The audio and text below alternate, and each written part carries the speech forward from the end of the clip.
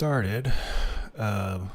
We got a little bit of inception here. This is the live stream from yesterday. I think I'm just taking notes because I had a video idea yesterday, translating corpo speech into plain language.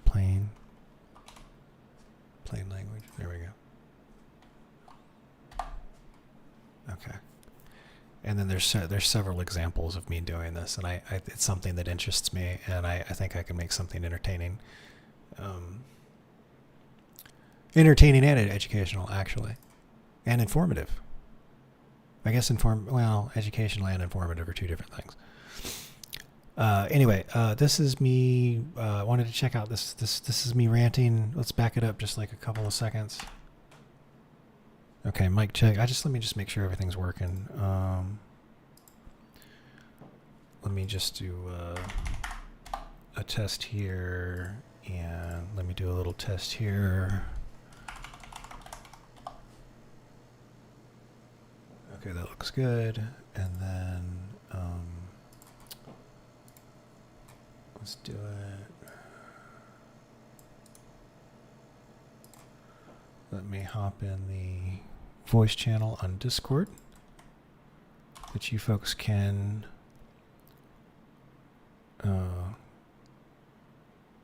that's the exclusive Discord server of the Patreon members, and we have some Patreon members in here already. Shout out to Deathforged if you're watching already. Oh man, that's your voice channel if you want to hang. There we go.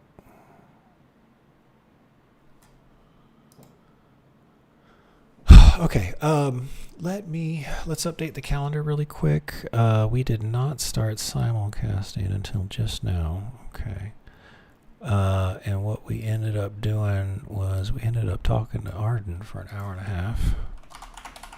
And Arden's a buddy of mine who was a former coworker of mine at my last company, and I got laid off about 3 months ago now. He got laid off a week and a half ago. So we was just comparing notes and that kind of stuff. And I was walking around doing chores and stuff. So let's move that. We can actually get rid of this. And while I was talking to him, I was cleaning up the kitchen and that kind of stuff.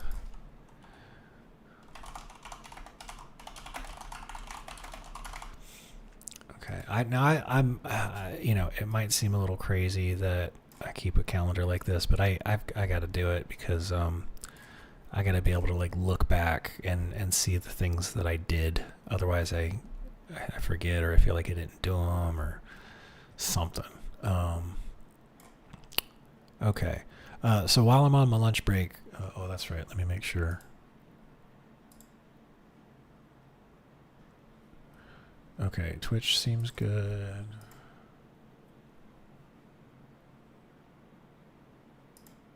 That seems good. All right, we're all set. Now, do I have the right? Yes, I do. Okay. Okay, cool. Everything looks good on the streams. And then this is the stream from yesterday, and I kind of went on a little bit of a rant when I found out about the Diablo 4. They had a hardcore contest, and the Blizzard said the first 100 players to level 100 in hardcore will get their name engraved on a plaque at Blizzard headquarters on the Diablo 4 statue or something. So to qualify for this, just send us a screenshot of your level 100 character and tweet us the screenshot and your battle pass name and your email address. I'll have to listen to it again to see exactly what they wanted. And it's just hilarious that that obviously that wasn't thought through, right? Armor bought with real money would be bugged and not even appear on your character. The hardcore player-based drama is at an all-time high, with players dying constantly to server instability, disconnects, and things being completely out of their control through bugs and poor optimization of the game. Even worse, to confirm your place as a winner in the race, you had to tweet the Diablo Twitter account a Diablo 4 hashtag, your full battle net and battle tag, and lastly, a picture proving you reached level 100. The amateur middle school system. Oh, hey, Deathforge, welcome. Welcome. We got. I'm just rewatching this. The scene where I'm just in awe that this happened, and I want to see myself working it out, because I'm just before we get to working on other stuff. I'm just updating this, translating corpo speech into plain language ticket, because I think it'll be a fun video to make. Of confirming a challenge so important that hundreds of thousands of people are and I'm stuffing my face. We got tacos. We got a taco. Participating in ends up being a massive mistake, and they make errors announcing the wrong winners. This showed a major lack of effort and care in a multi-billion-dollar company, and once again, amateur or brand new developers making huge mistakes, skating by and doing things just good enough once again. There were even several websites out there that track the progress of the hardcore characters with having zero budget, so surely Blizzard could have done it.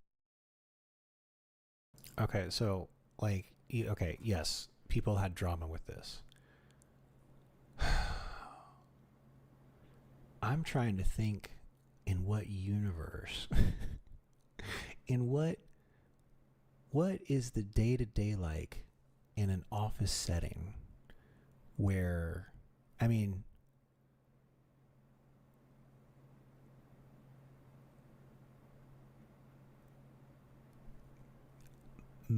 send a screenshot to us over Twitter is a good. Yes, in what universe is send a screenshot to us over Twitter of proof you hit level 100? Don't you? Hey, Noob Fever. You folks own the game? Did you make the game? You didn't. You couldn't build that reporting system. You don't.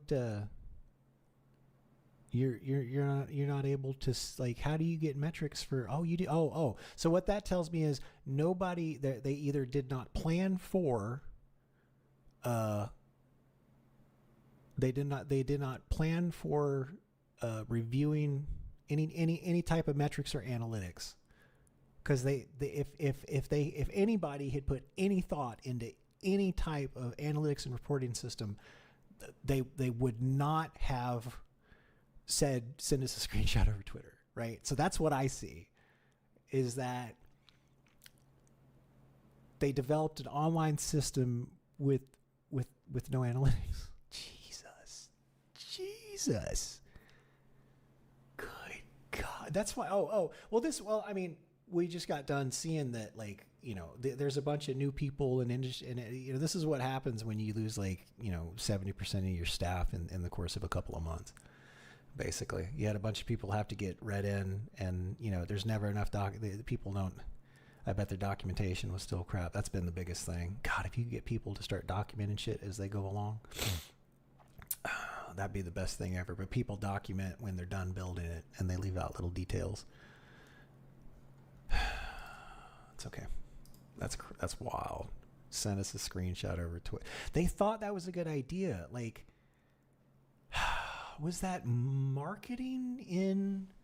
That was marketing talking to the C-suite, and they just didn't even consider. Don't bother the programmers. They're busy. It's crunch time. We don't want to ask them to do anything. What can we do? Is that what happened?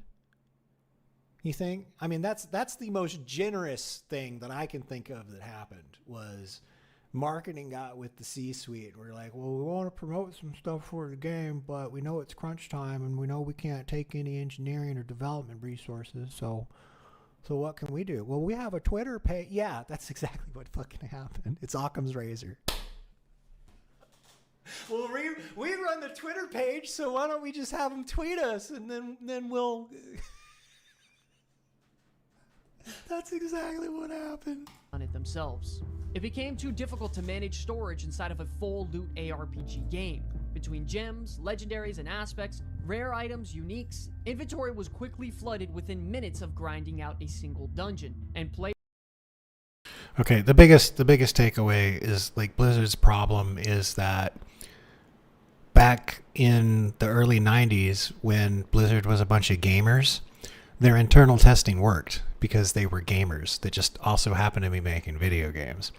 And then when Blizzard got corporate and they kept the internal testing, they didn't have as many gamers. In fact, they had a lot less gamers. And then all the gamers started leaving to go make their own companies to make more games. So they basically, all their internal testing turned into an echo chamber. And then the moment they get Diablo 3 or Diablo 4 or a few of their other games in front of players, it's like the game's very, because, need more storage room. This is something that should have been like, this isn't something that a game that was iterated on should be should have. Like, this is something like you could have worked out with players with iterative development and testing, but clearly they didn't get the feedback from the public. They got the feedback from Blizzard, and that's evidenced by they made this they were saying in an interview, oh, the game was super hard, and we're like, okay, this is a good difficulty, and then we cranked the difficulty up another 50%, and then the general public got through the hardcore stuff in like 4 days. Right? So that's one of the reasons why you should do the testing. Anyway, okay, so that's my note. There's a couple of, okay, and I link to, I got a couple of my arguments in here. Okay, so we'll get back to that. This is all gonna be, these are notes basically for a video essay. Video essay, maybe it's a little bit different than a video essay. The Diablo design document video would be like a video essay. Anyway, all right. Well, we know what we're going to be working on. So today, I just got done with lunch. Oops. There we go. Okay, we've got Deathforge with us. We got New Fever. We're hanging out. We got so on today. Oh, so we got, all right, so let me go ahead and mark this as done because I did get to talk to Arden. We had a good chat. He also suggested that I check out this jobs website, so I will do that. Not today. Ooh, but let me bookmark it. Employment down there. And then he also recommended this guy's YouTube. So let me bookmark that down there too. And this is like a former Amazon CEO, and he talks about, how to get noticed and update your resume and all this other kind of stuff. And it's rough out there, man. I mean, Arden, the guy I'm talking to, is, like a senior engineering manager that actually worked as a coding developer and stuff for like the last 15 years. And he's not getting many hits either. He's had one actual like phone call and like not a follow-up. He'd been looking for a year. He told me he got laid off a week and a half ago, but he was looking for a new job for a year. So that's crazy. I think AI is just making a bunch of changes.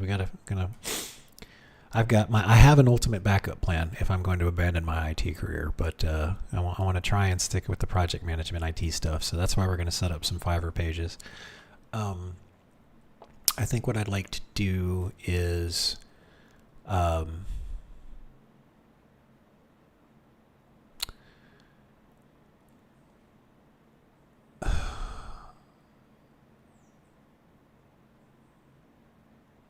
it might actually be easier if I set up the project management skill set page first. There's a lot more stuff that's going to go into making this because I've got to get development pipelines and flowcharts and that kind of stuff created for this. I need to basically have my procedure figured out, so when somebody does, hopefully when somebody wants to reach out to me about this, I'll have everything together, be very professional, already have a plan and a path forward. That way we're not wasting my time and we're not wasting my client's time, and they're getting we're getting a really good value out of me because we hit the ground running and we just get the work done.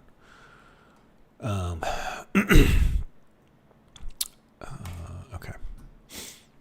So yeah, I think project management stuff would be easier. So I'm going to set this up. I think it'll be more entertaining for you folks if we go back to some documentaries or some news. I think, what's it called?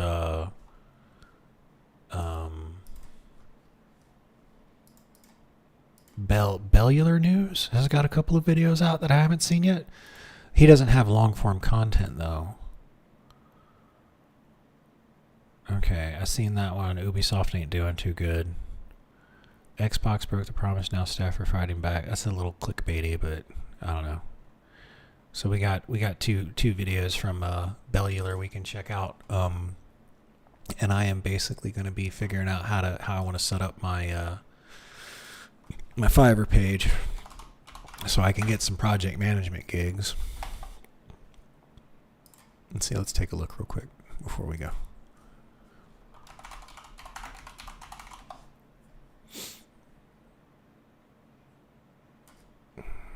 So I'll offer a video consultation.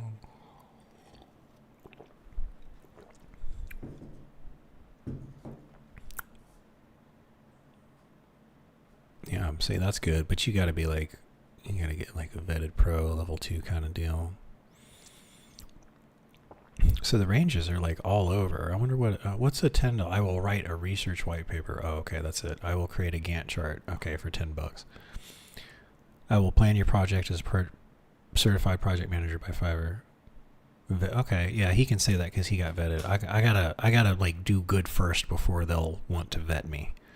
I can't. There's like no way for me to just like apply and say, hey, can I be vetted? I've got to like do some sales first and get some reviews, and then they reach out to you. I already looked into that.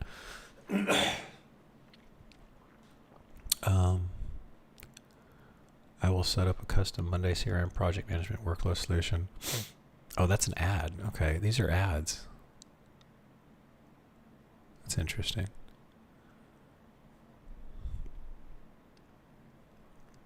We'll do business plan, report writing, project management for $5. Seriously?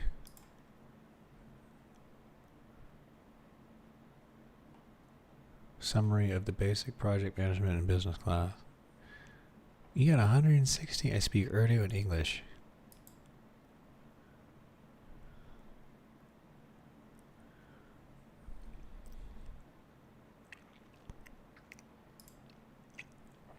Cover letter writing service. So she must have different gigs.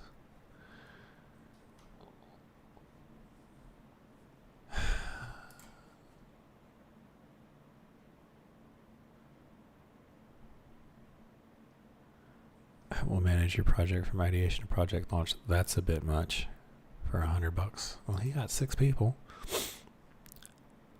I just wonder what people throw at me. I got more than 3 years of experience.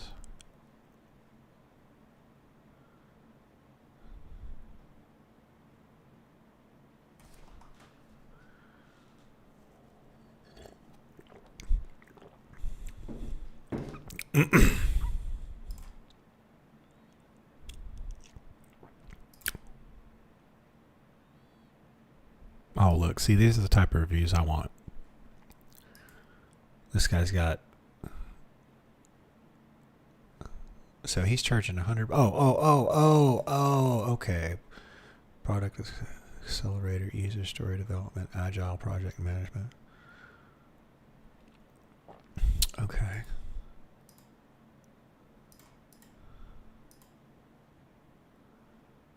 One-on-one session, key features identification. Okay, so I would probably do like what? Basic would be a consultation. And at the end of it, you would... I mean, it would be easy to write up a proposal after consultation. So it would be like discovery, consultation. And then... Well, here's the thing. If I can get them to do a consultation, then we don't have to go through Fiverr after that, because I can take the $100 from them through Fiverr, and then if I can give them the statement of work, it's like, hey, I'll do this for you, right? But here's how much I'm going to charge, and we're not on Fiverr anymore. That might be against the terms of service. Let's look that up real quick. Okay. Check online. I want to make sure I'm not going to do anything that would be a TOS. TOS stands for Terms of Service violation. I don't know my audience. I don't know if you guys know what TOS is or not. You do now. Check online. I want to make sure I'm not going to do anything. It'll be a TOS violation for Fiverr. I'm thinking of offering a $100 consultation video conference where I put my project management hat on and listen to the problems the client is trying to solve. This would be a discovery session where I interview them and gather the requirements and gather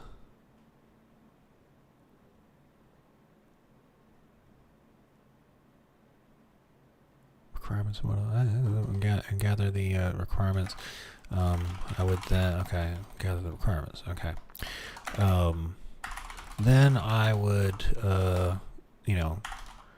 take some time to type up a nice product, a nice SOW proposal.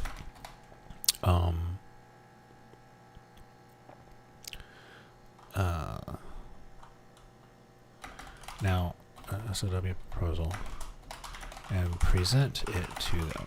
Okay. Now here is where I want to make sure this is okay. The SOW stands for statement of work, by the way. It's basically what you're going to do and how much it's going to cost.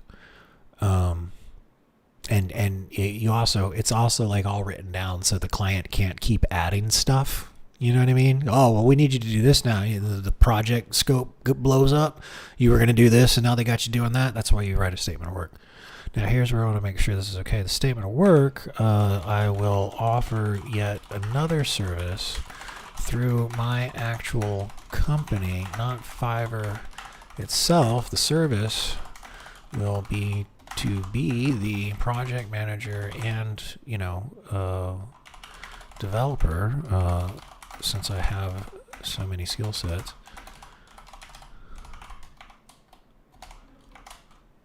Of the project, of the implementation project.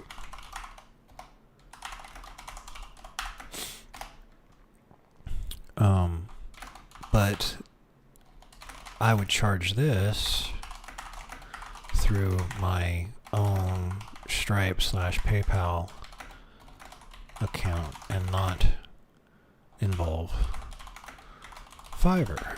Is that okay? Let's tell it to, I told it to check online. Be sure to, if you find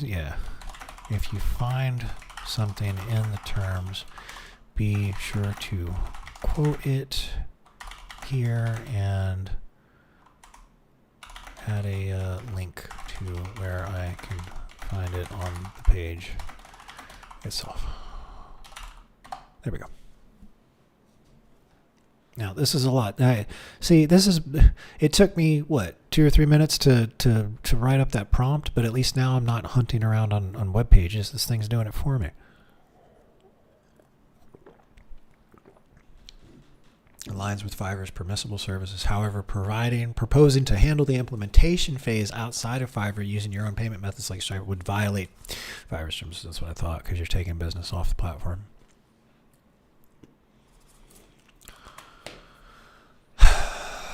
Fiverr explicitly prohibits conducting business outside the platform. Blah, blah, blah, blah. This includes directing clients to external payments systems or soliciting off-platform engagement. Such engagements can lead to account warnings, restrictions, or even permanent suspensions.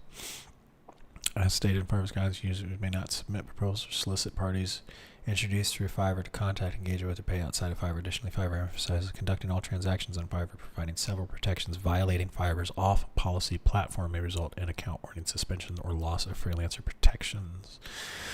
Recommendation for compliance. Offer full services on Fiverr. Okay, so then what we would do would be the $100 would be like the consultation, and that would be basic. And then the standard would be implementation project manager. And then the premium would be what? Oh, iteration. So we would do we would basically do like waterfall development with maybe like a week or two of iteration, because once you launch it, you want to make sure everything's working and the client's happy. So at the end, so they get like 2 weeks a chat with me or whatever at that, and then they're on their own. I mean, they'll get documentation and everything, and they'll have support because the services that I'm going to set them up with, they'll be able to talk to those services because they're going to be the customer of those services, not me. I'm not going to build some custom one-off shit for them and they're going to have to contact me for support. That's one of the value propositions, actually. And then premium's going to be, all of this plus like another month, 3 months. I mean, we'll crank it up a bit. 3 months of iterative development. So we'll be like, okay, like let's you like what we got. Let's make a plan for what you want me to build over the next 2 weeks, right? And or build on top of what we already got for 2 weeks. You give me that, and then I'll get all that done, right? And then the next 2 weeks we sync up and do it again like that. And they'll have a way to write things down and be like, oh, we need to do this, we need to do that, and I'll work with them on managing and getting all of those things implemented for that period of time. The PRD, the problem definition. Okay. I wonder what he means by product accelerator. Maybe season project, no matter where your product is right now. I like that. No matter where your product is right now. Just an idea, prototype, MVP, fully developed product. Okay. Yeah, I'm glad I started with this. I think the AI thing's going to be a hell of a lot harder. Look, my dude's got all these reviews. That's great, man. Good for him. Okay. All right, well, let's watch a documentary. I'm sure you got, or some news. I'm sure you guys are. We'll all celebrate if I actually land one of these gigs. Okay. That's the workout page. Here it is.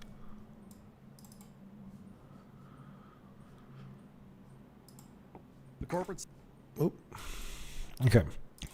We'll check out some Bellar news and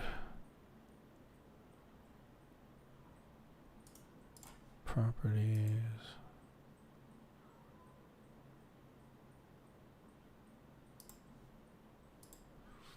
There we go. There's that handsome devil. Okay.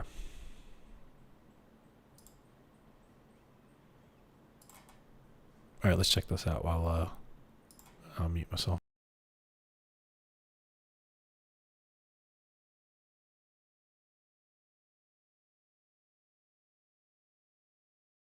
Here instead of always needing to pull up the thing. Yeah, and then that way I'm in the habit of looking at that because the light's on, so I can just look down at the box that the microphone's plugged into and see the red light and know that the mic is live. And then that way, when I get in the habit of looking for that red light, and if the red light's there, I won't be live streaming for 2 hours with the microphone muted. How about that? It's all about procedure. Do you mute the microphone in OBS or do you push the button with the light indicator? We'll push the button with the light indicator because we know what the results are of me turning it off in OBS is. Sides of Blizzard Entertainment, Activision, and Xbox are all losing some power. Overwatch's developers have decided they do not want to be blindsided again. The layoffs of 2024 were catastrophic, they deeply hurt that team, and they killed any chance of PvE, so... See, I did it. I almost clicked on OBS and I saw the mic was on. Everybody's getting laid off, man. Let's look that up.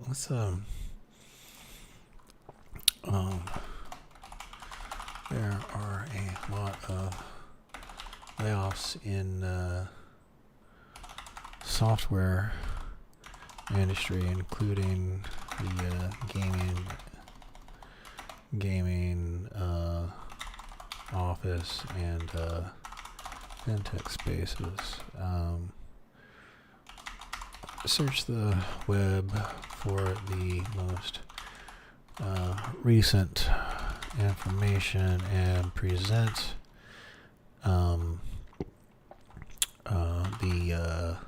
represent a list of, let's just do 3 factors that are contributing to these layoffs.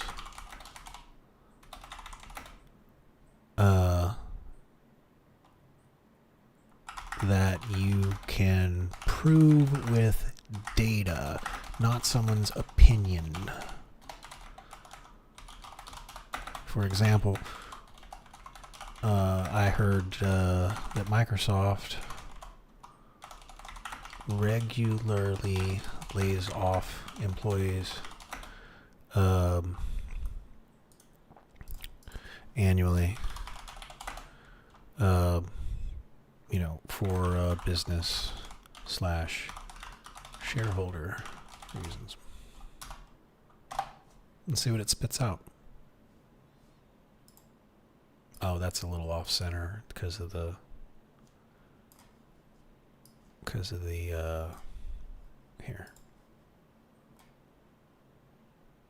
here, there we go. Software industry, including gaming, office tech, and fintech, has experienced significant layoffs in 2024 and 25. These reductions are driven by structural shifts rather than isolated events. Here are 3 key data backed up by these layoffs. Oh, Lincoln.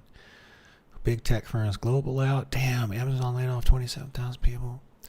Meta, Accenture, Alphabet, Microsoft, Salesforce. Salesforce is hiring. I know because I don't want to apply for it and work at Salesforce. Dell. Dell's still around? Holy shit. HP. I knew HP was still around. Twitter. Okay.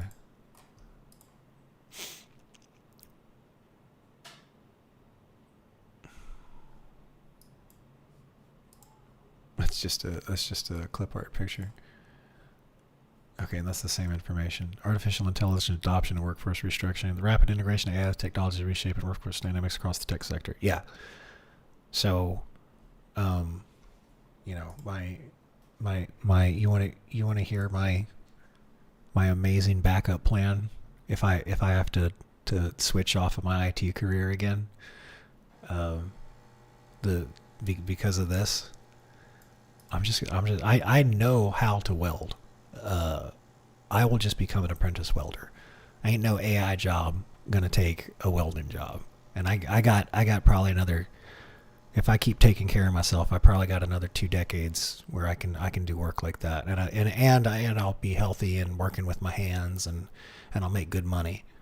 Because the last 3 or 4 generations of parents here in the United States told their kids, you don't want a blue collar job. You need to go to college, and you don't want to go learn how to weld or work out or do any construction. And now those jobs are paying really well because there's not a lot of welders out there.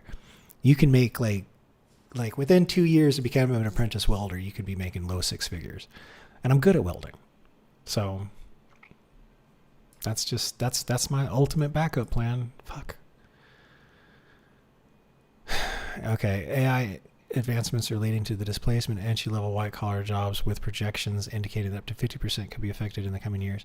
Post-pandemic market corrections and overexpansion. Yeah, the gaming industry overexpanded like mad. Fintech sector firms such as Funding Circle also reduced their workforce in response to market corrections and cost-cutting measures, economic pressures and strategic realignments, broader economic factors prompting companies to reassess and restructure. Walmart cut a lot of technology jobs. Intel got new leadership. Oh, you mean there were layoffs after there was a leadership change? To say it ain't so. And organizational changes to increase efficiency. Well, that's why you have layoffs. Okay.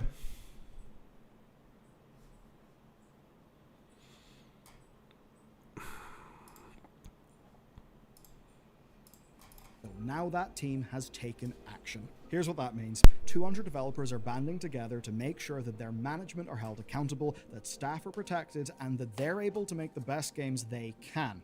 Because funnily enough, folks, Putting years of your life into something only to have it be cancelled along with you and your team being fired is what happened to masses of the Overwatch development team. It is why we did not get the Overwatch 2 that we wanted, that we were presented. It's why I titled this video Overwatch 2 is dead, because the team is now moving on and the Overwatch 2 that was promised will never happen. And that means that, of course, the remaining staff want to protect themselves. All of that would be great news if we didn't have Microsoft leadership in the other side of the negotiating table, because in the last 3 years, they've been accused of a lot of sketchy behavior toward their unionizing staff. So much so, the developers are considering material actions against their employer, such as strikes. And this is all in spite of Xbox's promise of neutrality. Because while the Overwatch team has succeeded and the Warcraft team has succeeded, there are grim reports from elsewhere within Xbox. And if you care about things like, say, your video games having good quality assurance, you should care about this. And look, I know that I am currently recording a video, right? And it's a video about unions in America. The comments here may be fun, but I would just say consider this. You know, all that profit, all the line going up, you know the way it doesn't feel like it trickles into your games, and that means you feel like you're taken for a ride by these companies? Hey, Phoebus is here. Hold on. Hold on. Phoebus is here.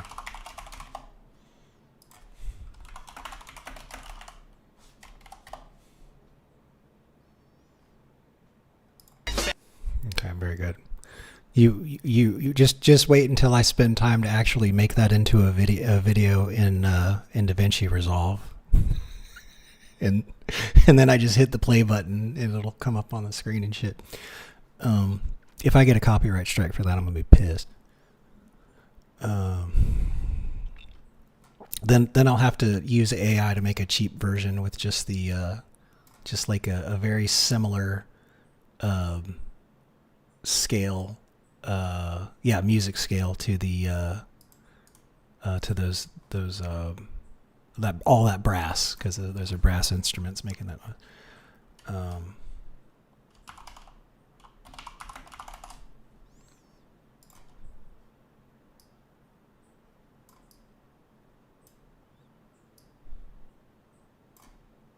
Okay, I actually don't have to step away. I was just putting that back. Okay, so I'm going to be working on the project management stuff for about 2 hours. And I got a bunch of stuff done today. Just or here, I guess we can, yeah. So working on new Fiverr page right here. Let me put the link in there. No, that's the wrong thing. It's this one. Create Fiverr project management skill set. So I'm putting the link to the Trello card in the calendar thing. So this way, when I look at my calendar and I can click, when the thing's over, I'm starting to put the links in there. So this simulcast on this day, and here's the link to it and that kind of stuff. So working on PM Fiverr page right here. So I'm going to be typing up documentation for how I'm going to get my Fiverr page set up. I like the way some people have theirs set up. I don't like the way some people have theirs set up. So I'll make one the way I like it, and then figure out what my rate should be, and we'll do that for the day. And then tomorrow we'll actually like create the file, sleep on it, and then tomorrow we'll create the actual Fiverr page and get something out there. And then y'all can hire me as a project manager if you want. So in the meantime, like I said, let's spend the next 100, 110, 120 minutes. We'll check out some gaming news first. This guy's got 2 videos out there that I'd like to see. 2 new videos. We're going to watch this one too.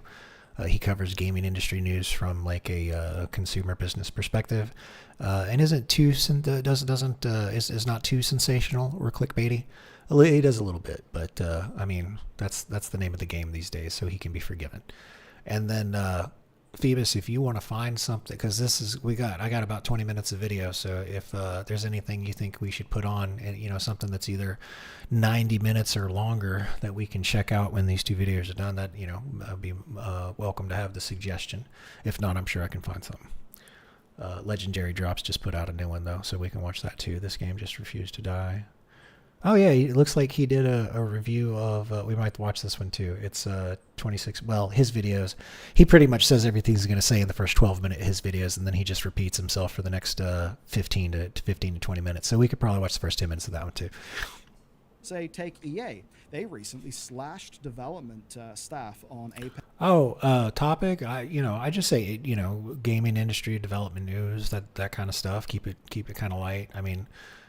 I could put on an Elden Ring lore video. I've been watching a couple of those, and I'm actually going to stop watching them because I understand enough of the lore now. I want to figure the rest of it out myself. I didn't know what the fuck was going on. I had no idea what was going on. So I've watched enough lore videos to have enough of a reference to actually start analyzing it. Like, I was a little overwhelmed. I freely admit there's a lot of shit going on. There's a lot of symbolism, and Miyazaki's pretty much a genius. I really appreciate. I think the thing I appreciate the most about the game is the story.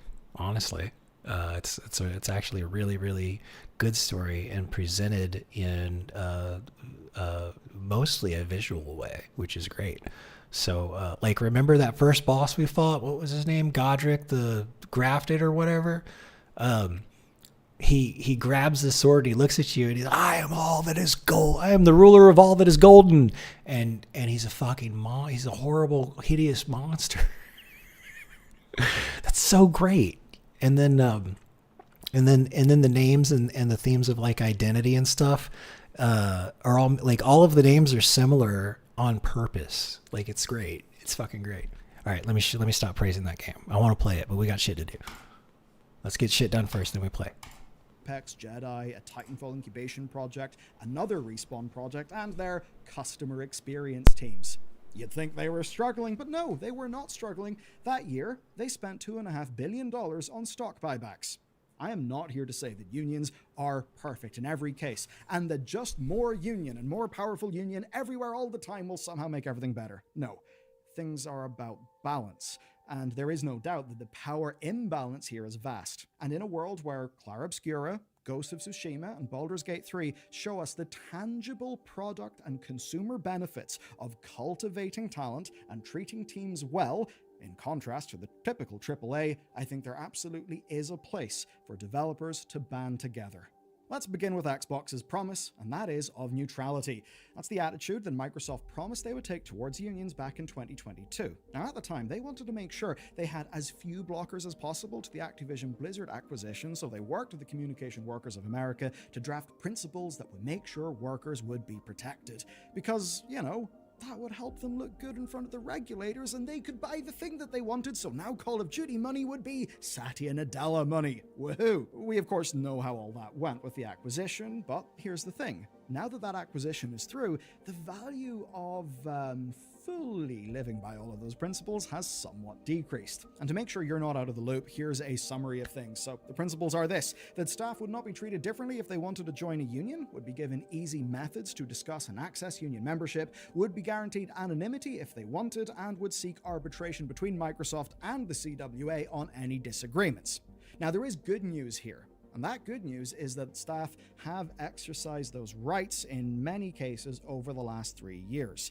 We've seen unions pop up, and before hitting the whole Xbox being dodgy angle, because we're going to hit that and hit it pretty hard because it seems they have been really dodgy, we should cover the latest one, which is a success, and it's that of the Overwatch team. Overwatch isn't the first. Activision Blizzard QA unionized, then World of Warcraft, like the whole WoW dev team, and now Overwatch. And per those principles that I mentioned, Microsoft seemed to have not gotten in their way. The new union, called the Overwatch Game Makers Guild, had approval from an overwhelming majority of the studio's union membership, and now they've collected under the Communication Workers of America banner. And like Warcraft, this covers many disciplines, right? Design, production, engineering, art, sound, and quality assurance. And I would say it also feels quite well timed. I think Overwatch 2's original version is firmly dead, that's why I titled that video that way. Now, though, with Stadium, that team is moving from stewardship of a absolutely, as we would say over here, banjaxed shit show, and now they're moving to authorship, making something new within Overwatch. That's good, thumbs up. Right? They finally crawled out of the sheer hell that IP has faced, and that hell was a motivating factor. A VFX artist called Frank summed it up by directly calling out the massive layoff wave as a major impetus for basically them banding together. And even if you're someone who doesn't care about the conditions under which the thing you enjoy is made, well, this is good for the game that you play. It kind of means the people who make it are a little bit more safe and stable, and they have a little bit more bargaining power. That means they can fight for their best interest, which very often will be yours. How many times does something come out early because up top demands, and it just hasn't made sense? It's crashed and burned, and it's hurt you, the customer. That's the sort of thing that we do not want. Those cuts killed your hopes of the Overwatch 2 that you wanted. They primarily hit the PvE team. They were pushed to deliver a product that was sold terribly by management before then being punished for it. And to top that all off, the whole studio was then punished whenever management changed their compensation scheme. That feels bad. And why should you care? Well, do you know who doesn't do things like that? Larian.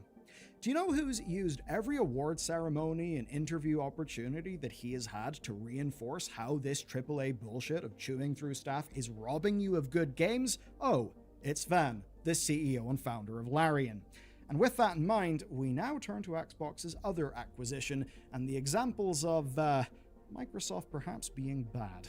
I begin this segment with a quote. It's become increasingly clear that although Microsoft tries to position itself as a good faith employer, there's another story being told behind the scenes at the bargaining table. Now that's a quote that comes from Autumn Mitchell. He's a senior QA tester and he's part of the 300-strong ZeniMax Workers United Union who are still trying to reach a deal. And when I say still, I really do mean it. They've been trying since their January 2023 formation. So just 2 years and no deal. That won't feel good, but of course here's the thing, and you've likely thought of it as well.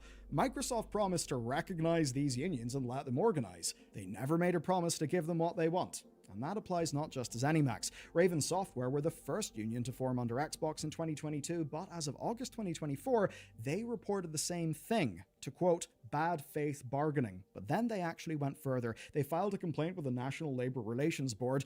In that, they alleged that Microsoft had engaged in, quote, concerted activities. Now, that effectively means retaliation or punishment against union members. That obviously goes against the principles that Microsoft agreed to. Remember, the principles that they agreed to help them do the merger that they wanted. And this is the atmosphere in which these discussions are taking place. Because of that, the ZeniMax Workers Union have taken the next step, where, with 94% approval, they have authorized strike action as a threat for their bargaining committee. And this matters, because these are the QA teams behind games like Doom the Dark Ages and Indiana Jones. That matters. That is a threat that carries weight for Microsoft's bottom line. And they've proved that they are ready to use it, because that group participated in a one-day strike back in November because of restrictive return to office policies and outsourcing concerns. Those outsourcing concerns matter, and we are going to talk about them. I've been a lifelong fan of Halo. My God, have some of Microsoft's policies hurt that franchise as well. So now there's a standoff. Microsoft can negotiate with the committee to address their concerns, or they can risk the consequences, which could be less QA. You know, the one thing that we don't need. A lot of people may say, all right, well, it's less QA because the QA workers are striking. Yeah, but they're also striking for a reason. Funnily enough, most of them would like to do the job that they're doing under good conditions. And where the stakes get higher is this stuff might go beyond just the QA at ZeniMax, because under the banner of the Communication Workers of America are the World of Warcraft development team, Raven Software QA, ZeniMax Online Studios, and many, many, many more. If they decide to act in solidarity with the ZWU, it could be a humongous hit to Xbox. Basically, kind of like strike action domino theory could happen. Now the thing is, Xbox is giving them no reason not to, it appears right now anyway. And these are the people, remember, who are fighting to make their jobs better, and they're getting nowhere. And do you know what that's going to mean? It means that the games are not going to get better either. I didn't bring up Larian just to glaze them for making a good game. I brought them up because they're a company who have made a public point of treating their people well and actually giving a shit about retention, about not just doing random massive layoffs. That's led to a world-class genre-defining game. We should have more of those, and that's why this shit matters. This stuff, of course, is not a silver bullet. I'm not saying that a union will magically just solve everything and hey, Overwatch is back now. I'm not saying that. Because as Xbox have shown, they have all the power right now and they can just stall shit. And changes at the National Labor Relations Board does mean that there's even less institutional power backing the workers against management if they do choose to act. But at its core, it's about recognizing that the people who make the games that we love actually deserve to be able to do that safely and securely. So many instances, our games suffer because of the whims of a market that cares too much about the next quarter, not even the next 5 years. And look, I'm basically a capitalist, right? I basically am, okay? Do you know, like, so much of this shit pisses me off? It feels like it's corrupting the spirit of what capitalism is supposed to do. I know, that's going to get me a lot of flack. That's cool. I love you guys, especially when you're giving me flack. That's how we all learn. My point, though, would be, even if we're going to say that the shareholder returns matter, why are we, talking about next quarter instead of the next 5 years? Because surely the next 5 years is what will give you strategically meaningful results that are transformationally better for your shareholders. Why are we optimizing the wrong thing? Why are we doing it at the expense of the people who we hire to actually do jobs? That is a problem. And you know what? I don't need to tell you what happens whenever staff don't have a good working environment, because it's almost statistically impossible that the games you love have been untouched by the deep rot that has set in within this industry. And you know what? It gives me a bit of heart that the 500-person World of Warcraft union exists. Because guess what? If more, he's not there now anymore, but if more Bobby Kotick style bullshit or whatever, right, was to happen or was to fall on that team, well, you know what? That team has them by the goddamn balls, because World of Warcraft drives a lot of revenue. When those people band together, they can actually hit corporate back where it hurts. And I don't think I need to explain to gamers why that matters, because, well, we play video games. We know that balance and tuning is important. And in a way, this is basically that, but applied to— Thanks, Phoebus. And on top of this stuff mattering, hit up this video next. It's about Ubisoft and Tubisoft, because Nubisoft is actually comprised of Ubisoft owning Tubisoft. That all may sound completely insane and unhinged, but it's actually true. And you can find out by clicking the link that's Imagine walking into the casino, placing everything on a single roulette wheel, and walking out with a humongous stack of cash. That is something that Capcom do not have to imagine, because they just did it with Monster Hunter Wilds. You see, they needed that game to succeed in order to save their year's financials, but not just to do that, but to save their overall company story of stable growth. Now, they got what they wanted. Monster Hunter Wilds is an incredible success, and per its game design, it completely deserves that. But it's a game that was not without risk, and PC players suffered, again, as we always seem to do. Now, this time Capcom won. Time and time again, PC gamers are being treated awfully. One of the nice things about Clair Obscura is people saying, my god, look at this, the PC version appears to work well, and similar with Doom. And while this gamble did pay off this time, looking through the plan that they've just outlined in their earnings report, you do have to wonder when their luck will run out. And if this sort of gamble with your customers' trust is really something we should be doing. Monster Hunter Wilds is the best-selling game of the year, and per the Circana data service, it would have been the 6th best-selling game of 2024 as a whole after only 2 full months on sale. That is absolutely wild. That's a bit of a cringe pun. Now, those are staggering figures, especially with how bad PC was. But in spite of the fact the game is still sitting at a mixed rating from users in Steam because of continued performance issues, we actually know that at launch, more than half the US sales were on Steam. Let me explain this, because Capcom needed to save their numbers. Take a look at this video thumbnail. It's the one that I went with. It does look completely absurd and goofy, but it's actually true, and it's why they made this gamble. They basically needed to hit that. Wilds was their last chance to earn major money in that year, and they needed to deliver just under half of their full year's revenue target from just that one game. And if you look at the stat of, more than half in the US being in PC, it's pretty damn clear that they needed to ship a subpar product in PC that was not ready in order to hit those financial goals. So now that we've got the data, Company released game that goes on PC prematurely. News at 11. we can see how this gamble has paid off for them. This might make me weird, but I genuinely flippin' love earnings reports, so let's dive into this one. They recorded record-breaking growth for the 8th year in a row, and that's built off the back of not just reaching targets, but exceeding them. Wilds had 10 million sales, it caused their catalog sales to surge, and yes, that also does mean, right? 10% of all Monster Hunter games ever sold in the history of Earth, don't know if they have Monster Hunter elsewhere, but they are copies of Wilds, sold from the end of February 2025 through to now. That is fucking savage performance. Now for them, overall games were up 8.9% in operating income for a total of 125 million yen. That's 4 times bigger than every other arm of Capcom, and my god, does Capcom have arms. Pachinko machine income was up 62.8%, esports/media 181%, and arcades up by 30%. Kinda wild, and it does make me think, hey, Electronic Arts, you know the way you guys do the sports ball? Hey, why don't you have Electronic Arts Pachinko? We'd all love it.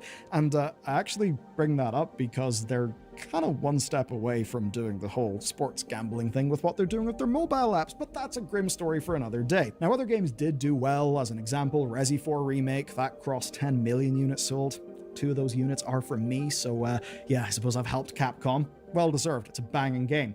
But basically, everything is doing well, and while catalog sales is going to be a major point in a few minutes, let's answer the question of that big, juicy thumbnail of the many, many yens that they needed to rake in. Did they rake in what they needed? The answer is yes. And again, with half of copies in the US being in PC, they needed to sell you that busted, unacceptable release in order to hit their financial forecast. And that's the bit that matters here. It's why shit happens. And the reason why I talk about it is whenever bad stuff happens, you notice it, you get pissed off, you're disappointed.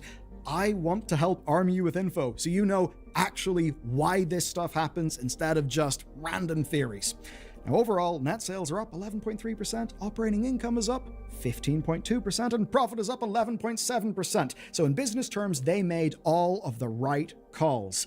Even, perhaps especially, those calls that were driven by bad incentives. Incentives that are bad for their devs and that are bad for you. What we see is Capcom be rewarded for releasing a product despite doing so for the wrong reasons. They could have delayed Monster Hunter Wilds to ensure performance was actually good, that it was basically what you deserve as a paying customer.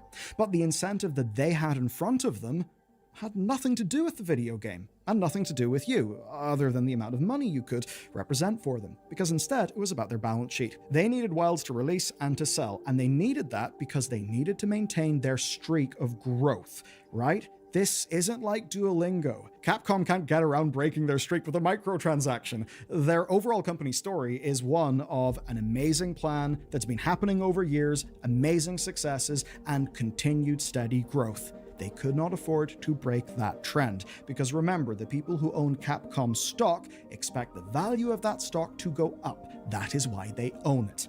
And their comparative struggles through the middle of the 2010s, well, are kind of over. They've got this plan to achieve a medium-term goal of 10% growth every year for 10 years. And do you know what? They've bloody well done it. They're on their 10th consecutive year of 10% profit growth. Their system works. But this year, the only way they could accomplish that was by putting out a product that was nowhere near as good as it could have been, that did not respect their customers. And we saw this last year. Last year, to a lesser extent, it happened with Dragon's Dogma. That's a game that launched with significant performance problems. Again, they could have delayed it, right? You can always delay a game to fix up those problems. They chose not to. They preserved their corporate story. That is infuriating. They should treat you better, but I do want to be clear about one thing. This does not take away from the achievement of the game designers behind these games, because those are games worthy of being made, worthy of being released, but they could have been even better if Capcom hadn't needed to release them to meet targets that are all about making a line go up. It is mercenary logic. It is making the choices that best serve the immediate goals, and it's taking hits to things like PC performance where those are acceptable. Now, to their credit, right? And I genuinely mean that. Unlike, say, Electronic Arts, where we've talked about profit being solely for shareholders, this success does somewhat seem to be reinvested in their staff. I've actually seen this across quite a few Japanese companies recently, and it truly is good. It should be praised. They have a plan for the future to make use of the, quote, human resources investment strategy. that's fluffy words, but the plan basically is they're hiring at least 100 more developers every year, and they're trying to ensure that the ones who remain are fairly compensated. And this year, that involved a stock-based compensation scheme, a 30% wage increase. God damn, that's amazing. And all of that alongside higher starting salaries and a better bonus scheme that's linked to performance. That is awesome, right? The more the companies are doing that, the better, and Capcom should be fucking praised for that, because other companies do not do it properly. It's almost as if Capcom have realized that the games that give them the nice line that goes up are actually made by developers, and if they sort of treat those developers right and pay them more and try to be a competitive employer, then guess what? It'll mean more games, and that'll mean more line go up. But it doesn't make them immune to criticism. That's why this video exists, and you know what? We criticize the things that we love so that they stay on track. Now, basically where they are is they have a stable business plan, they have happy shareholders that seem to be getting what they want over time, and that gets us these great games even if they are not given as much time for polish as they really would deserve. Though, of course, with all this going well, Capcom, of course, plans to keep their plan, this 10% profit growth. Every year, the line indeed must go up, and they're actually now expecting to make more money next year, up by 12%. But, as has been noted by analyst Morrow NL, next year looks a little bit different, and it's how this video gets itself a little bit of a spicy, dramatic ending. Okay, so next year Capcom's releases are looking a little bit different. They're only forecasting 8 million new product sales next year, which actually does make a lot of sense based on what we know. And here's what we know. You've got remasters for Onimusha 2, you've got ports and re-releases for the likes of Street Fighter and Kunitsugami. That'll only take them so far, and their only announced big new game is Onimusha Way of the Sword. And that's likely to be later in 2026, which would be out of financial year 2026 because, you know, just using one calendar is not good enough for the world. Now, there is potential for a new Resident Evil to take the slot that Monster Hunter had this year, but Capcom so far are not willing to commit to their investor forecast that that's going to happen, not in the way that they did for Monster Hunter. So basically, with no new games, what'll matter to them is library sales. And they're saying that that would instead make up 85% of their total sales between DLC and legacy purchases. Now, admittedly, right, that does technically include, say, the rest of the year's sales for Monster Hunter Wilds. So it'll be a big number. And of course, any expansion that comes out for that game. So it's not like it's impossible for them to hit their targets. And again, this is Capcom. They've been very clear in their DLC practices, which is where they will sell you as many consumable DLC objects as they can possibly justify to eke a little slice more profit out of the audience. I'm sure you remember there being a big old drama around Dragon's Dogma 2 and all of that stuff. So it's not an impossible target. There's going to be a bit of a lull, but those lulls are natural and okay, and they happen to every developer. I think it's just particularly noticeable here because of the impact that Monster Hunter Wilds had. You see, if Capcom can't have that significant catalog performance match up with the new game sales, then the big test of them as a company starts. Can they maintain this whole dev-first, product-focused production system if a 10-year success streak is broken? And that is what brings us to the logic that drove the decision to actively, knowingly sell you a game that was not up to par. The line must go up, and that matters to you. We know Capcom will compromise if they need to meet a financial demand. And that actually is a little bit of a threat for the future. And that's because we know they have no plans to release a massive game within the next financial year. Based on everything that we've seen, it also doesn't seem likely that they would prematurely rush some of their big games into a March release if they look like this year's targets would be missed. But that would put more pressure on the releases of financial year 2026, because that's what all this stuff is. It's pressure to deliver consistent growth with no breaks. And Capcom are handling this as well as they can do within the overall corporate system that they have to exist in. Because basically now they're kind of victims of their own success. Whenever you say 10% profit growth every year for 10 years, that's a pretty damn high and impressive bar to hit. And maintaining that success is what landed us with Wilds in the way that we got it. The big question is, in the future, well, will that happen again? Fiscal year 25 is a tough act to follow, but it's going to have loads of Wilds money in it. But what about fiscal year 27? How will they keep that growth up? How will they keep the line going up and up and up forever and ever? It's the struggle that every company faces. But there is one reason I would put a bet on Capcom. We clearly see them investing in the thing that matters, the thing that makes their product: developers. They are strongly investing in their developers What do we see in other companies? Not really the same. The point, though, is that in a video like this, me and the team can basically take something that, let's be honest, is arcane bollocks, right? I mean, you don't learn about the markets and all this shit in school. You're not, like, taught about earnings reports. It impacts so much of the world. It impacts so much of our hobby. I really see my job here as to try and help demystify the, like, big picture reasons why things happen so that you have accurate answers. Because whenever things are dramatic, it's very easy for cheap, convenient, emotionally evocative answers to just take all of the space. But if we actually want to be informed like customers, if we want to perhaps even make better policies for the future, it helps to know how things actually work. So See, that's exactly it. That's exactly why I'm making that video essay. What he just said right there. And I hope he sees the video essay once it launches. I really hope he does, because we're gonna break it. We're gonna look under the hood. We're gonna look at fucking flow charts and shit. We're gonna see how things are made. I hope this video has helped. And if you want a sort of similar thing, but a different story, different point, different angle, watch this next. I've got to talk about this. I've been having way too much fun. The redemption story of Helldivers 2 has to be studied. We're talking about a game that took over the world at one point, then lost 90% of its players, more than 90% of its players, and is now crawling its way back. No, clawing its way back. I'll be honest, I didn't think it was possible.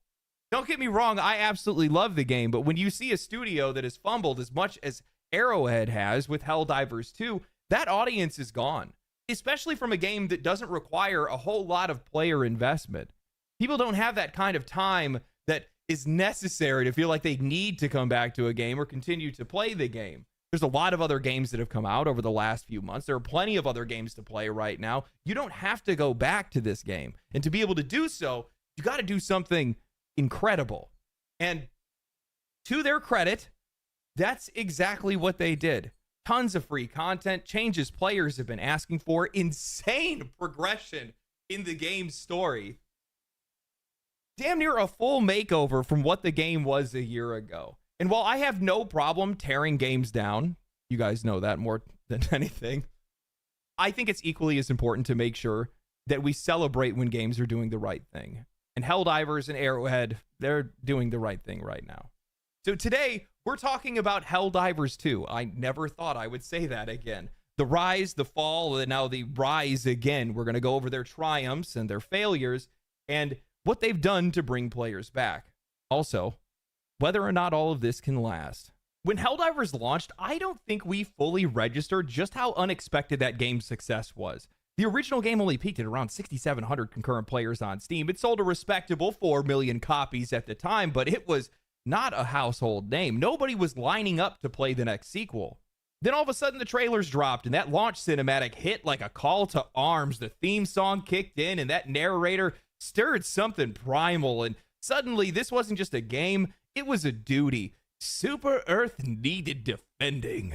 Helldivers 2 debuted with 64,000 concurrent players. They climbed nearly every day for an entire month, peaking at 458,000 players and selling over 12 million copies in under 3 months. This was insane. Reddit, Discord, YouTube, everywhere I looked, it was Helldivers, memes, highlight reels, player briefings, straw man news. People weren't just playing the game, they were living it. They were creating propaganda posters, in-universe news networks, fan comics, fake recruitment ads. Even people who didn't play the game at the time knew that they were missing out on something cultural, not just another shooter. Driven by this Starship Troopers-like universe, Helldivers' momentum came from something most games are afraid of today, which is failure. Friendly fire was on at all times, extractions could fail, whole missions could collapse just because somebody called in a 50 kg right in the middle of the group. But instead of that frustrating players, it created war stories, shared moments of chaos that stuck with you. Most games try to shield players from failure. Helldivers 2 made it the point. I also think that it launched at the perfect time. Most live service games are competitive, even when they pretend not to be. I mean, most MMOs have been hijacked by the top 1% of players. Shooters now, today, are just endless grindfest. Pure co-op games, especially from big studios, barely exist anymore outside of indies like Risk of Rain 2 or Deep Rock Galactic. And I also think that players were starving for a live service game that didn't feel like a scam. No time-gated grinds, no FOMO shop rotation, no manipulative systems designed as choice. Helldivers 2 let you earn premium currency by playing. Battle passes never expired. Event rewards stayed unlocked. It didn't punish you for having a life. In fact, it kind of rewarded players for it. But more than its systems, it was its structure that set the game apart. A living war effort. Missions weren't standalone. They fed into this galactic war campaign orchestrated by a live designer named Joel. Succeed, and you could unlock new stratagems or vehicles. Fail, and, well, you could lose an entire planet. I mean, there was one week where you're defending a planet, and the next week where there's a black hole where that planet used to be. Most games would never risk something like that. Deleting an entire map from the game? Are you out of your mind? We spent money on that. For a while, it was everything a live service game should be. Fair, focused, responsive, but cracks started to show. About a month after launch, player count started to slide. And honestly, I knew that this was inevitable. I said so, and many different times that I covered the game. This was not a game that was designed for retention at scale. Once players unlocked everything and saw the loop, repetition was going to set in fast. The same enemies, same planets, no real end game. People didn't quit because they disliked the game. They just didn't have anything left to do in it. Now, if you guys remember, Arrowhead was being praised early on for how transparent they were. Their CEO was all over Twitter. Devs were replying on Reddit. We had roadmaps. We had quick patches. It gave us confidence. But as the team started to struggle to keep up with the game's unexpected success, that transparency started to falter. Updates got vaguer. Community managers grew hostile. Devs went quiet. That tone started to shift from collaborative to defensive. And that's when we started to get frustrated. Content updates were rolling out at the time, but most of them were tied to battle passes or cosmetics. There weren't any new systems or real mechanical changes to the game. The first meaningful update that we got ruined how it felt to play the game. And as the community's patience wore thin, Sony then stepped in and lit a match. They delisted the game in 180 countries, and they announced that Steam players would soon need to link a PlayStation Network account, a third-party login that nobody wanted. The backlash from this was immediate and overwhelming. Steam reviews plummeted from mostly positive to overwhelmingly negative in just a few days. The player count dropped from over 200,000 players to about 60,000 players in a matter of days. To make matters worse, Arrowhead's community team started to clash with players. They argued in comment threads. They mocked refund threats. They dared players to leave. It was a disaster, and it only reinforced the sense that the studio had stopped listening to them and they weren't an ally. I think one of the worst revelations during this entire thing was that Arrowhead hadn't even known about the PSN requirement in advance. Johan Pielstedt admitted publicly that the studio was completely blindsided. That lack of coordination between the publisher and developer shattered a lot of that trust. It made Arrowhead look powerless and Sony like a villain. When I think back on this now, the PlayStation requirement alone wouldn't have been enough to be able to cause this kind of blowback. It was the context around it, not only the players that completely lost access to the game, but players had sat through crashes, server issues, delays, and lack of content. Players gave the studio the benefit of the doubt. They knew that these guys were in over their heads, but that goodwill ran out, and then Sony set it off. Plenty of games use third-party launchers. Hell, even Baldur's Gate 3 has one. But if you don't fix problems that are in the game right now or deliver content, you're just leaving on the gas and just waiting for it all to go up. And honestly, I think this is proven by the fact that even after the incredibly successful boycott and review campaign and the subsequent reversal and apology, the players did not come back to the game because the real issues still lingered. The game had no long-term content. You could put 40 plus hours into the game, and that's great, but that's not enough to sustain a live service title. It needed more grind, more chase, more to unlock, and it just wasn't there. In the months that followed, the game started to stabilize, but Arrowhead kept running into controversy. One of the dumbest moments came when Pielstedt had spoke to the UN and had joked about brainwashing players to fight for a fascist regime. That phrasing was reckless and people got upset, but the context makes it a little bit more clear. He was just posing the question, can you get players to root for the bad guys if the game is fun enough? The answer is obviously yes. That's actually one of Helldivers 2's greatest strengths, is that you don't need to hate the villain. It doesn't force any type of moral clarity on you. It just lets you enjoy being the bad guy. For a long time, it just felt like this game was in a constant flux of it's so over, we're so back. It bounced between these solid updates and bizarre missteps. We got vehicles, new weapons, and stratagems and maps. They helped, but they never really reignited that original fire. There was no moment that really brought the community all back together again. No spark, no pressure, just content that was filling space without any real direction. And I get it. The truth is that every live service game is going to lose players, and every single one of them has a ceiling. Helldivers 2 shattered that ceiling on launch. The only way it could truly recover was by reigniting the same viral momentum that it had when it was a phenomenon in the first place. This has always been a community-driven game. Its popularity isn't just about mechanics, it's about the narrative, the memes, the shared struggle between players. To recapture that, you would have to do something insane. You would have to give players a reason to fight again. And that is exactly what Helldivers 2 did. They made this humanity's last stand. With the Heart of Democracy update, everything changed. The Illuminate have returned, Super Earth's deadliest enemies, and their assault has reached Earth itself. That mysterious black hole from earlier in the campaign, well, that's actually a wormhole, and through it came the franchise's most iconic threat. With sweeping changes across the game and humanity's greatest threat now landing directly on Super Earth, the player count exploded. Helldivers 2 jumped back up to 63,000 concurrent players on Steam and still holds over 100,000 players daily, essentially capturing lightning in a bottle all over again. And I think that's proof of how special of a game Helldivers 2 is. It creates these you had to be there moments, not through financial FOMO, but through story beats, world events, and community spectacle. If you're running a first-person competitive shooter, your biggest move is to, add a new character or a new map, but Helldivers 2 gives players moments that feel lived in. People are still mad that they missed out on the Meridian Singularity, the Battle of Malevelon Creek, the return of the Illuminate. And while all of those moments were legendary, nothing, and I mean nothing, compares to a full-scale invasion on Earth. Everybody wants to say that they were there, everybody wants to see what happens next.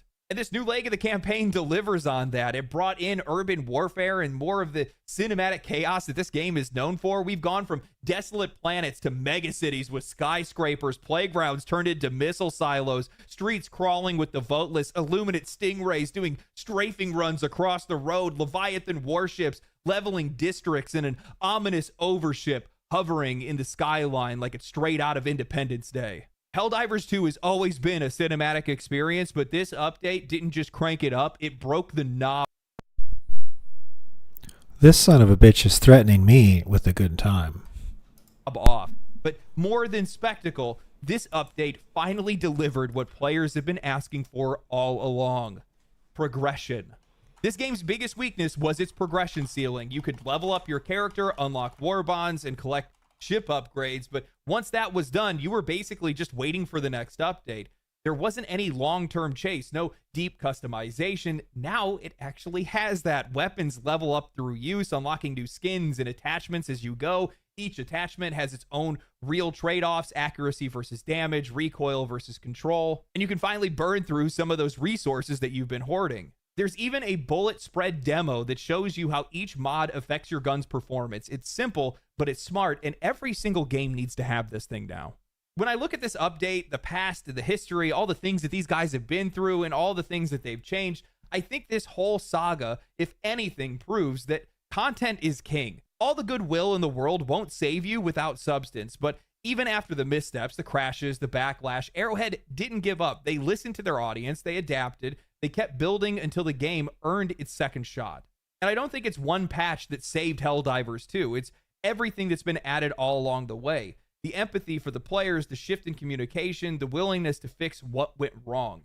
Helldivers 2 proves that no game is unsalvageable, as long as you're willing to fight for it. Again, we could sit here, we could talk about everything that these guys have done wrong, how there's a lot of players that are still out there that likely feel wronged still, and how half the world can't even play this game. And some of that is their problems, some of the issues that they caused, but some of it's completely out of their control. But regardless, I have to tip my hat if I was wearing one, because these guys never gave up on the game. They made changes, they listened to their players, and they're leaning on this game's strengths: the community.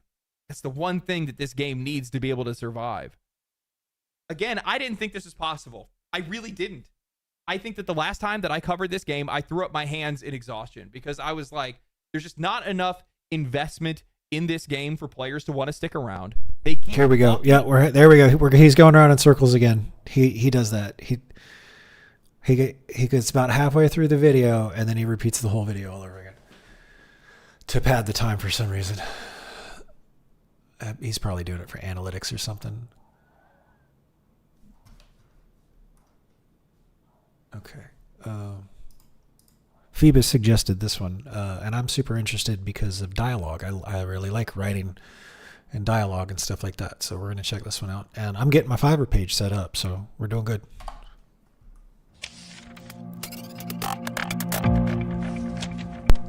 Hello, I am Darren Korb from Supergiant Games, and I'm joined by Greg Kasavin, and I am the audio director, and I do all of the music and sound design and voiceover direction. Hey, and I'm Greg. As Darren mentioned, I'm creative director. I do writing and contribute other aspects of game design. We all wear a bunch of different hats at Supergiant since we're a pretty small team.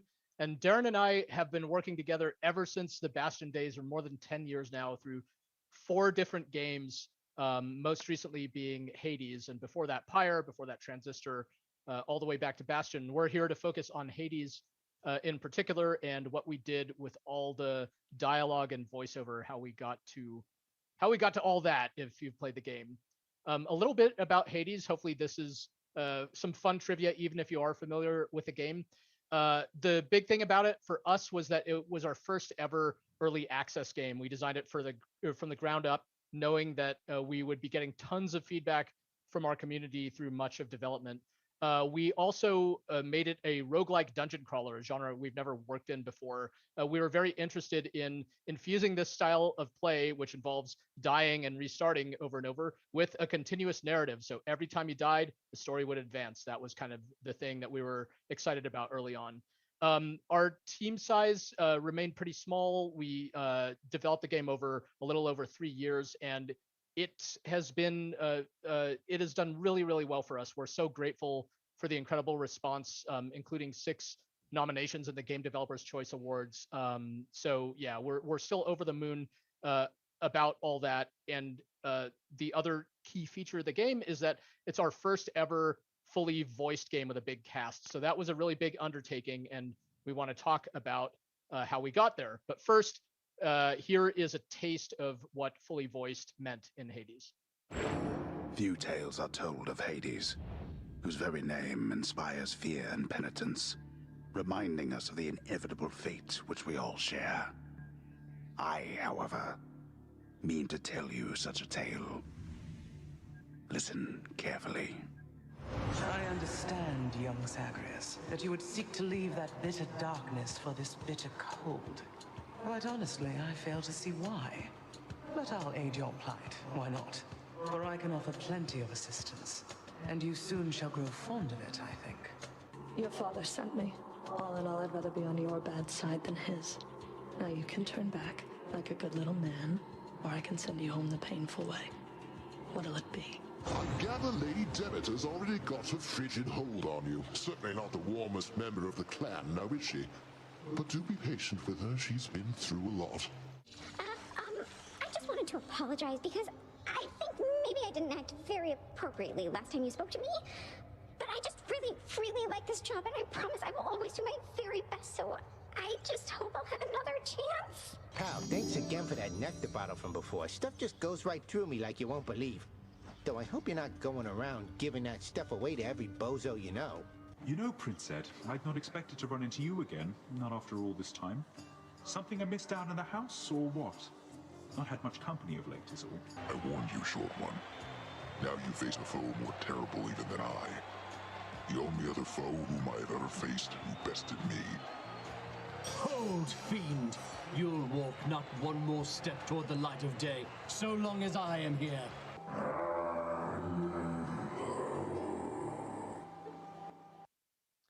So this is just a sample of all of the VO that we have in the game. This is a little bit of a data visualization.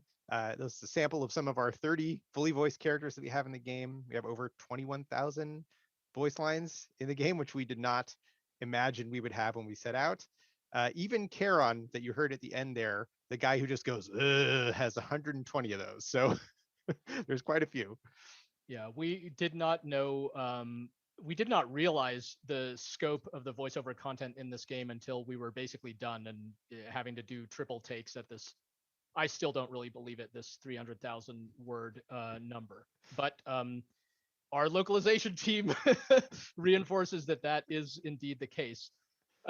So how did we get there? We will walk you through that process for the remainder of this talk, starting with the kind of macro view, the initial questions that we had and choices that we made, drilling down into characterization, how we casted the different roles, and then down into the nitty gritty of our day-to-day production pipeline. But starting with these kind of macro decisions, there were some big choices to make when we were starting out on Hades, such as what game should we even make? But certain things were foregone conclusions, and one of those is that audio and narrative would be key to this game. That's something that has been key to each of our games, and myself and Darren are closely involved in the conception of each of our games and are there early on to try and kind of discover the particular vibe and atmosphere that we want. And the audio is always a really, really big part of that. There's nothing like music and the human voice to immediately sort of create a particular mood. So we knew we wanted to use that, and we also knew that we wanted to work with Logan. Yes, this is Logan Cunningham standing next to that giant BAFTA right there. Fun fact, Logan Cunningham won a BAFTA for his performances in Hades. But that's getting ahead of ourselves. He has voiced characters in all of our games and been a really key part of our process, knowing that he was going to be involved. We're going to give some examples of each of the characters, some of the characters he's played in each of our games. Here's a sample from Bastion. Proper story's supposed to start at the beginning. Ain't so simple with this one. Now here's a kid whose whole world got all twisted, leaving him stranded on a rock in the sky. And so he plays the narrator in that game, who is almost the only voice you hear. He talks to you almost the entire time you play. So he's very much the primary character in that game. In 2014's Transistor, he is the main principal character in that game as well. We added a couple more supporting characters, but he really still had the primary role. Hey, Red. We're not gonna get away with this, are we? And then in 2017's Pyre, we still expanded our cast a little bit more. We added more characters, but Logan had the only English-speaking character in the game, who was, of course, the primary character, the Archjustice. Freedom! Dare you tamper with forbidden knowledge? And so, yeah, that's just a little snippet of Logan's performances in these games. In fact, in Pyre, he ended up playing several more characters, but that was his main one. Yeah, so we love working with Logan. We love discovering what other kinds of characters he could play. So it was exciting to go into Hades knowing he could play any number of characters in this game. And each of our games is kind of a reaction to the last game we worked on. And so a special shout out to Pyre, our third game, for informing so much of what Hades is, despite the big differences in those games. In Pyre, it was our first time working with a larger cast, and we kind of sidestepped the issue of not every character and not every actor is as much of a genius as Logan by having just about everyone speak in like a gibberish language where there's less pressure on it to just be kind of an amazing English language performance. But that gave us the confidence to work with a big cast and be able to take that next step into creating a fully voiced game. That was something we were drawn to doing on this game from the start, mainly for this kind of bolded bullet point. We felt that it would really help bring these characters to life despite having kind of limited presentation techniques, right? We don't have like fully performance captured amazing cutscenes and stuff like that, but we do have actors like Logan who can, through their voice alone, make these characters seem to pop out of the game. We wanted the narrative to do a bunch of different things, particularly to mitigate the kind of sting of failure that can make you want to rage quit out of a roguelike game instead of experiencing what's so great about roguelike games, which is that they're different every single time you play. We knew voiceover was powerful, and yeah, it was our time to take the next step and try to deliver on this tonal range that we had in mind that could range from serious to silly. And again, what better way to kind of deliver on a particular tone than through the variety of voices. Of course, it raised many questions about how we would actually pull this off. Yes, there were risks associated with going fully voiced in our mind. We'd never tried having a non-silent protagonist before. How do you reconcile the protagonist's characterization with how the player feels? uh, as that character, and how do you reconcile the point of view and personality of that character and everything. So that was something that we had to consider. Tone and accent, how does the character speak? How should all the characters in this game speak? The gods, ghosts, and monsters of Greek myth, what do they sound like? And what languages do they speak? And do they have accents when they speak those languages was another consideration. We knew we were going to have a big cast in this game. The question was how big, right? How many characters do we need? What's gonna fill out the cast in a satisfying way, and how do we find the actors to play them using the resources at our disposal? And also another consideration for us is, not everyone is a BAFTA award-winning actor. Some of us on the team do voices in the game and stuff. So part of the worry there was just making sure that the other performances in the game could sort of live in the same game as Logan's we knew would be very good performances in the game. So just making sure that there was a sort of quality consistency across the cast. And then in terms of content volume, it's a huge game that you can play forever. How many voice lines do you need to support that and to make it really feel like you're not running out of content at any particular point? And then in terms of production, what's our budget and localization plan for a massive game like this? And we're not going to dig too much into that here, but that was something we definitely considered. Yeah, so these were big looming questions, but we, to quote Zagreus, whatever, let's try it was kind of our answer to all of them. And so we dug into actually creating the characters of this game, knowing that they would be speaking. Starting with our boy Zagreus here. This is a painting by Gen Z, our art director, whose artwork you see throughout this presentation. In fact, a big shout out to her for all the incredible artwork for all these characters. She nailed this character pretty much right away. There was very little for her to go on other than he's the son of the god of the dead. But there really wasn't much to go on for Zagreus at all. We get asked sometimes, even some players think that he's our own invention, but he does come from classical mythology. Particularly, he's referenced in this ancient fragment of a play about Sisyphus by the poet Aeschylus, who in this quote, the hospitaller is Hades himself. So we're doing research into Greek myth and the underworld and come across this scrap of like, wait a minute, Hades had a son? I'd been studying Greek myth since I was a little kid. I'd never heard of this. And that alone was so compelling just to kind of uncover the story that it became the basis for the whole game. Jen, was drawn to this idea of, well, we were all drawn to this idea of making our first ever so-called power fantasy character, which is one of the most tiresome ideas in game development, honestly, because like power fantasy characters are there all over the place. We just had never done one ourselves. We'd avoided the idea of making a character who's kind of explicitly kind of better than the player, faster, stronger, better looking, knows what to say in every situation, all that kind of stuff. But we wanted to subvert the tropes around this kind of idea as well. Zagreus is not quite what he appears to be. He's emotionally vulnerable. He's kind. He's polite, despite what you may assume about him. And really, we wanted to deeply understand his relationship with Hades as being kind of at the heart of the character. And we figured if we had a good understanding of that, then we would get past some of the cliches. At the bottom of this slide here, you see an example from a spreadsheet I maintain throughout development that has all the characters in it. This happens to have only the row with Zagreus.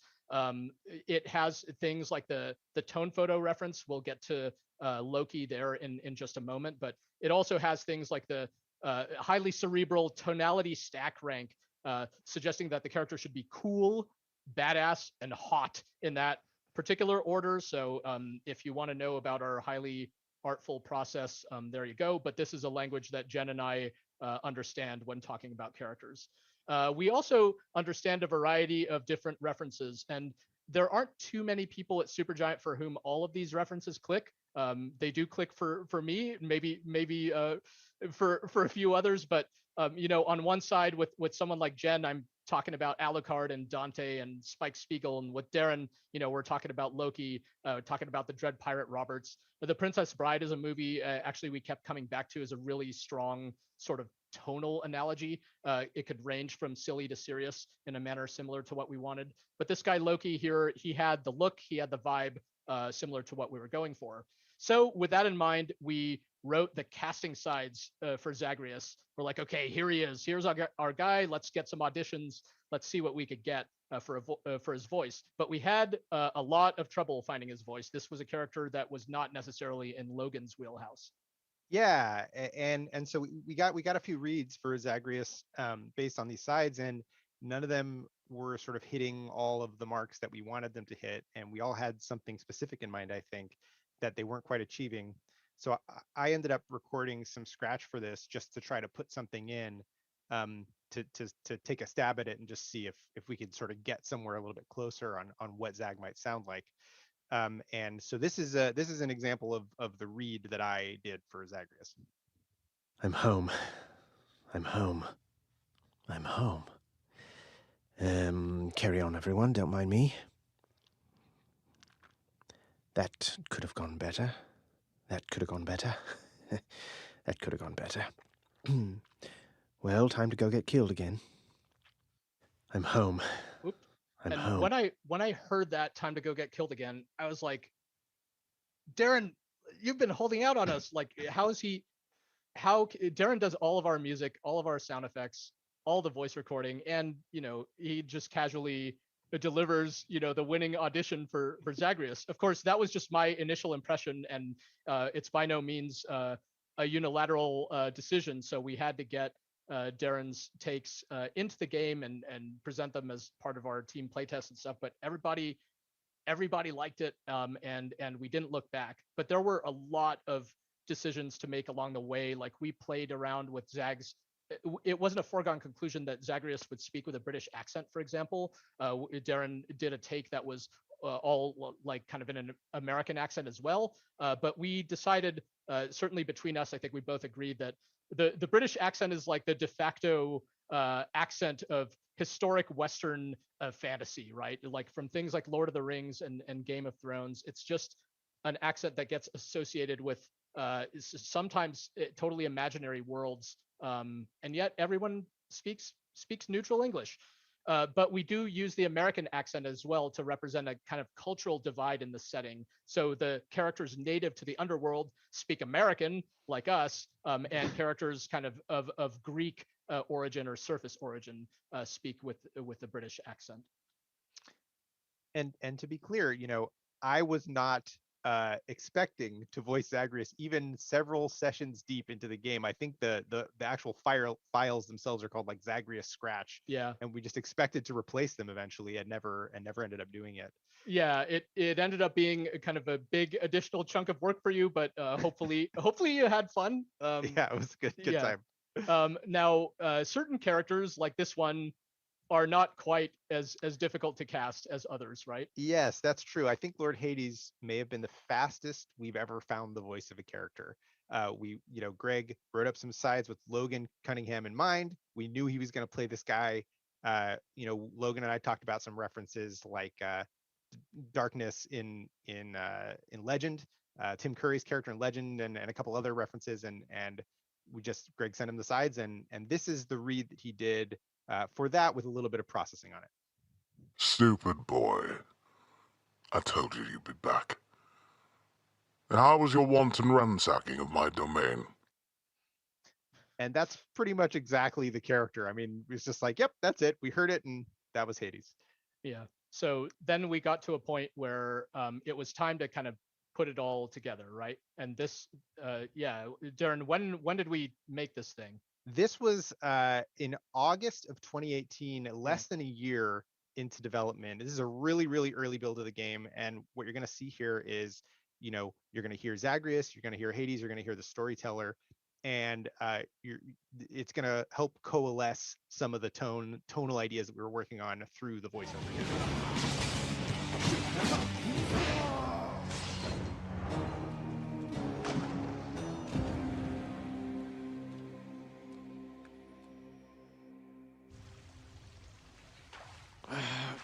Damn it. I'm home. Yes, carry on, everyone. Don't mind me.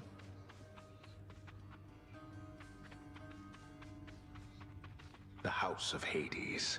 That dark and lavishly appointed lair of the Underworld's king is home not just to him, but to his willful progeny.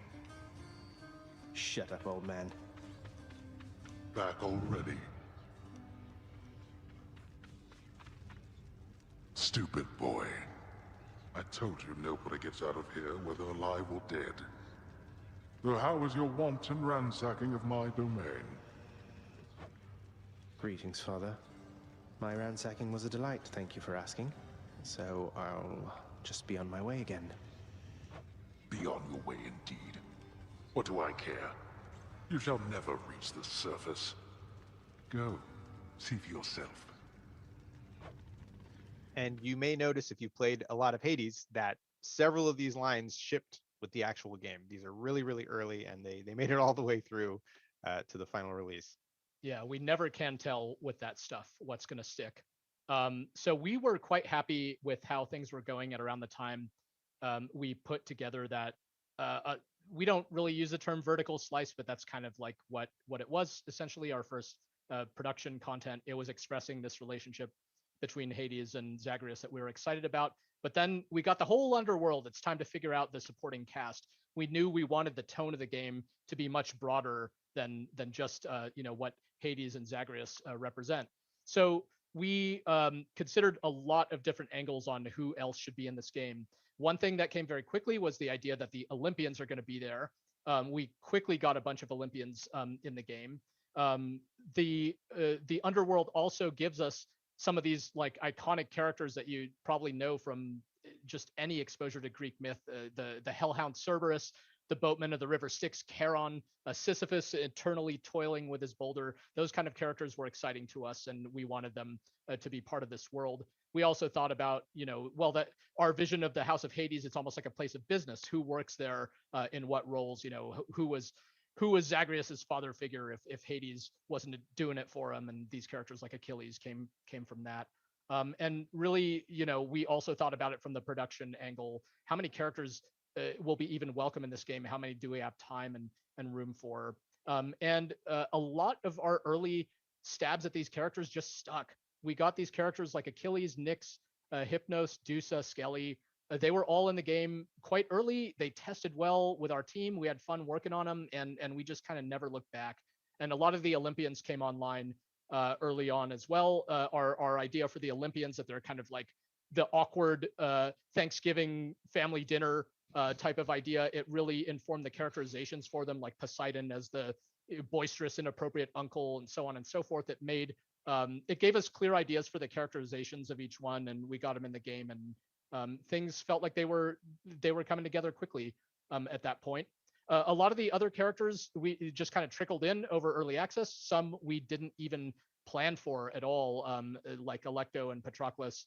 And it's funny to think back on how we didn't even imagine those characters at all at the beginning, when they ended up being quite significant to the story. But that's part of the beauty of early access, which we'll be coming back to again and again. Now, we have all these characters in mind. It's time to find who's going to portray them. And what is the first question that we ask when it comes time to cast a new character? Yes, the question is, can Logan do it? That's the first question we ask, and the answer is often yes. There are 5 of the 6 characters Logan plays pictured on this screen.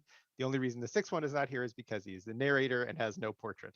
But yes, Logan plays a bunch of characters in this game. He's got a huge range, and part of the idea behind that is embracing our constraints as a small studio, using the resources available to us. And Logan is an incredible actor who happens to be very close with us as a studio and as a friend. So we consider him to be an incredible resource to use as much as possible.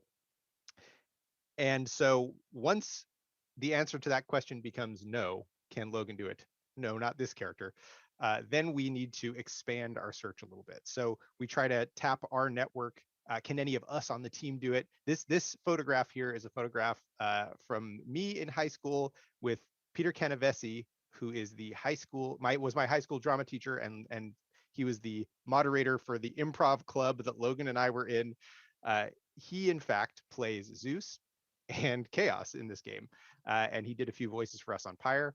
So he did an incredible read for Zeus and did a great job as Chaos. So we were thrilled to be able to work with him again.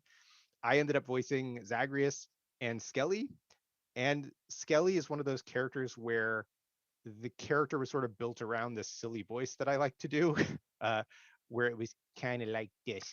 Originally, it was a guy talked a little more like that, and then, but Skelly needed to be a little more high energy and deliver a little bit more information more quickly. So he kind of got combined with almost like a Joe Pesci vibe, like, hey, boyo, hit me over here. What are you doing? That kind of thing. So that's sort of how Greg can speak a little bit more to that, but that's kind of how he came about.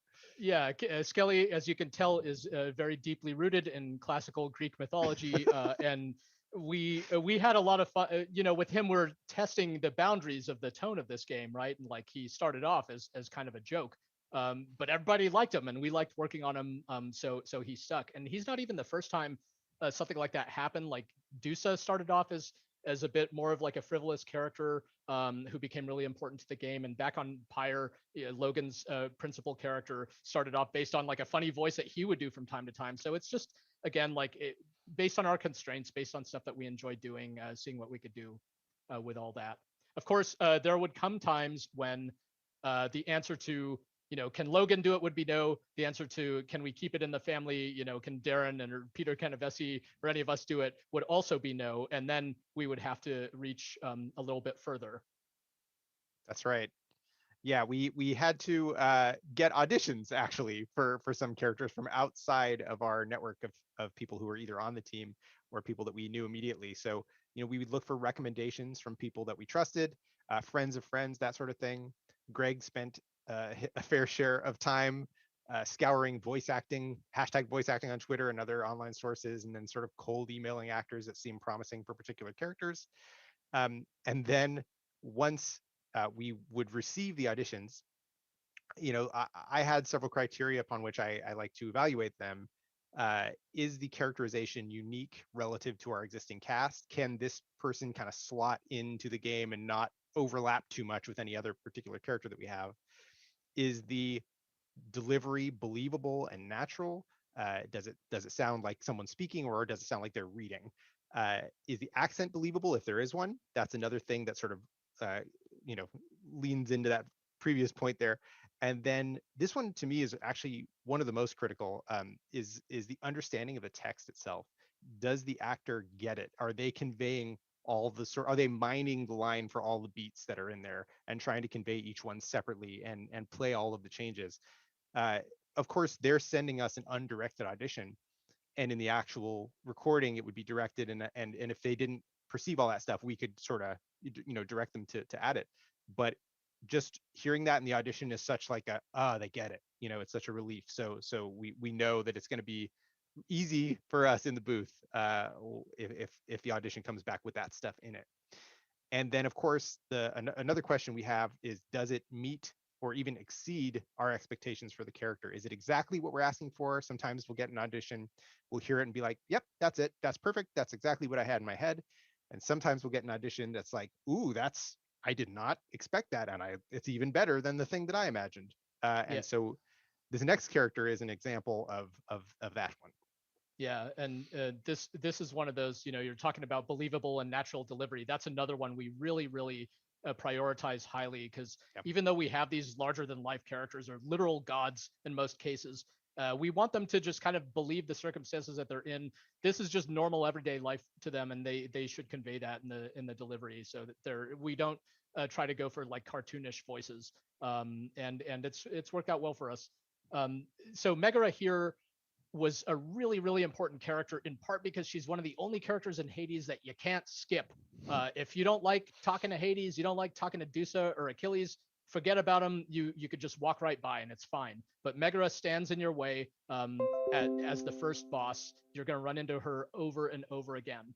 And with her, we wanted to express a lot of what was unique about this game, where the story is kind of constantly unfolding and advancing. So when you play a game like this, your own experience as a player is that the first time fighting a boss is different from the 20th time fighting a boss. And we wanted the relationship between Zagreus and Megara to kind of reflect the player's own journey. So it's a lot of pressure on this character to be a lot of things, and we certainly did not have an actress in mind. So we did the thing that we would do. We created the casting sides, and we started to look for actresses. Though even in this case, we did kind of keep this one in the family, at least indirectly, didn't we? Yeah, sorta. So the actress who ended up playing this character, is named Avalon Penrose, and she is good buddies with Courtney Vignes, who plays Dusa and Aphrodite, and who happens to be married to Michael Ailshire, who is the voice of Orpheus and a former Supergiant employee. So it's sort of in the family. And fun fact here is that real life Meg and real life Dusa are good buddies, which is kind of nice. Yeah, just like they are in the game. So we're kind of sweating bullets about this character. Who are we going to find? And one day we just get this performance from Avalon Penrose. Your father sent me. All in all, I'd rather be on your bad side than his. Now, you can turn back like a good little man, or I can send you home the painful way. What'll it be? Yeah, and we heard that and we're just like, oh, that's it. It's more interesting than the thing we thought of. As you can see here, our voice reference in the sheet is something like Furiosa from Mad Max Fury Road. And this just is even more subtle, more interesting. The sort of hushed way she's speaking is like, oh, what a cool idea to have this antagonist that you fight and have this complicated relationship, have this sort of hushed way of speaking. It's very cool. And she ended up actually with the third most lines in the entire game. So this is a really critical character, and we're so glad that we found Avalon. Yeah. And then, to summarize the casting process here, we create the casting sides, and that's actually a great tool for us to align internally on a character before we even send them out. So it's actually really useful for us from a character development standpoint. And sometimes we have character art. Sometimes we'll have some sort of tonal reference image on the sheet, depending on the particular sides. And then, of course, we ask, can we cast this character internally? Can Logan do it? Can somebody else on team do it? Can somebody we know do it? And then if not, we sort of reach outside of our network of actors when we need to. And then we'll evaluate the auditions, test them in game, gather feedback, and vet the casting choices with the wider team. And then we cast the part and we scheduled the first recording. And this is you and Logan cast in yes, Henry V? Yes. This is a picture. Yes, I can't believe I forgot to mention. This is Logan and I, Henry IV in the year 2000. We're both playing middle-aged men, as you can tell from our gray temples. Yes. So going way back. Yes. Yeah. So that's our casting process in a nutshell. The doing some things kind of fast and loose and seeing what we can do with the folks that we have. But now it's time to get into the real devil in the details. So before we start recording, we need some stuff to record, and that's where the writing process comes in. The writing process, snugly fits onto a single slide. It wasn't too fancy. The part where we had a game structure that you could play forever and keep running into the same characters over and over meant that there was no shortage of content ideas, having like different stuff for characters to talk about. The part where we were recording very frequently due to early access milestones and stuff like that solved one of the key issues that writers such as myself experience, which is procrastination. Nothing like a deadline to spur you out of writer's block and so on. So when you know that a great actor like Avalon or Logan is expecting to record some stuff soon, you really want to do a bang up job and have enough good stuff for them. I committed sacrilege by writing most of the stuff just straight into Google Sheets or sometimes directly into game data. And in addition to all the story content, there was a high emphasis on so-called barks, just the kind of quick, repeatable lines that mostly Zagreus would say in all sorts of different contexts, because again, you can play the game forever. We didn't want these lines to be repetitive. So by the time we play through all the different options, it has been, hopefully hours and hours and hours, and you don't notice the repeats.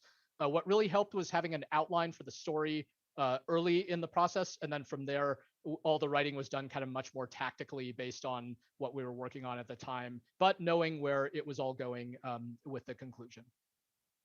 Oh, this here is an example of the spreadsheet that we used. There's the column marked line, which is the actual stuff that the actor records. We're looking at Thanatos here. We've used this format basically with minor changes ever since Bastion, so it's not fancy, but it's worked for us. There's the line number. We include context information, and we also include a subtext information in that sentiment column. That's really useful sometimes of saying like what's really behind this line. What does the character really mean? And Darren is recording without me the vast majority of the time, so it helps to know kind of what's supposed to be behind each line like that. And then it is time to record. Yes, so we're going to show you a clip from the documentary by NoClip called Developing Hell, Hades Developing Hell, and it's on YouTube. You can find it yourself. But this is an example of what it's like when I'm recording lines for Zagreus in the booth. We're good to go here. Let's see. Check. Hey, I hear my voice. Okay, let me just a little bit down a little bit. I don't even remember what the last thing that was recorded in here was. I have no idea. Death area. So this is when I arrive back in the house of Hades after being killed by the bull. By the Minotaur. That's one bad bull. It's one bad bull. It's one bad bull. First take. H24. That was 823. 824. Oh, I got the horns. I got the horns. I got the horns. Oh, blasted ghost Minotaur. Okay, well, I think I'd be more impressed if I'd actually already played the game or something. Let's move on. We kind of got past the talking, and now they're just kind of showing off the lines. So I'd rather experience those lines in the actual game. So that's fine. This one's called Inviting Player Creativity Through Game Mechanics. Let's give it a shot.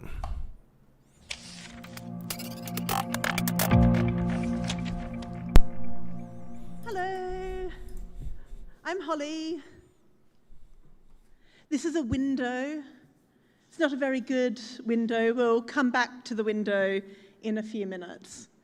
So I'm Holly. I'm half of a tiny company called Matheson Marco, and we make games that usually have some sort of physical existence in the world and usually have some sort of invitation to player creativity. So we do things like this, which is a game called One Easy Step, which happened outside King's College in London, where people were invited to make up their own games to play on these patterns that we'd laid down on the ground. They weren't quite games, they were just patterns that suggested games. So you got the things we expected, like groups of students playing with each other, or like lecturers on the way to give a lecture who didn't want to seem frivolous, but would sort of walk between things in a very methodical way, but definitely not jump and not give away that they were playing or having fun. And then we had things we didn't expect, like a guy on an hour-long business call standing out in there in the wind one day, the wind billowing his jacket, and we were watching from the windows on the 6th floor, taking notes to see if the project had worked. And as his phone call went on, over the course of an hour, he started pacing first within the paths of the maze, and then balancing along the lines of the maze. And by the time he was 45 minutes into this clearly incredibly tedious phone call, he was jumping from triangle to triangle, the jacket going ba-dump, ba-dump, ba-dump behind him. So we do things like that, and we do silly little things like Art Deck, which we made for No Quarter in New York last year, which is a game where you collaborate to make instructions for drawings and then you execute those drawings. Or like this for children playing with an overhead projector. And for children, overhead projectors are now this amazing high-tech thing that they've never seen before. They're excited and thrilled by something that they assume is entirely digital while their parents stand around getting nostalgic. We also run a little festival called Now Play This, where last year we focused in particular on games that had an element of player creativity. So we showed things like Action Painting Pro by Ian McClarty and Inks by State of Play, and a load of different games where people were invited to write or compose or perform or otherwise create something within the course of the gameplay itself. And that's what I'm talking about today. I'm talking about games where people are invited to create something as part of their core gameplay experience. So sometimes charming freeware like Nico Disseldorp's Castles Made of Castles, which is a fractal building game. iOS games like State of Play by Inks, where you're making a game of pinball where as you splatter the ball against the sides, huge bursts of color come out and make a pattern, a record of how you've played. And Toca Hair Salon too, where you give your clients haircuts and they're beautifully animated, and whatever you do with their hair, they are so delighted. They make little noises of pleasure and delight and occasionally confusion, but the confusion always resolves into this delighted face at the end. Whatever you do to their hair, they love it. Things like Media Molecules Dreams, where the whole pitch is that you can create anything you want, or Elegy for a Dead World, where you're invited to write a poem within the course of play. And also things like Dixit and Pictionary and board games that get people making creatively. And things like Just Add People, which is a gorgeous instant architecture game where groups of people collaborate with these little nodules and sticks to make wireframes of buildings collaboratively.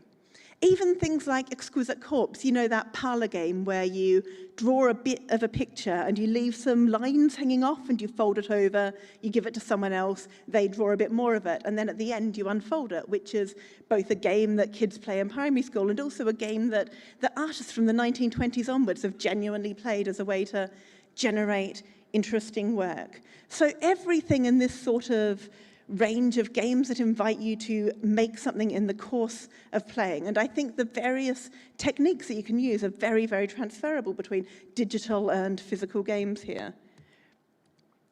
So over the course of the next, however long I've got, 25 minutes left, I'm going to be talking about why we might want people to create things as part of our games.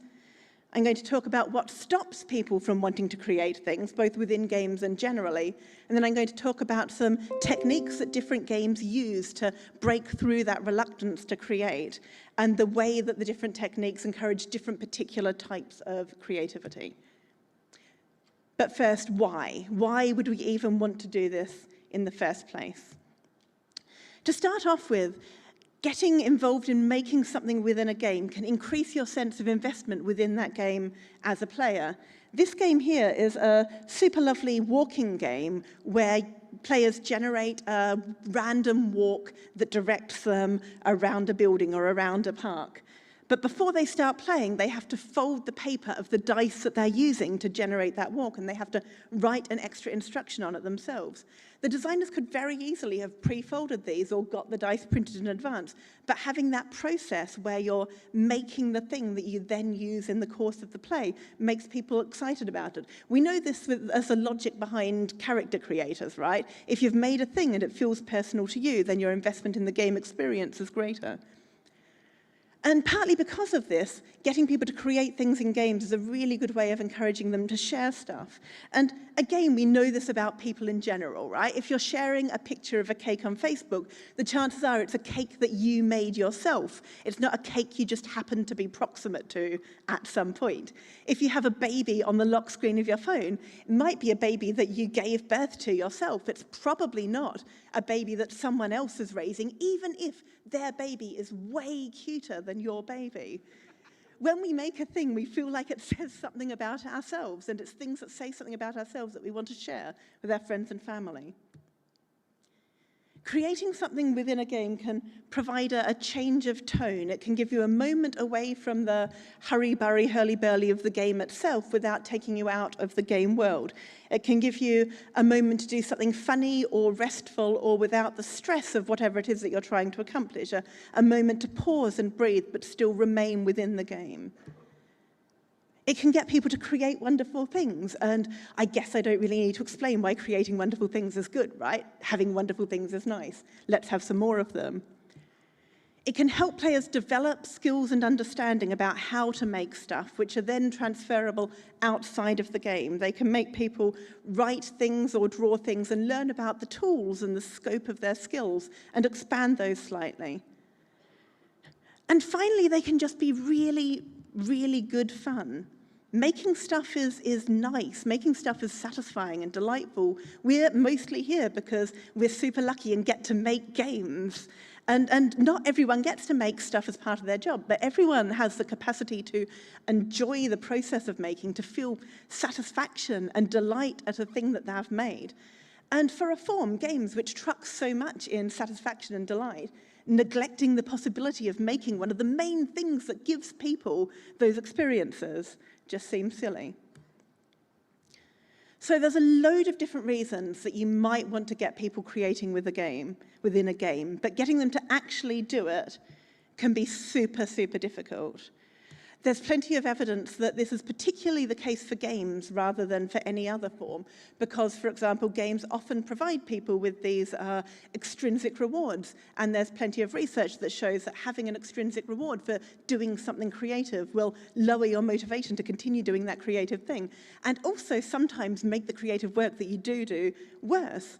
And there's not that many games around that do this to use as models. This is a quotation from a guy's MA in 2014, which was an MA specifically looking at games that were used to encourage creativity. And in the introduction, he's just like, I had a look, there basically aren't any. This MA has to be totally theoretical. And I don't want to criticize the MA. It was a super interesting piece of work. I recommend going and having a look at it if you're interested in this kind of thing. But the fact that even someone who's interested enough in this topic to be writing an MA on it isn't necessarily aware of prior work in this area means we are kind of acting at a disadvantage. But there's also things that aren't specific to games, but are specific to getting people to create under any circumstances whatsoever. So here we have this drawing of a window again. My friend Sarah drew this drawing of a window when I made her sit down at a table and there was some graph paper and some marker pens, and I said, draw a window.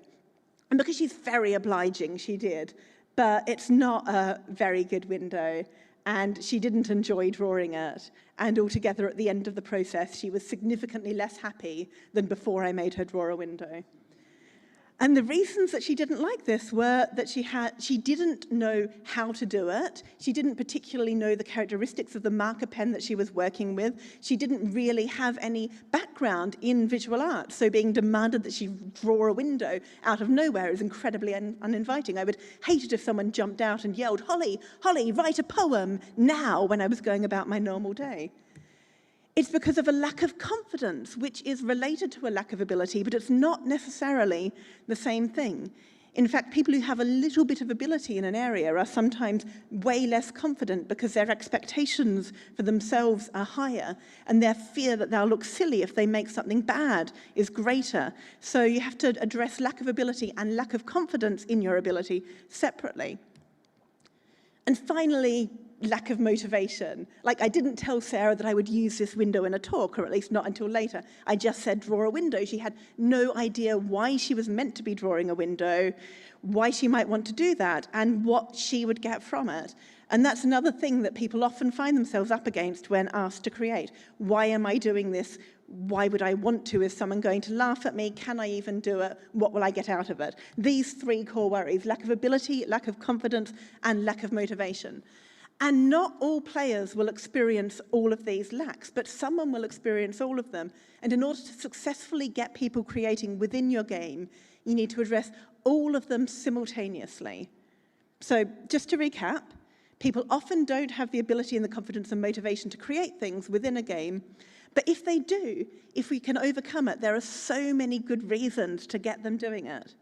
So for the rest of the talk, I'm going to talk a little bit about different ways that games in the past have encouraged player creativity, how that tends to work, what the different techniques are. And the first one is by far the easiest. You just give your players instructions. You just tell them what to do. And that might even be very, very explicit instructions, the simplest of all ways to get people creating. You just tell them to do a thing, and maybe you even score them on how well they've done it. And that might be recreating a picture, might be singing a song, might be doing a dance. I'm really, really, really bad at singing, like spectacularly bad at singing. I have a range of 4 notes, and whenever I open my mouth, it's almost totally random which of those 4 notes is going to come out. But I love SingStar anyway because its instructions are so explicit, and the thing that it's getting me to focus on is such a minimal part of singing. It's try to get a correct note, and then do it for the right amount of time. It doesn't care about my expression. It doesn't care about any of the fancy singing words that I'm so bad at singing I don't even know what they are. And people who are really good at singing sometimes find SingStar really frustrating because it doesn't allow them that range of creative expression. But for someone like me, having these very, very explicit instructions is reassuring. It takes away the pressure. It tells me what I'm meant to do, and it gives me a way to figure out if I'm doing it right or not. A lot of dancing games do a really interesting thing where they find a way to give people that sort of support and comfort, but also still allow for creative expression.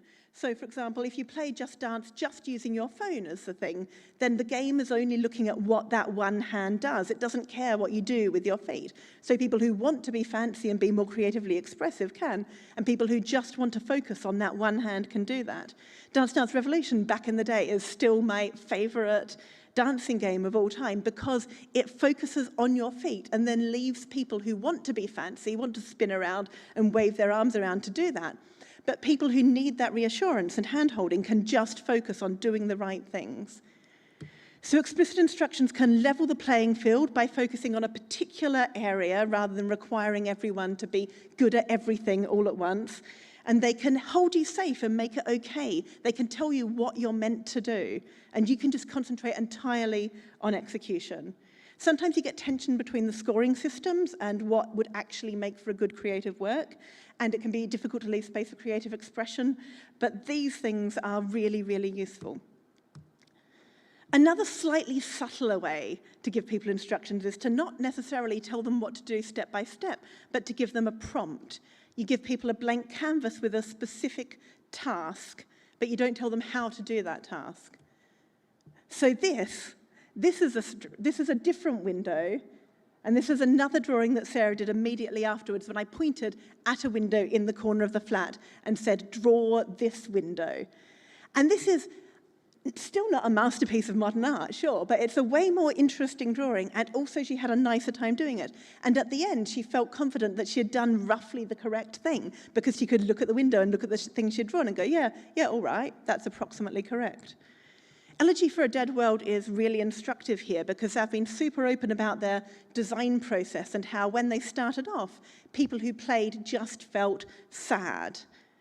Initially, they presented people with these beautiful landscapes and then just said, write a poem, which made people feel bad about themselves and made people feel insecure and didn't result in any poems.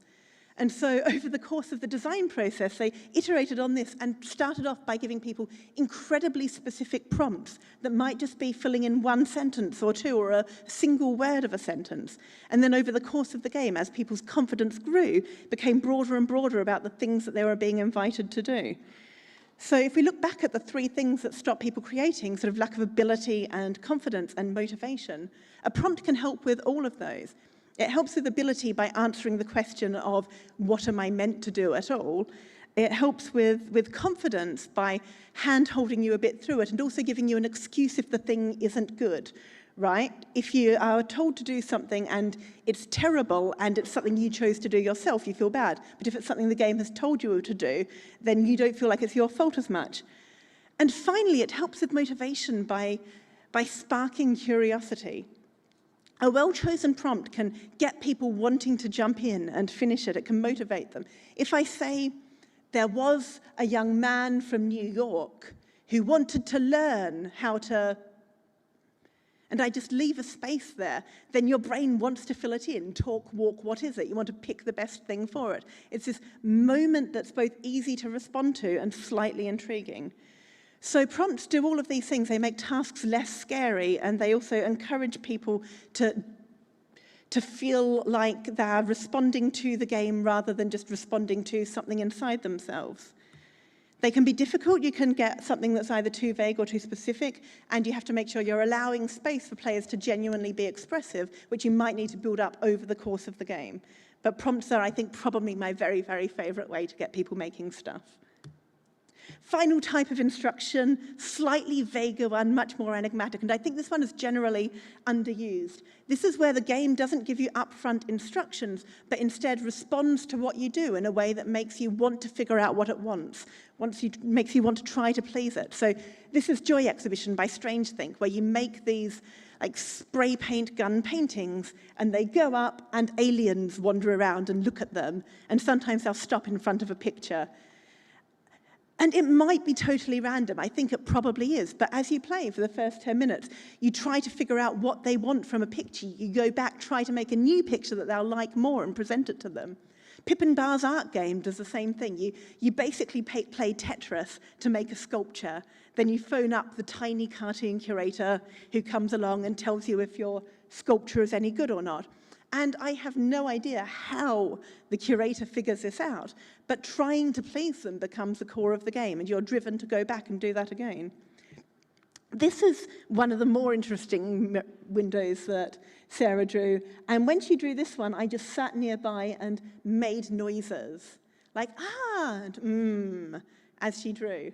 And I was, again, making them totally at random, but she interpreted them enough to try to drive her to do things and experiment with things that she otherwise wouldn't have. She had the same amount of instructions as the first time I said draw a window, but she also had me sitting there seeming to respond to it. And that's seeing ways of making and different things that she could do in the desperate hope that I guess I would eventually let her stop drawing windows. So instructions, great, but very upfront, very aimed at a particular sort of thing. Another thing that you can do is give your players an excuse. This helps in particular. Just a quick update, y'all. Where are we? We got oh, I gotta turn it on. There we go, right there. I've been doing a buttload of data entry. I got the account created. I got the profile page set up, and now I'm setting up the gig, and I've got my plan figured out and stuff. So I've got I got the different tiers and stuff already input. Now I'm just putting in requirements and questions and things like that. So should have the Fiverr page live soon, and then we'll move over to the exercise, and then do a little video editing. We're going to try and animate the layout. Hey, Astarzy, I'm sorry, I just looked over at the chat. I don't know how long you've been there. Damn it, I've been doing data entry. How long you been there? You still around? Why is there no time code? Where is the time code? Channel settings, channel modes, tasks, brief, subscribers, followers. Huh. Okay, hi Starzy. I'm sorry if you're already gone or if you've been sitting there for a while. I've been setting up a Fiverr page, trying to make some money. Okay, let's get back to the development video and we'll finish this up.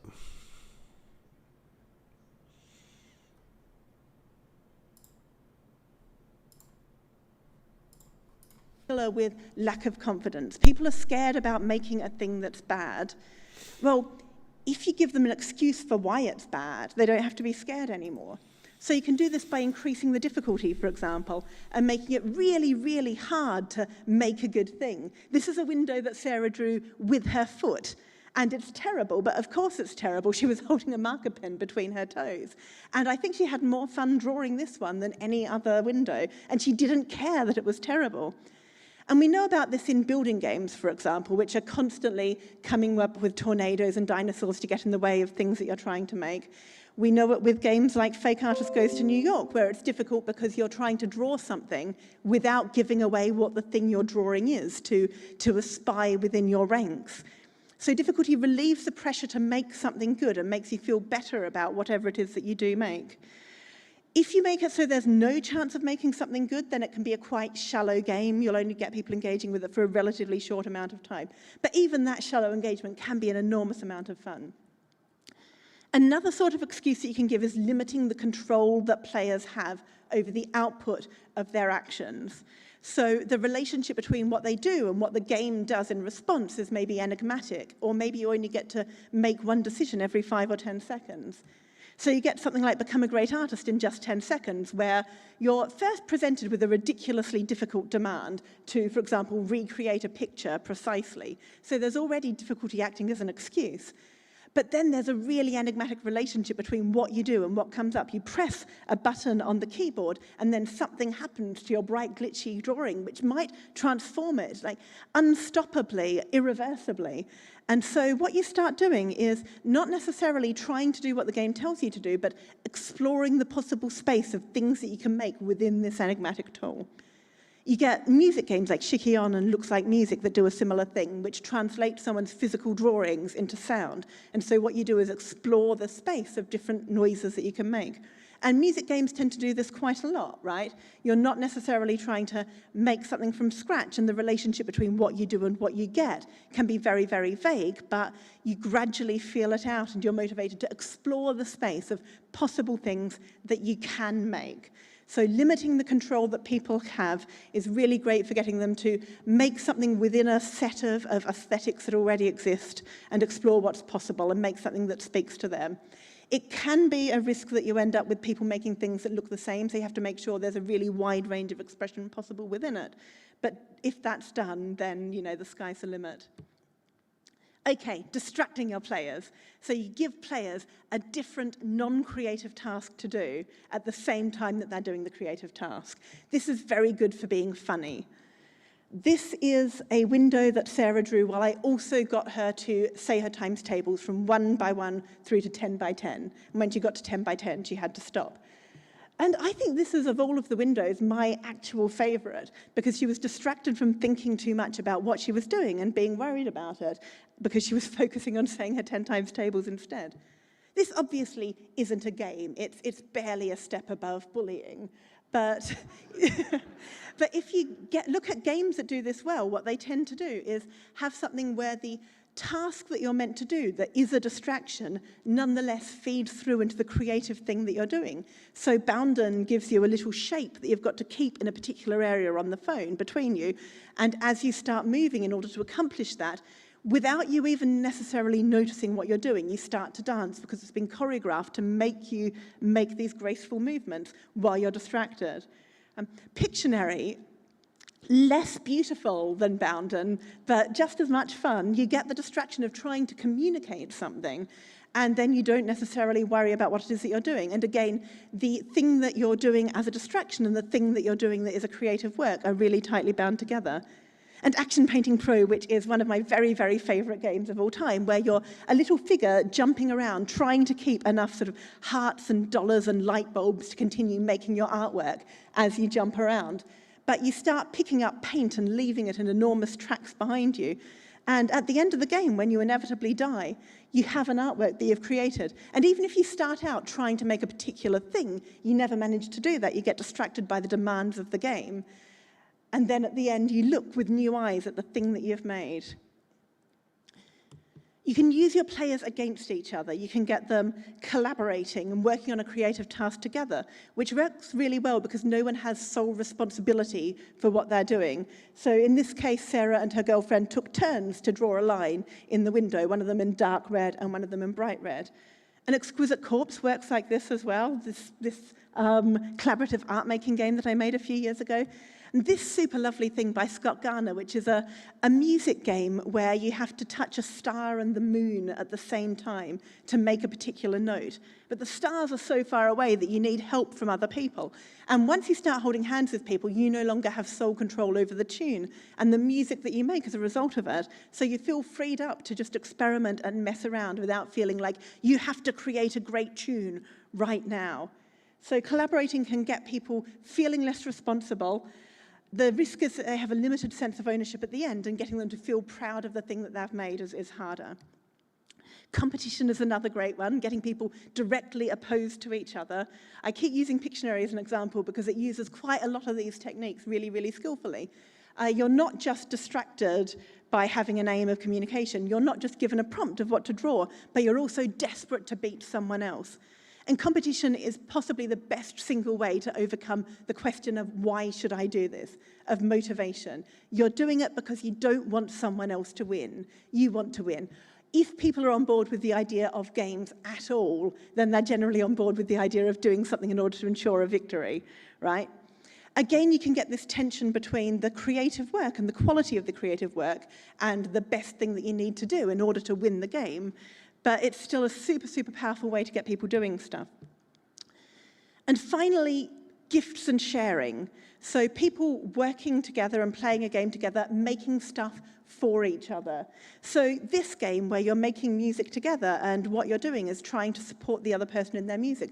Or back in the days of draw something, people weren't necessarily trying to make a bee to communicate bee as quickly as possible. They were doing these elaborate drawings to send to people as gifts. So in social contexts where people like each other and already care about each other, inviting people to make things for each other is really, really powerful. It can be intimidating because you need to make something for someone and they might hate it. So you have to work really, really hard at giving people confidence. But as a motivator, it's wonderful.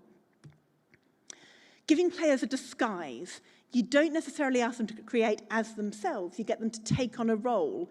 They're not writing a song. They're playing a character that's writing a song. Tabletop role-playing games have done this for ages, right? Live art does it a lot. Theatre does it a lot. This is a game where you run around with capes that make different noises, and it's important that they're capes because the capes make you feel like someone else. You tell stories as yourself, and that's scary. You tell stories as some sort of drunken 1700s baron, and it's less intimidating. And finally, you can help people make something within a game by making it easier for your players to create something good. You can do that by smoothing out the edges of the things they make secretly, taking the thing that they've made and making it better. We made this game, Art Deck, that I mentioned before, and we spent a long time experimenting with different prompts to give people. We spent a long time experimenting with different marker pens and crayons and different things that people could use. But the single thing that we did that made the most difference to this game is we started at the end of the game putting a frame around it. And that made it feel more like a thing, and also it stopped people from being bad at drawing secretly. Because the main way that people are bad at drawing is they don't draw to the edge of the paper. This is the main thing that art teachers yell at children for the first 2 years of high school. Draw to the edge of the paper, fill the pages, look confident. If you have something sitting in the middle, it doesn't seem confident, it doesn't seem like a picture. So we just framed it and cut off the inch around it after trying so many different game mechanics to get people to draw to the edge of the edge of the paper and failing. So you can be sneaky, you can make their stuff better. Obviously, it means that you're making decisions about what better is, so really innovative work can often get squashed down by that. But if you're happy with that, then secret improvement is great. You can give people a constraint that stops them from doing something bad. Another thing that people often do badly when they're drawing is they do lots of little unconfident lines, or they put in lots of peripheral detail that detracts from the main thing. So in this case, I didn't let Sarah take her pen off the paper, and the thing that she got at the end of it was, I think, more interesting sort of visually than most of the other things that she drew. So a constraint can make something sound harder to do, so it relieves the pressure, but actually it makes it easier and it denies people access to bad decisions that they might otherwise make. And finally, practice, right? We make people good at stuff by making them genuinely good at them. We make people more confident by getting them to do something until they genuinely know more about how to do it. I want to be clear that I don't think that games that encourage player creativity should necessarily be aimed at making the focusing on the quality of the creative work. But if we're getting someone to do something over and over again, it would be silly to neglect the possibility that they might end up being actually better at it than when they started. So to summarize, these are all different techniques that we can use to get people creating stuff within games, to get them experimenting and making and sharing with each other and with people outside the game. There's particular stuff that we as game designers in particular need to watch out for, like the tension between gameplay and creation, or whether people get bored mechanically or creatively, right? There's two ways for them to get sick of your game. But if we can do that, then we've got this area that is, I think, genuinely one of the richest and most exciting places to dig around in games and try to find new things that we can get people to do and get them to play. Thank you.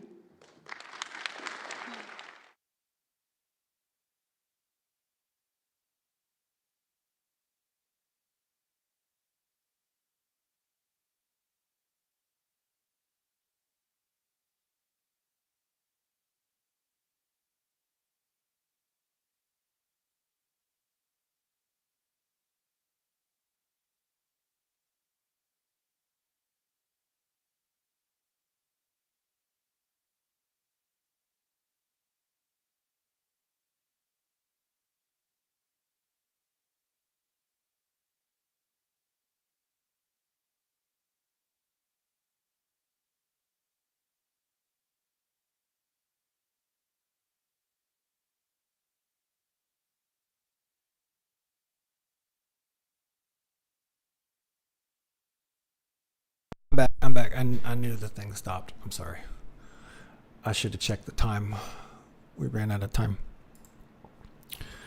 I got one more lined up, and that's all we're gonna need because I got my Fiverr page far enough along. All I gotta do now, I gotta start adding the media stuff. So I gotta add a video. I gotta add some document examples. I gotta add some images. So I gotta think about what I'm gonna do there. But then after that's the last step, and then we publish the page. So by the end of tomorrow, we should have the project manager Fiverr gig up, and y'all can hire me as your project manager if you want.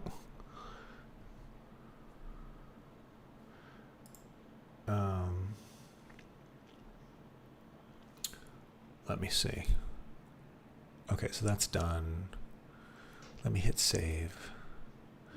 Oh, okay, we're saved as far as we can be saved. So let us go.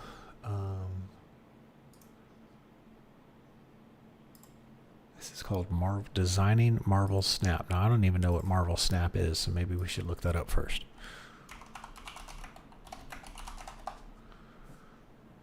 Marvel Snap. Fast-paced card battler.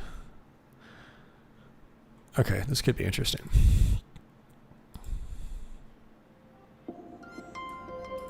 And I'm going to do my exercise now.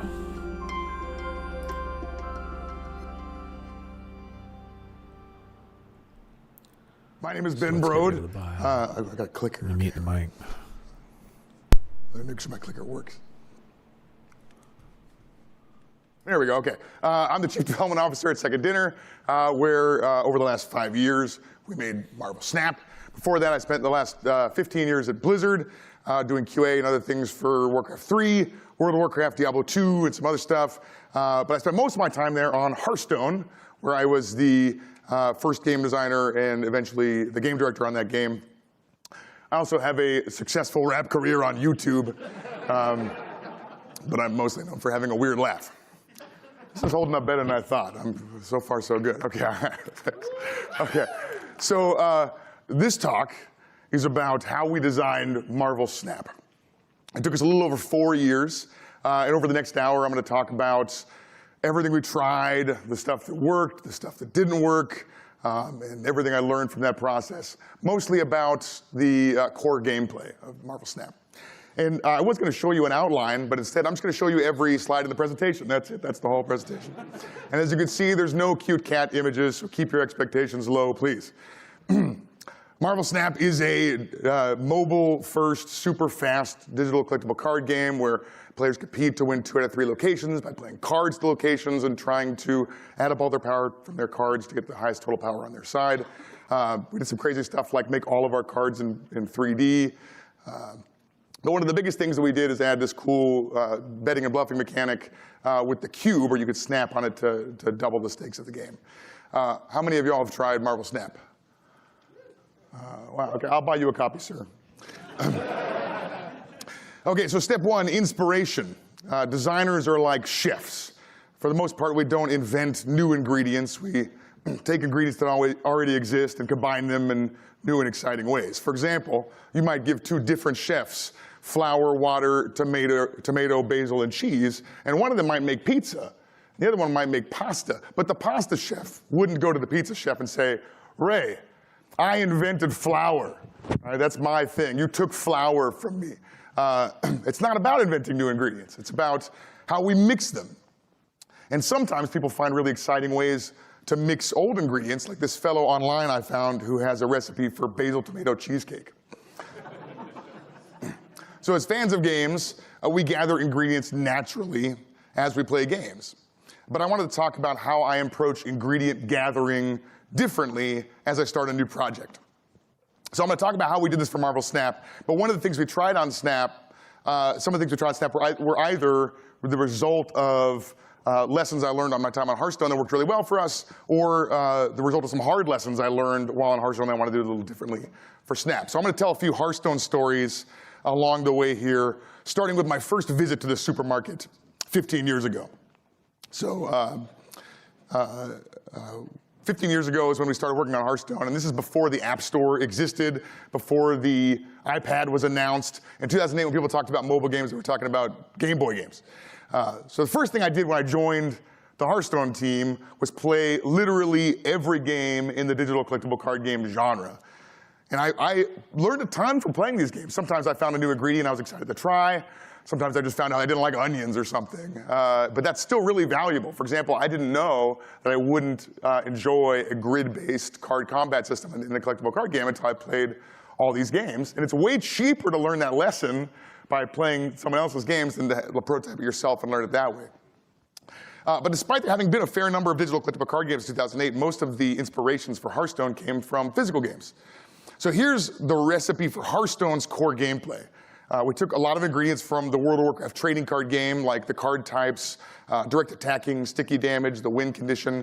A really important ingredient from Battle Spirits, which is being re-released soon, which is the mana system. And then we came up with a few important innovations like hero powers, no responses, weapon durability, the fatigue mechanic, and general low complexity. So I asked Mike Elliott, who is the designer on Battle Spirits, how he comes up with new ideas for games. Because he's designed like hundreds of board and card games. And I have not designed hundreds of games. So I was like, how do you do it? How do you go? And he told me he gets all of his game ideas from games conventions. He just walks the show floor where everyone's showing off all their new stuff that they've been working on. And he just lets ideas come to him. He just soaks them up. And then when he leaves the convention, he's got like 12 new ideas for games. This is a supermarket. It's full of ingredients.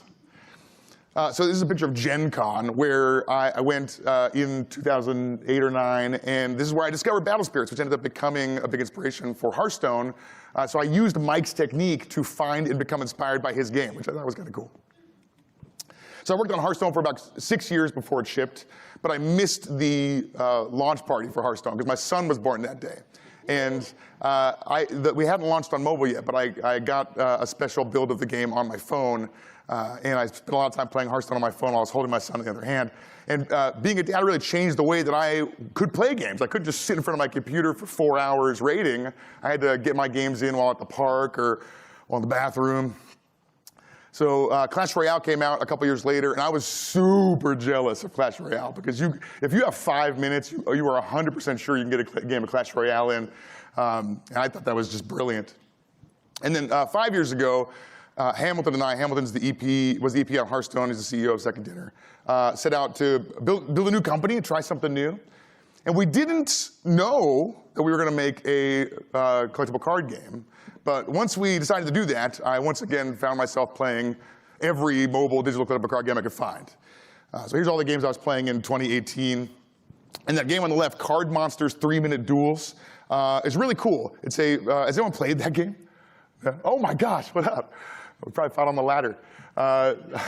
So it's great. It's a vertical, mobile, digital, collectible card game. And in some ways, it was the proof I was looking for that there was something really cool in the space. I'm going to tell y'all. So, what was the recipe? Let me show y'all the best. What was the best online card game I ever played? Middle monitor. There we go. Where's Steam?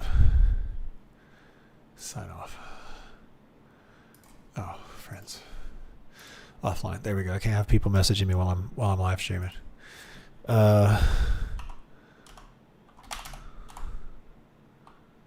Duelist 2. Oh my gosh, it's out. No way. Is it back? They brought it back. It's back. When did this happen?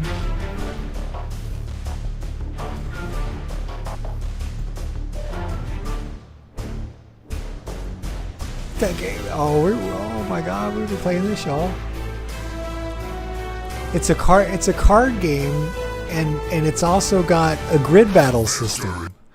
It's both. Look. You summon your character, you got the special abilities, and they shut this bitch down like years ago. Hold on. So what? They got Duelist GG and Duelist 2. Hold on. Free? Duelist 2 is free? When did this come out? Choose your faction. Why are there two? And why are there... What the fuck happened? Let's consult the Bob. Consult the Bob.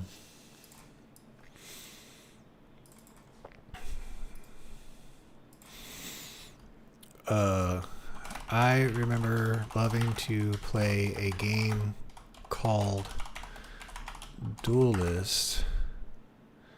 It was a deck builder that also had grid-based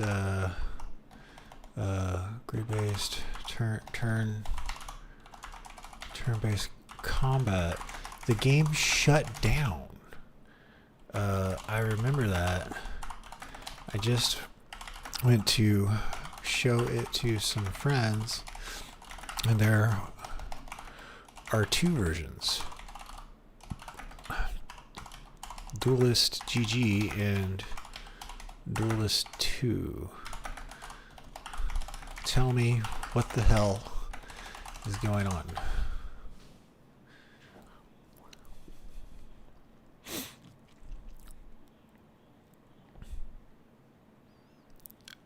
You're right, Duelist, the beloved card battle, was officially shut down in 2020.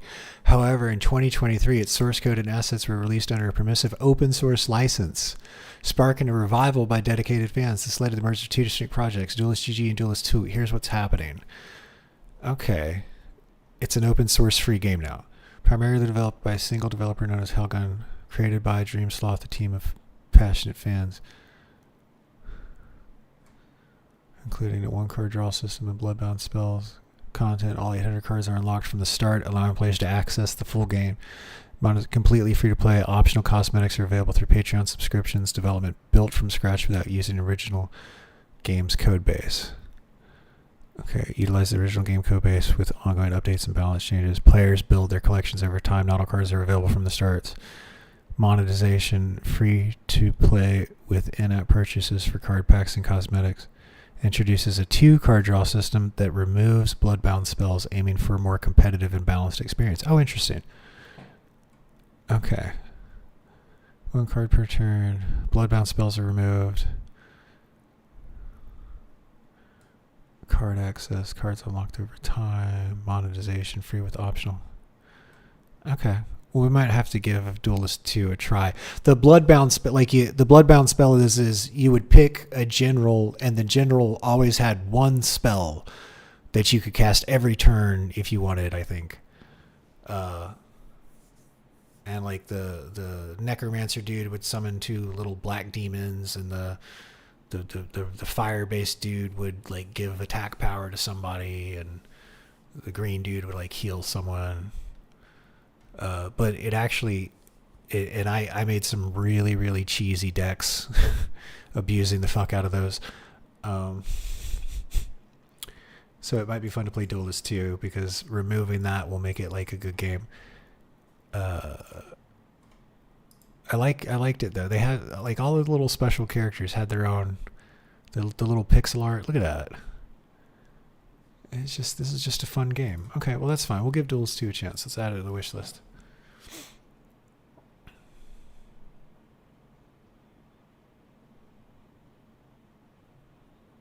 It's really unique, addictive, fun. Yeah, see, look, everybody loves it. Love the game, but unfortunately there's a very small group of players and almost impossible to enjoy casual gaming. Oh, okay. Giving it a thumbs down. Current state of the game is general, very fun, pixel turn-based. The game's way too fast-paced and they snowball out of control. Sounds like a skill issue. Okay.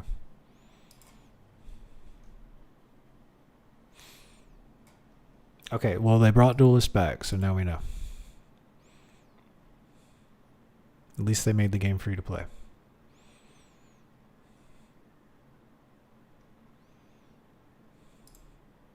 There. Let me finish my workout. Wow, my voice is better when I talk deep.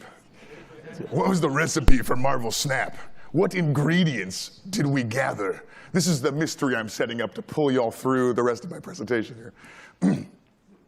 So we had a bunch of ingredients running around in our heads, and it was time to prototype. So this is what the first prototype for Marvel Snap looked like. I'm serious. Okay, so we were sitting around brainstorming game ideas, and Hamilton said, you know, I've always wanted to play a turn-based strategy game with the backgammon doubling cube. And so I booted up Hearthstone, and every turn of the game, Hamilton said, you know, would you double the cube right now? If your opponent doubled the cube, would you concede? And we got to immediately feel the impact of that mechanic without having to build anything. And through those initial playtests, we realized a couple things about this doubling mechanic. It increased the emotional range, right? Instead of just 1 star per match, you're playing for potentially a lot more stars. We spent less time losing, right? In a normal game, if you have like a 5% chance to win, you got to play that all the way out, right? Because you might win. And that period of time where you're like probably going to lose can be pretty grueling, like the final 6 hours of a game of Monopoly. But when you're incentivized to bail out because you're going to lose less cubes, you can just leave, and you spend less time in that grueling zone. Games that you don't play all the way to completion are faster, obviously. But there was 2 other things that I think had a really big impact that I'm going to dig into a little bit more. So the first is zero sum is zero fun. If 2 players play a game and one of them wins and the other loses, and it is as fun to win as it is not fun to lose, you have created net zero joy. You just moved happiness from one person to another. So we were trying to avoid this situation. There's a bunch of ways to tackle this. The first is bots. It's one of the easiest ways to avoid zero sum because you just have a player who's winning and nobody's losing. So I really like PUBG Mobile. I played a lot of PUBG Mobile, and the first time I played it, I got first place. And the second time I played it, I got first place again out of 100 people. And I started thinking, you know, I used to play Eliminate on iOS, and I played Metroid Prime Hunters on Nintendo DS. Maybe these skills are coming back to me after all these years. And so I posted this screenshot on Facebook, and I was like, guys, I just won my first 2 games of PUBG Mobile. I'm so good, which is, you know, a little annoying. And all my friends jumped on in the comments and were like, dude, you played 100% bots in those first 2 games. And I got embarrassed, so I deleted the post.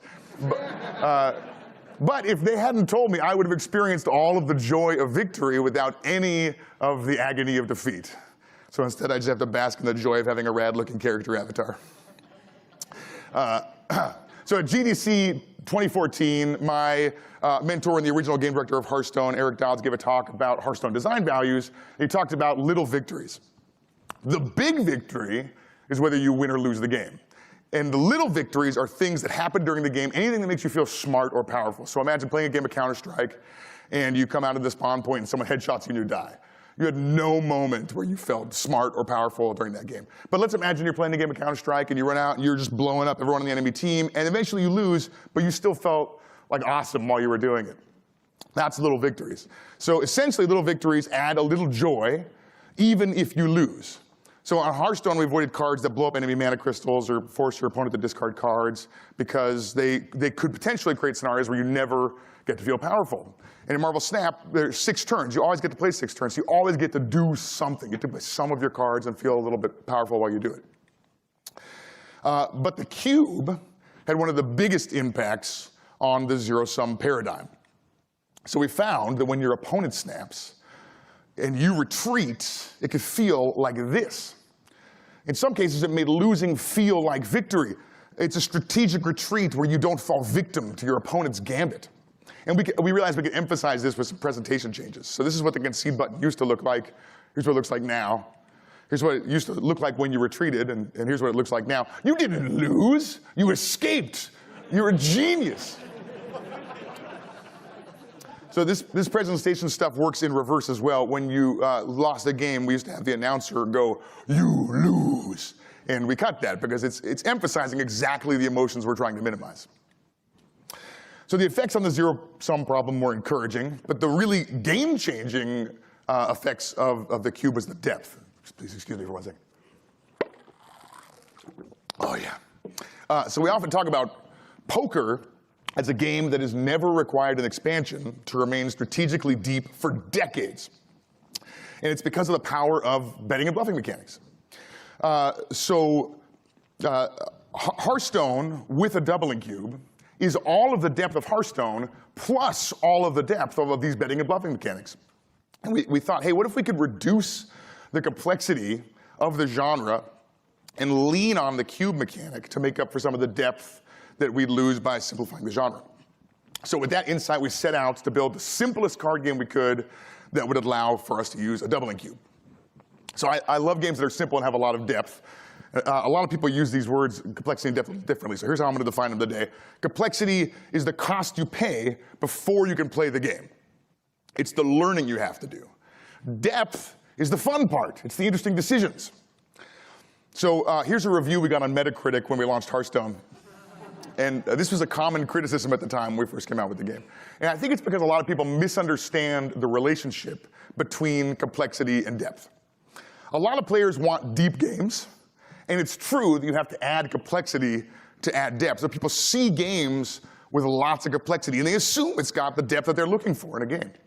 But you can add complexity that doesn't add any depth. For example, if we had a rule that says every time you play a card in Marvel Snap, you have to yell the name of your card into the microphone or you lose, that's an important rule. You have to learn that rule, but it doesn't add any interesting depth to the game. On the other end, there's complexity that yields an outsized amount of depth. We often call mechanics that yield a lot of depth for a small amount of complexity elegant designs. For example, tic-tac-toe is a game that has very little complexity and also very low depth. Go has a little bit more complexity, has a humongous amount more depth. Monopoly has only a little bit more depth than tic-tac-toe, in my opinion, but a lot more depth. This top right box, I chose Magic the Gathering because it has a huge amount of depth, but also AI researchers called it the world's most complex game. So you can mitigate, adding more depth by slowly introducing new concepts over time, right? And if you get more depth by adding complexity, shouldn't you just keep adding more complexity to get more of that depth?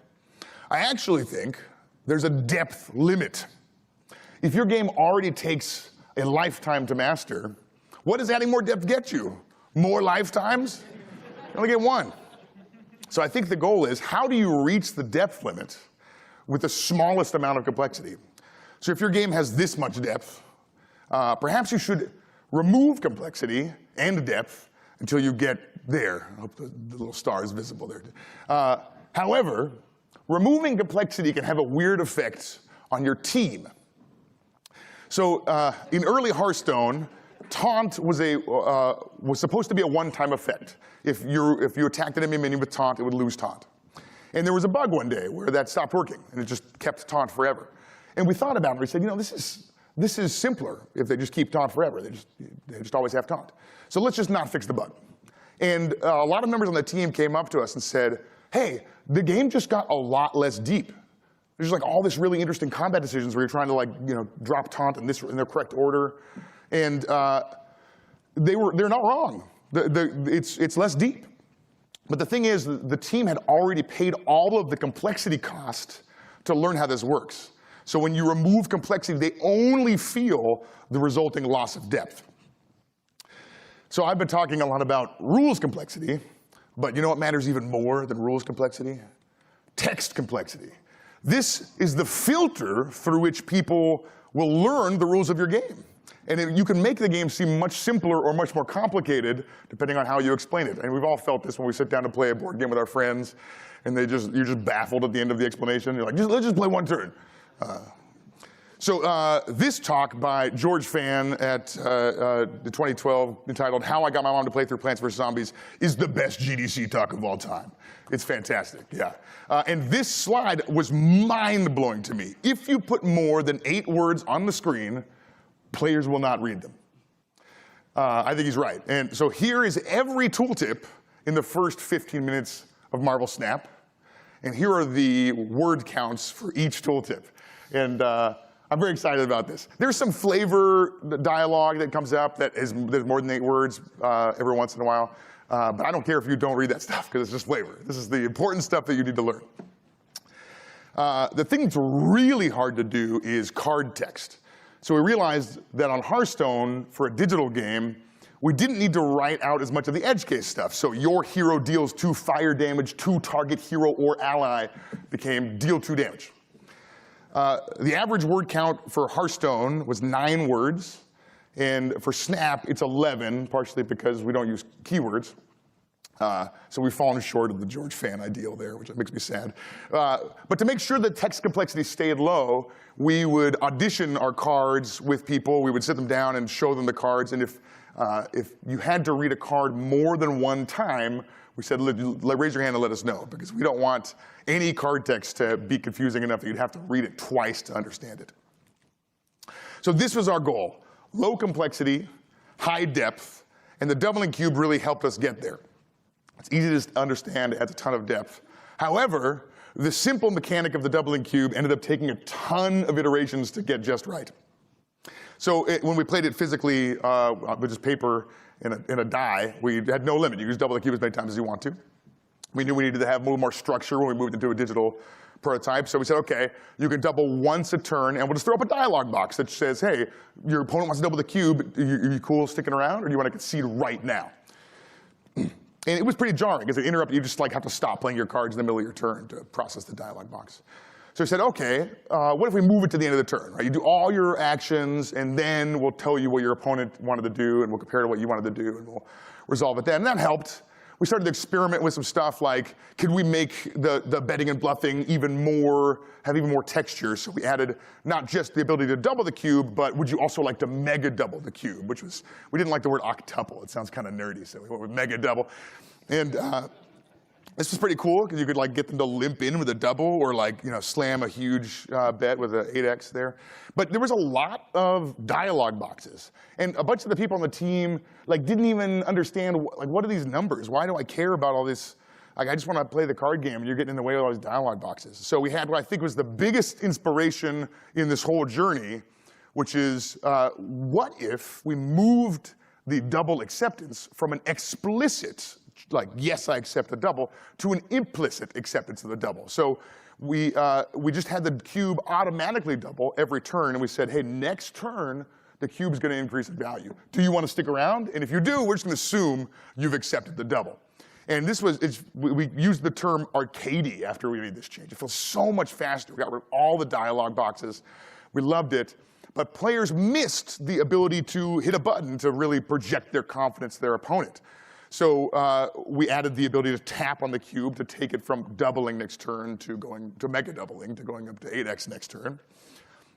And this caused another problem, which was if you're playing most of your games for hundreds of cubes, but on turn 1, you're only playing for 1 cube and your hand is just slightly less than average, you should bail out, right? Just like only play the games where you have a chance to win hundreds of cubes by having a great hand. So people were conceding on turn 1 most of the games. We realized we had to bring in the range so that the average cube game and the starting cube game were much closer in scale. So we got rid of all the auto doubling and just let people snap a couple times. Hopefully that would bring it down. People missed having the opportunity to bail out before the game ended. They really liked feeling like an excuse to leave. So we combined all of our approaches up to now. We added 1 auto double at the end of the game, so you could bail out on turn 5 if you want to. We had 1 snap where you could tap on the cube to double it. Eventually we added the snap back, and that's where we ended up. That's how we got there. It was quite the journey. But why did we call tapping on the cube a snap? And for that matter, why is the game called Marvel Snap? It's because naming is impossible. This is one of our many brainstorms where we tried to name the game, featuring such hits as Marvel Cosmic Posse, Marvel All Caps Orb. We briefly considered calling the game Infinity Stone, Heroes of Marvel, but we didn't do that. Give me about 20 minutes to stop to cool down after the workout. And then we'll move on to Elden Ring. I was going to do some video stuff. It's kind of late. That started late tonight. We might just move over to Elden Ring. I'll think about it. We'll either do Elden Ring or we'll do a little bit of video editing to animate the live stream layout that you see in front of you. I should probably just start that tomorrow. Let me think about it.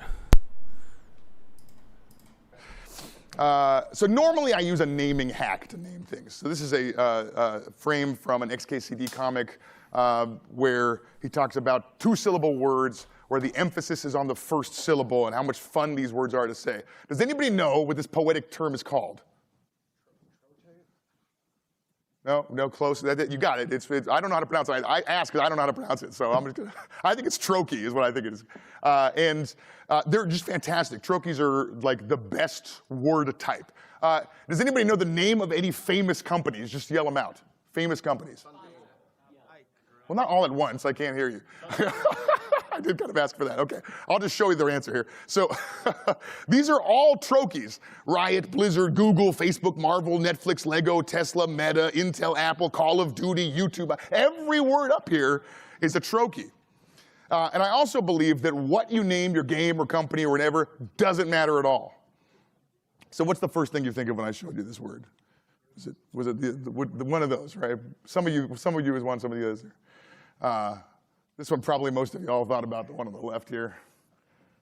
And I don't know about y'all, but I never imagined deer constellations or space dollars when I saw this word.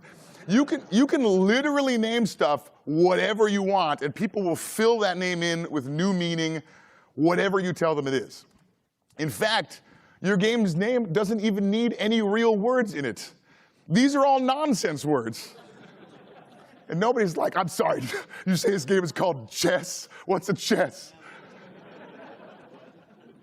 So why Marvel Snap? Well, for years we struggled with the narrative wrapper for the game. Hearthstone has an evocative and grounded wrapper. It's the game that denizens of Azeroth play in a tavern. It's not so much a story, but a setting and a vibe. So what is Snap's setting? Does it have a story? And how do we tell it? Well, this is the thing I hate more than anything in video games. Welcome to Marvel Snap. The evil villain Thanos has assembled the all-power Infinity Stones. Here's some. I hate this so much. And to demonstrate the point, I've created the story tier list for you. So at S tier, we've got a story for the ages. At F tier, we've got a boring story. And here's the thing. At A tier, no story at all. It's just not that much worse than having a story for the ages. So if you are choosing between having a boring story or just cutting all the story out, cut the story out, please. And I consider vibes and setting to be really different than story. Some people say, when I say story, they hear plot, and I think that's accurate. I don't have to understand Street Fighter story to be able to enjoy it. And the game doesn't even try and explain it to me. They just say, Blanca versus E Honda, fight. And nobody asks, well, hold on, why are they fighting?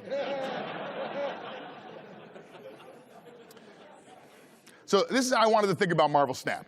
But despite that, we tried to ham-fist the story in anyway. So here's an actual presentation I gave the team here. The Infinity Stones have been destroyed. Their shards spread throughout the galaxy. Forces have moved to collect them. They cannot fall into the wrong hands. The stones must be reformed, but he can never know. Marvel Snap. So the plan was not to actually tell that story in that way in the game, but to use it as the setting for why you'd want to get cubes, and we called them Infinity Stones at that time, and what your goal is in the game. So players would collect Infinity Shards, and as they got more and more of them, they'd assemble Infinity Stones, which would unlock new features in the game. And we ended up pivoting away from these gameplay mechanics and the theming associated with them, as you'll see here. But we loved the name so much that we decided to keep it. And to tie the name back in, we named our most iconic gameplay mechanic after the name. Oh, snap! So, thank you. Naming it a snap was a last-ditch effort to make our name make any kind of sense, now that we've stripped all the Infinity Stone stuff out of it. So why keep the name without the Infinity Stone theming? We could have changed the name to Marvel Cube or something. Well, we love the energy behind it. We love the snappiness of it. And you know, games are over in a snap. It's a snap to learn. At the end of the day, I think the approachability and impact, inherent fun of the name makes an impact. Okay, so let's check in on our recipe, see how we're doing here. We've got the doubling cube from Backgammon, and 5-minute mobile-friendly experience from Clash Royale. But the rest of the inspirations, once again, came from physical board and card games. Pause for impact, okay. So this is my dad, and when I was a kid, he used to give me his old business cards, and I would design card games on the backs. So I got my first job at Blizzard. I kept all my old business cards, imagining that someday I would get to use them to make card games with. And this is the first physical prototype that we made on the development process for Marvel Snap on the back of my first business cards. So we had the doubling cube. We tried to keep it simple with only 2 numbers per card. We had some kind of weird leveling system. But the big thing that we were trying to achieve was simultaneous reveals. So this is my favorite 2-player board game, Lord of the Rings: The Confrontation by Reiner Knizia, who's the most prolific board game designer ever to live. He's got many hundreds of games to his credit. It's like Stratego, but when you fight an opponent's unit, you both play a card face down and you reveal your cards at the same time and it impacts the battle. I love the mind games in this game. It's incredible. I also love this game, the Game of Thrones board game by Christian Peterson. It also has that same mechanic. When 2 armies fight, you play a card face down, you reveal them at the same time. Super fun. I found myself really drawn to this particular ingredient, and I wanted to experiment with it in card games. So I know this prototype had simultaneous reveals, but otherwise I cannot remember for the life of me how to play it, because we only played it one time. And after we were done, me and Hamilton looked at each other and we said, yo, this game sucks, which was very demoralizing. When you're playing cards simultaneously, you need some kind of context. What do I think they're gonna play? And then you could play around those suspicions. So we need something to start on the board to give you that context. And I should have known that we needed context, because I used to participate in professional rock, paper, scissors competitions under a freeway overpass in Los Angeles. So rock, paper, scissors is totally random, right? It's pretty boring. There's very little strategy in rock, paper, scissors. The thing is, at these tournaments, you get 1 minute of taunting before the match begins. So most people come in character, like the Barber or Sergeant Scissors. But sometimes people just use the whole minute and go, paper, paper, paper, paper, paper, paper, paper, paper, paper, paper, paper, paper, paper, paper, paper, paper. And hilariously, that adds some context, right? Are they telling the truth? Or are they trying to double bluff me? So this game, Smash Up by Paul Peterson, doesn't have simultaneous reveals, but you can play your cards to locations, and the locations have special abilities that make each game a little different. And I thought this could be a really cool way to give the game we were working on some context for simultaneous reveals. And they did. So Mojo World, for example, is a location that gives you plus 100 power if you have more cards than your opponent.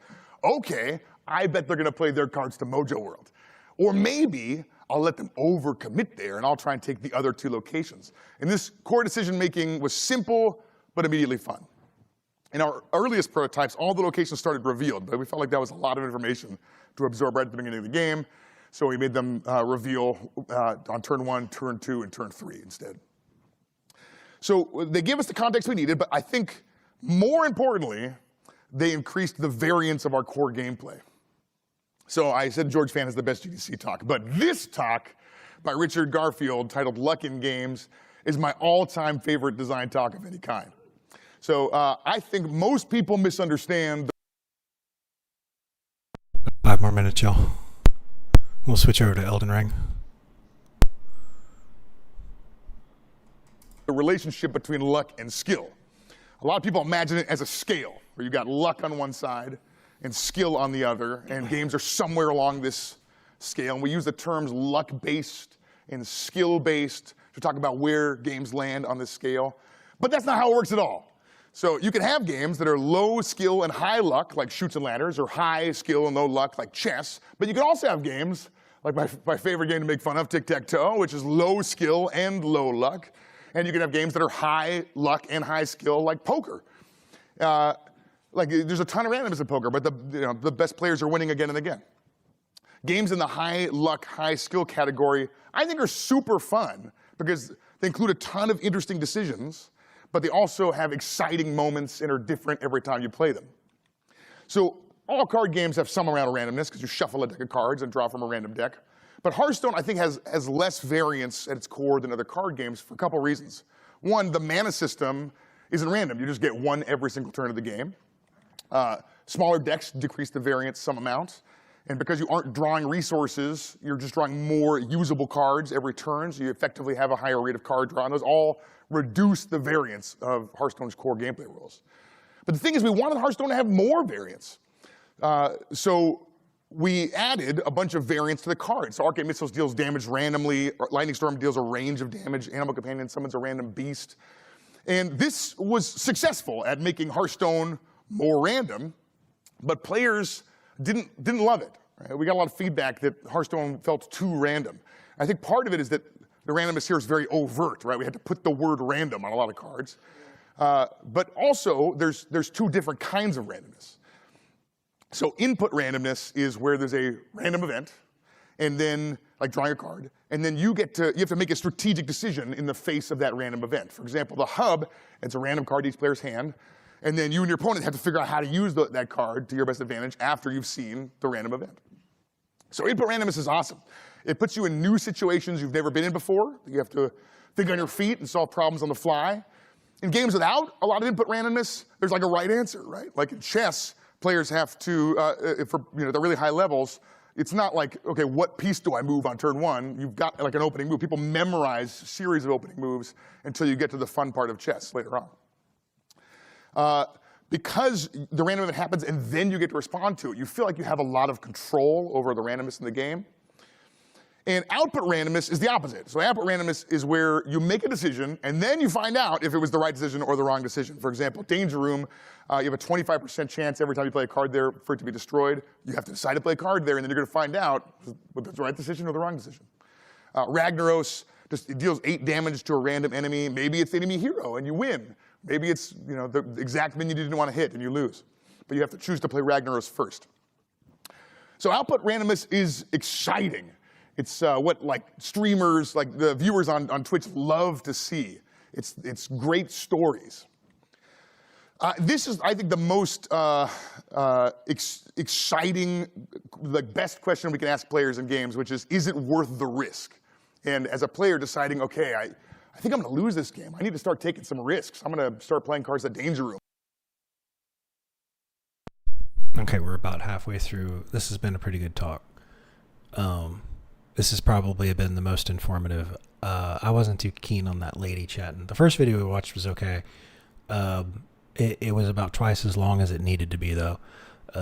The lady, those are different games that don't really hold my interest. The more advanced mechanics here that this guy's discussing was definitely a lot more interesting. Let us get ready to die a lot. What's wrong? Why isn't the Twitch chat?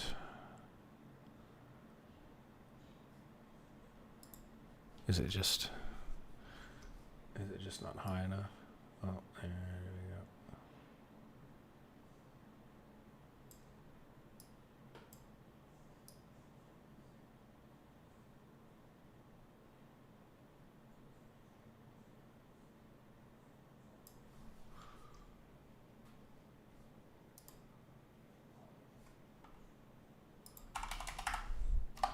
There it goes. I was just making sure chat worked.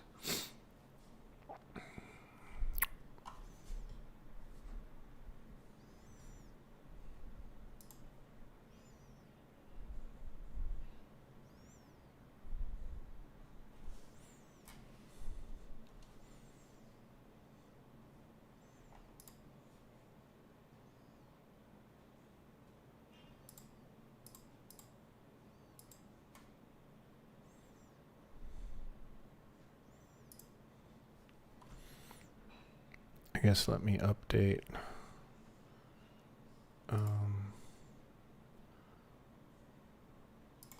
Stream info.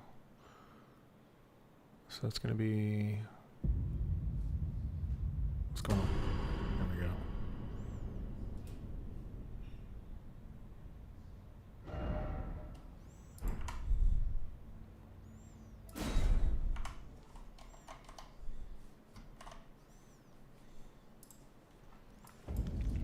Let me just update Twitch.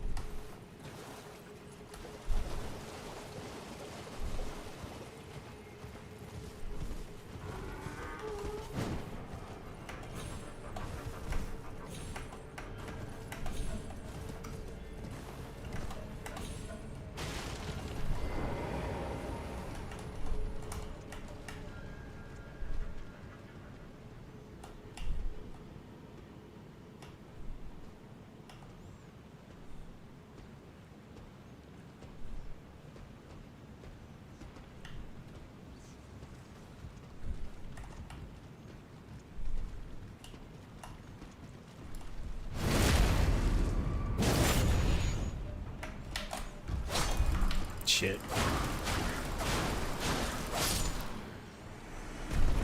That was lucky. I gotta remember. Oh shit, he coming.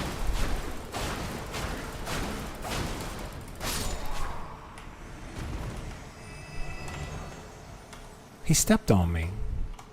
He came down the ladder and stepped on me.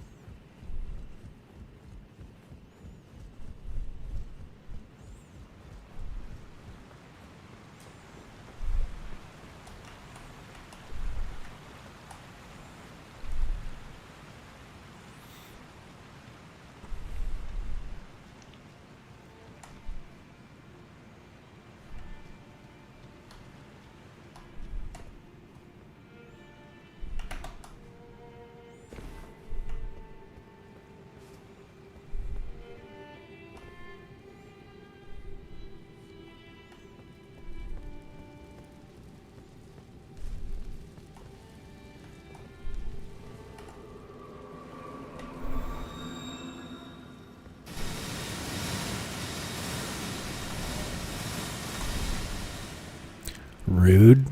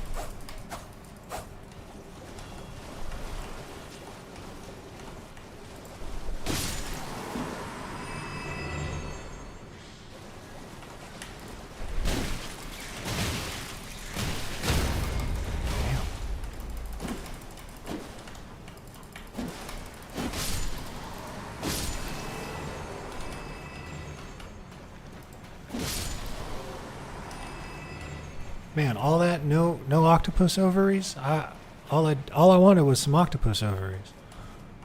Oh, is he aggroed on me? You gotta be kidding me.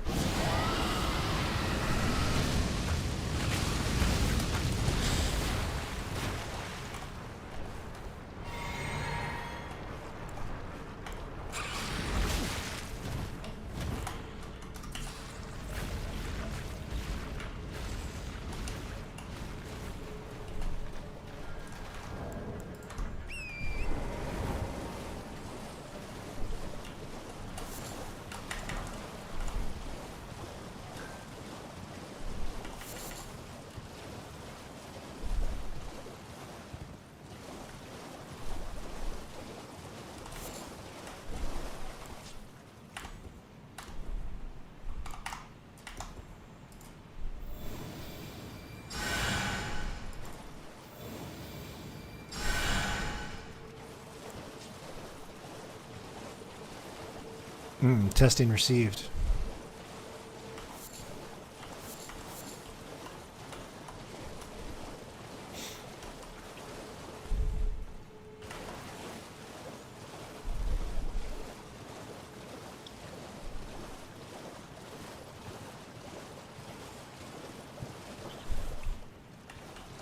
Oh, what's that?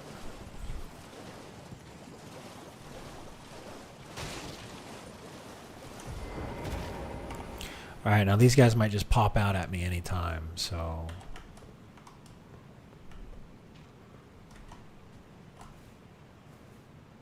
We gotta get to that, I think we gotta light that pillar.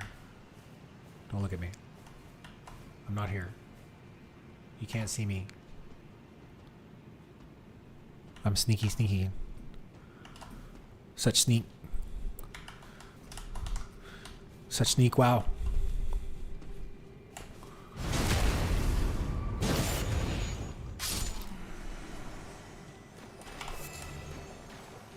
Did he get pillared? He got pillared like in World of Warcraft.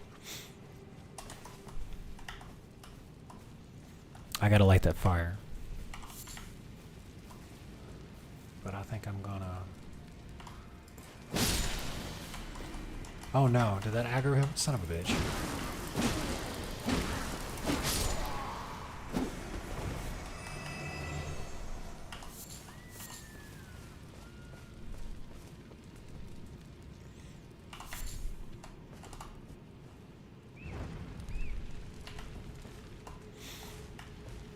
Okay, I think there's only one more of those to light.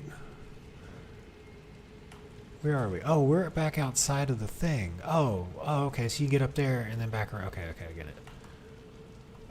Let's go see. There's an ancient thing over here. Hold on. Ow! Jeez, what was that? An arrow?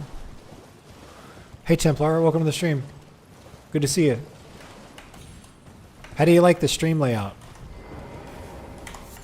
We're going to probably make an animated one in a couple of days. I want to play Night Rain. I got laid off recently, so money's a little tight. So maybe we do like take up a collection specifically for Night Rain. Like I'd like to play Night Rain. I just can't justify spending money on it right now. That's too bad too, because FromSoft seems like the type of company that would actually launch a good game day one. Unlike Blizzard from about 2012 onward. Okay, yeah, there's one more pillar. What's up here?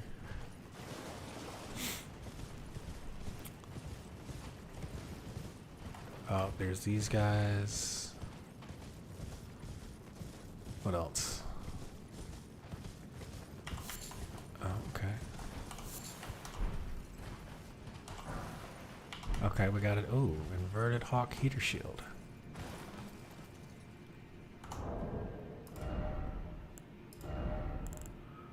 What's that do? Less physical power, but more magic, fire, and lightning defense. A tad less, 1 point less holy.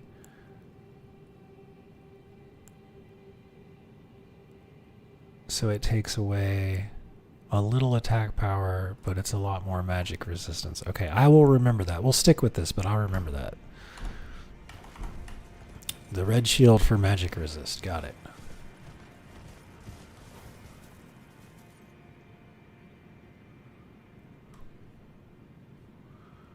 Do I want to kill those guys? Nah, let's work the objective first. We got one more of these pillar things to find, it looks like.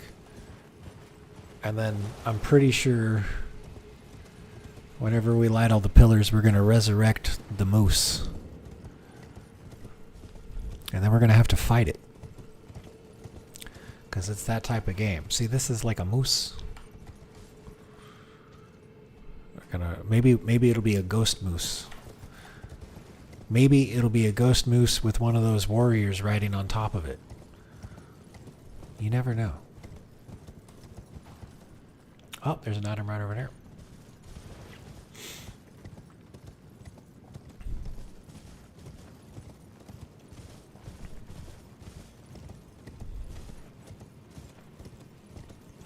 Oh, not that way. Not yet. Not yet.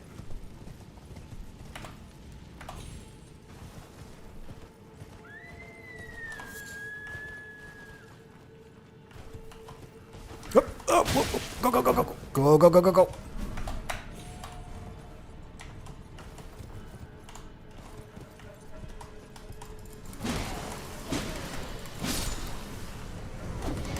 Oh, he's casting spells.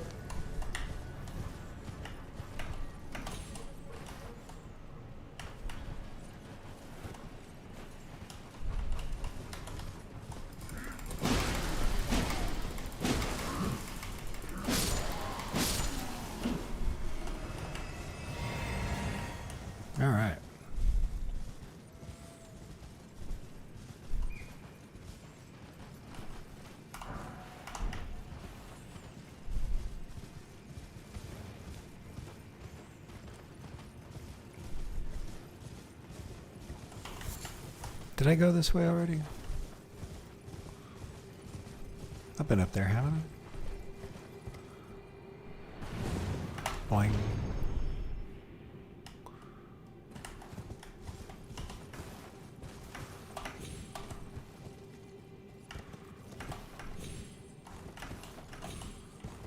Whoa! Whoa, whoa, whoa, whoa, whoa, whoa.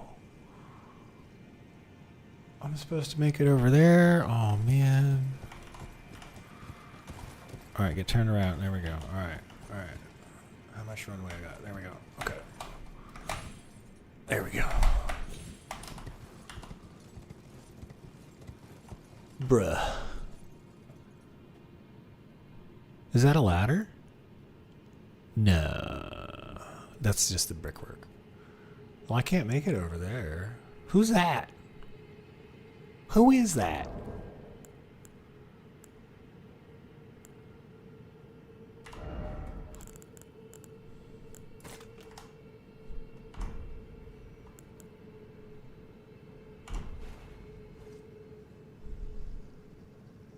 What he doing?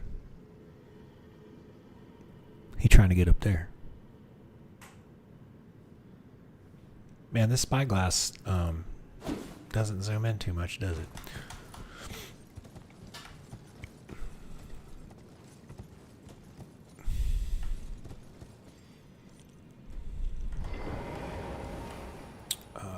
We're just gonna get off the horse to make it back over there, it looks like.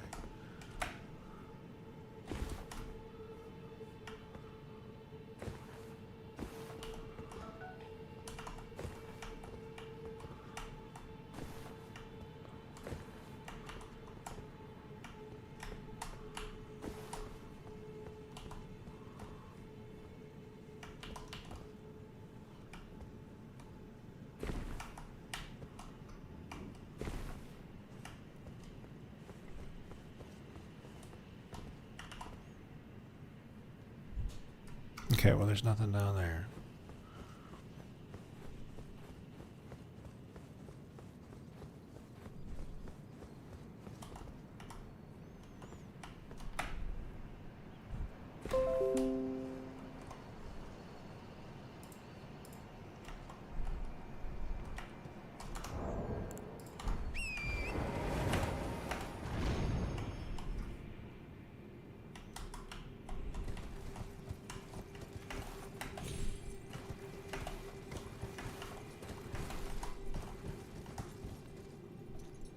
Alright, well, we made it. We gotta find one more of those things.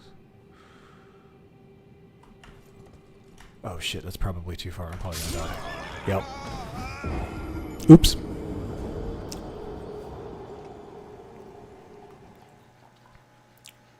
I got a little too comfortable up high. I can't blink at the last second and not take any fall damage.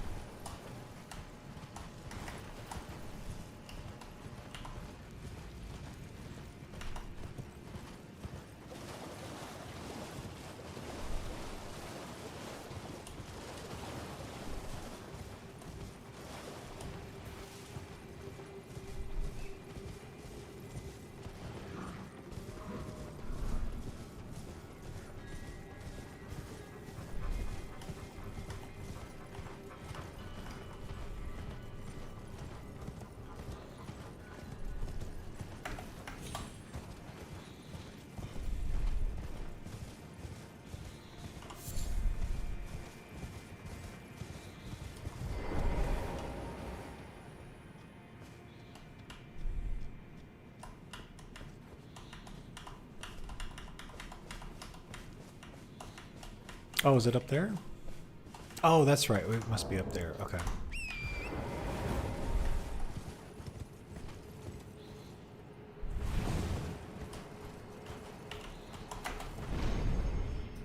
There it is, right there.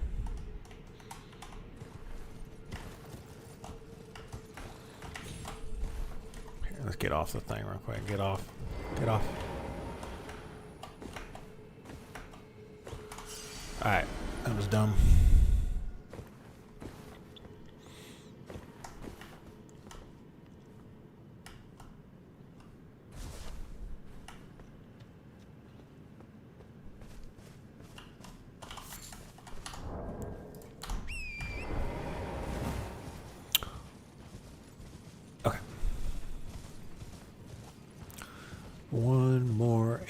fight the boss.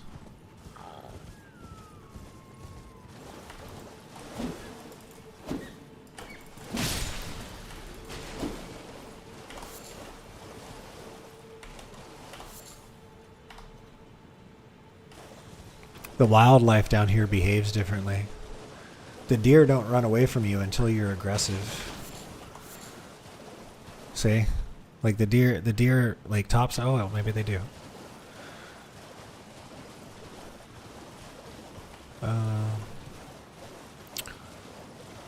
What's up there? Oops.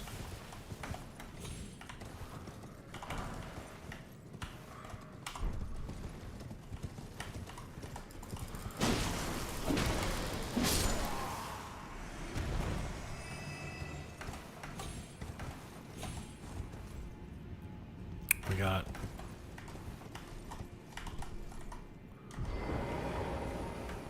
another teleporter.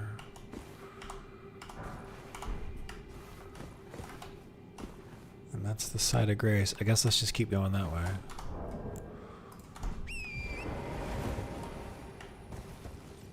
We'll try the teleporters in a minute. What the hell is that? Oh.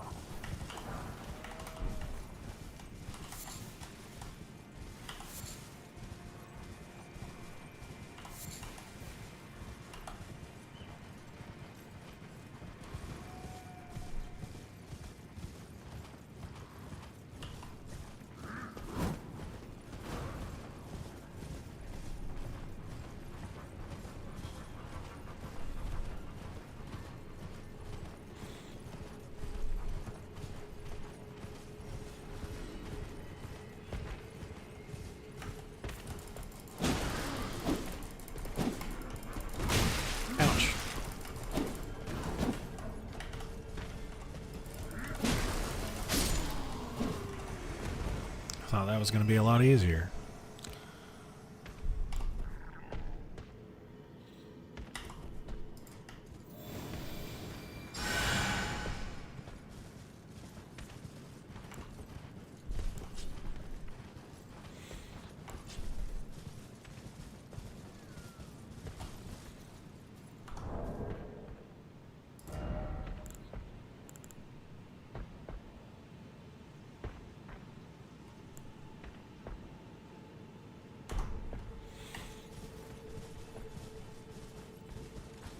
There's another teleporter.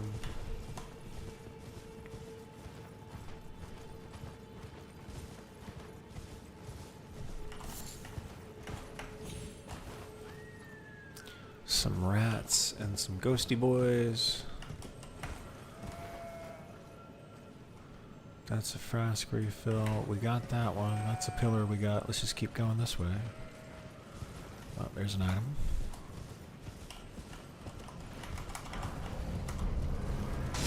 Oh, they oh, ho, ho. Okay. Okay.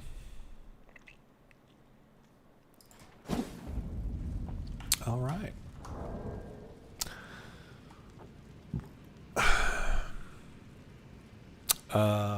What are we gonna do? Let's get over there and then we'll develop our plan. Cause maybe do I just? Is my vigor too low? Like everybody tells me my vigor is too low, that I shouldn't even be here right now. I guess you know what we ought to do? Let me get those rune back, and we're just gonna farm. We're just gonna farm like 2 or 3 levels real quick at some places I'm familiar with. We'll make a good time of it. I'll feel a lot. I feel like I'm gonna like this character in 100 levels. I'll have all the stats where I want them. But until we get there, oh, thank goodness. Okay, cool. Let's get the fuck out of here.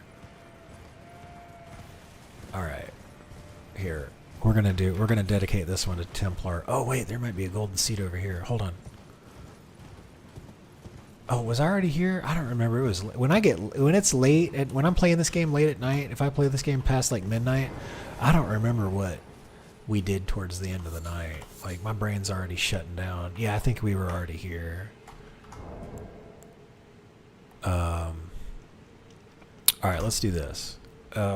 Let's get some levels, and we will come back. Oh my! Oh no!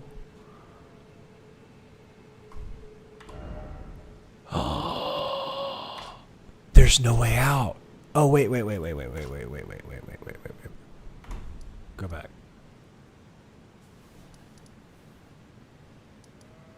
It's got to be over here. We should be able to get the elevator back out this way.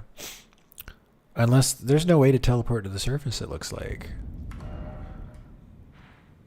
Place beacon, marker, sites of graves. Show above ground. Oh, that's it. That's how you do it. Oh, my bad. Okay, here we go. Alright, yeah. Here we go.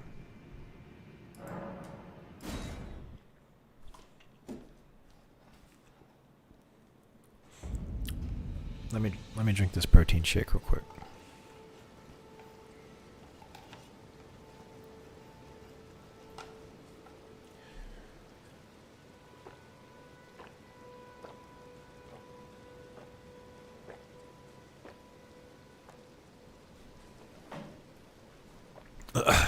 Okay.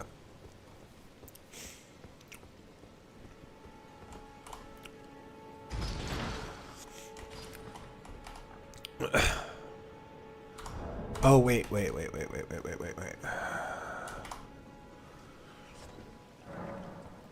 Flasks.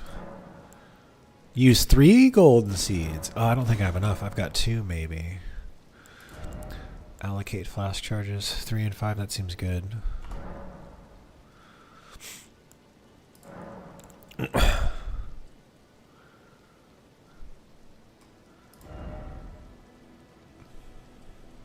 Okay, so we need 17,500. What spells we got? We got I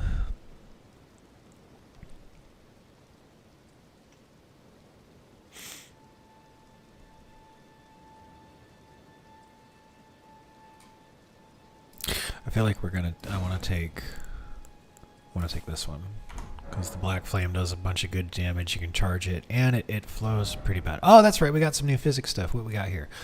So right now the physics significantly negates damage received, temporarily boost strength. Okay, what else we got? Temporarily boost stamina. Okay. What else? Enhances charged attacks for a time in a mixed physic. Okay. What else you got? Significantly negates damage. Steadily restores HP. Restores half of HP in mixed physic. Okay. Let's go back to boost strength and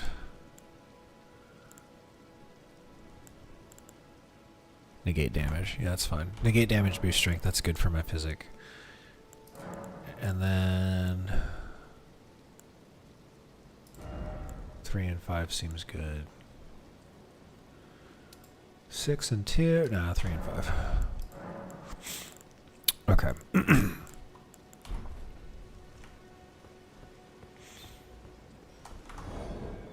Okay, let's get rid of the...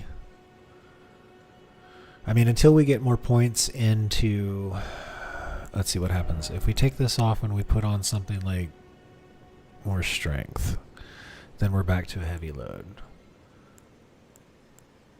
So this lets us equip. This adds like 8. We can add like 8 pounds. Raises the maximum equipment load by like 8. What's that do? Raises potency, sorcery. Oh, that's right. Critical hits restore HP. We lost instead of runes. Okay. Raises maximum HP. That's fine. Let's do the run with all this equipment because we got those. We might need the arrow, but we might need the bow and arrow. We really might need it.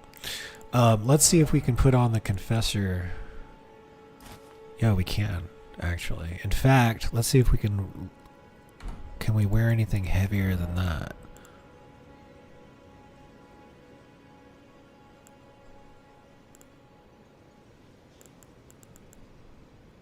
No, that'll put us in a heavy load. Okay. But we do have the full Confessor set on now. Alright, great. What else?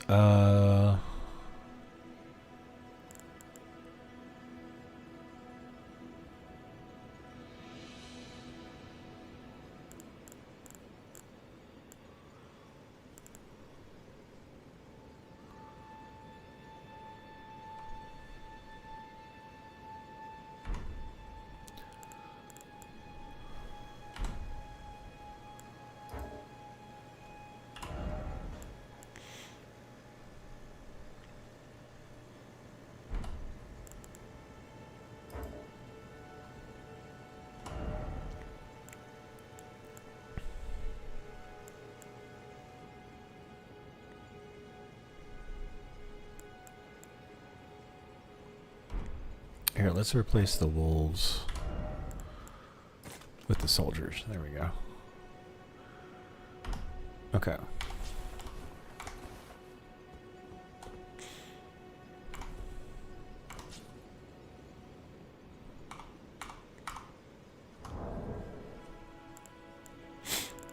Okay. Since we're gonna be we're gonna grind out some levels real quick. Maybe like 2 or 3 levels. And I don't know if this is a good place to do it or not. We've got 4,500 runes. Let's see what we get done when I get done slaughtering everything in the castle and on the battlements. Now we have to get ready for this. So to get ready for this, what I got to do is first you have to go to where the music is. You got to turn the game music all the way down. Okay, that's step 1. Okay, and then what you do is you have to alt tab out, and then you got to go over to YouTube. And then over in YouTube, you got to search for. There we go. And then you just start playing the music.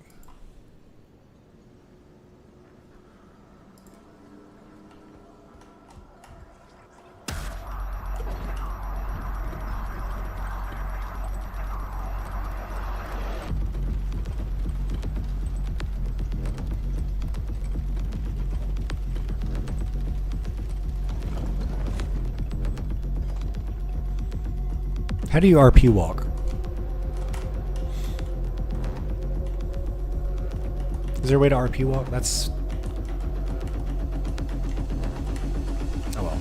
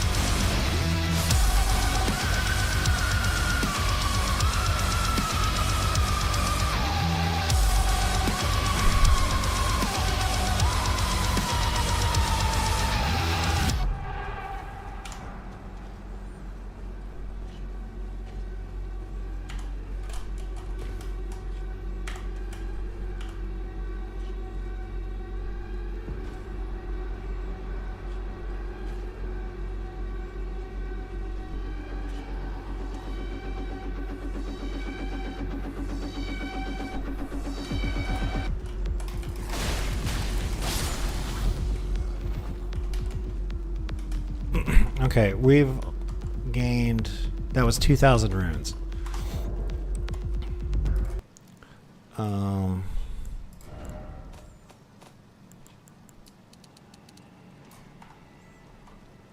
That was a pretty safe 2,000 runes, but there's got to be a better way to do that. So...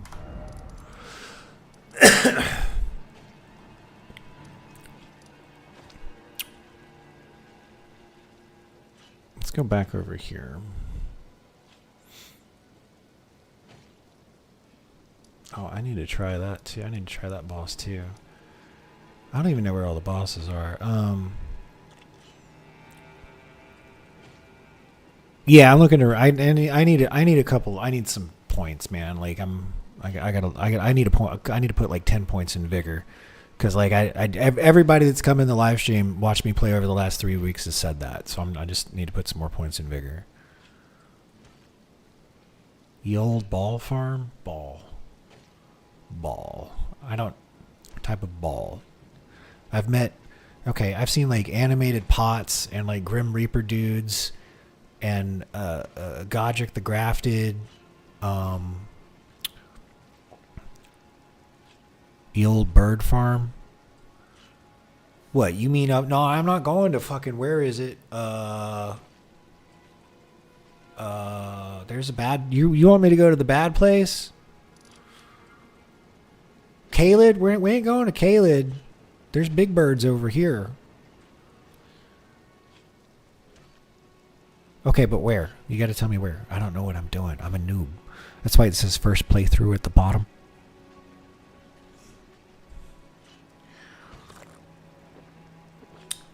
Deathforge, if you keep me in suspense on where this is anymore, I'm going to scream. The location, sir.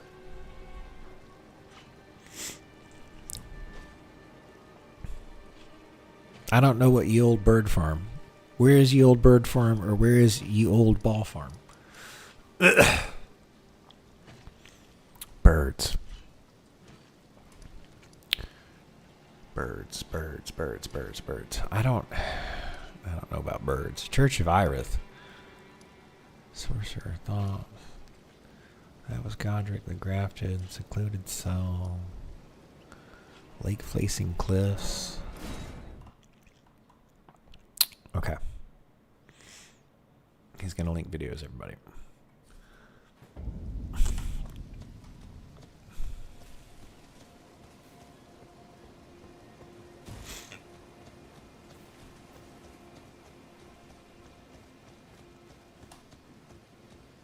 I don't think you linked it right.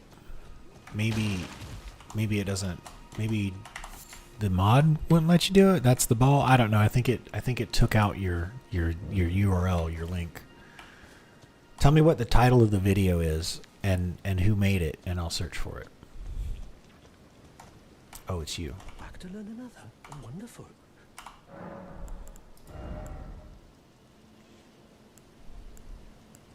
Oh, this all requires intellect.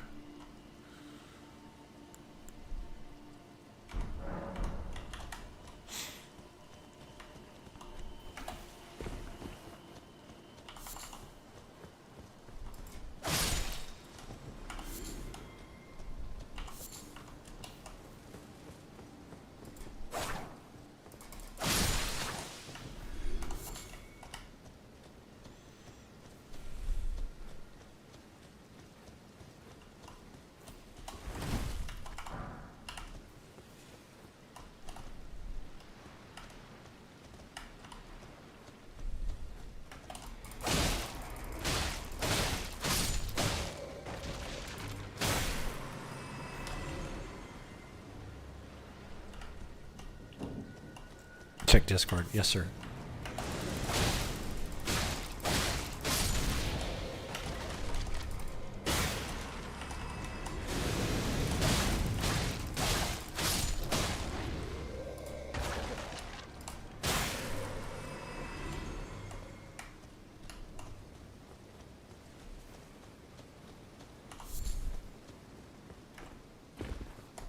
Okay, I think we're safe. I think we killed all the bad boys around here. All right, let me go look at...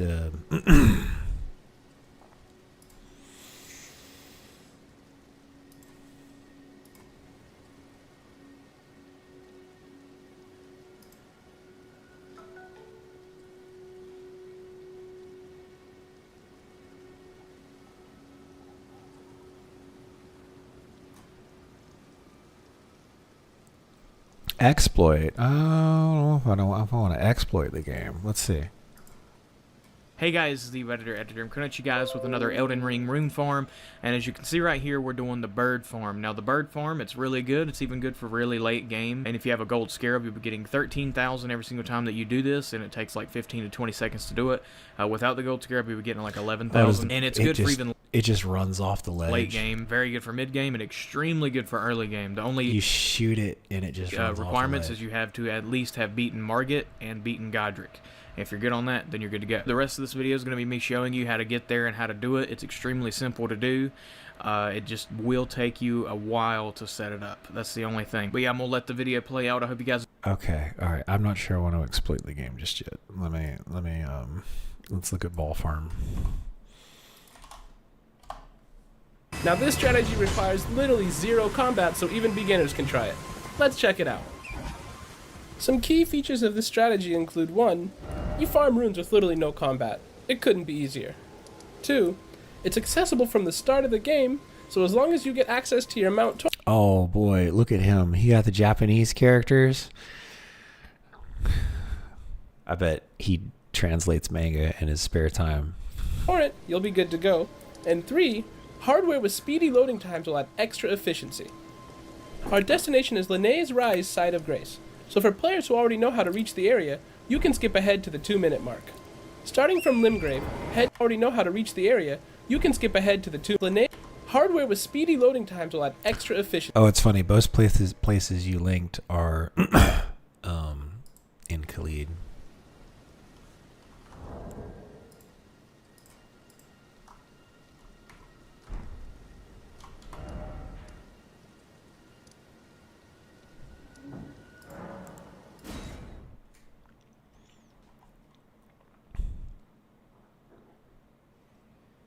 There is some pretty good XP gain in here.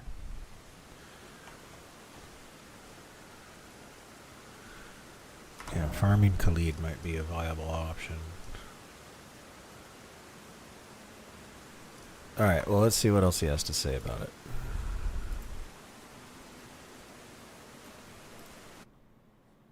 Here we go. Our destination is Linnaeus Rise, Side of Grace. So for players who already know how to reach the area, you can skip ahead to the 2-minute mark. Starting from Limgrave, head to the warp point located north of the 3rd Church of Marika.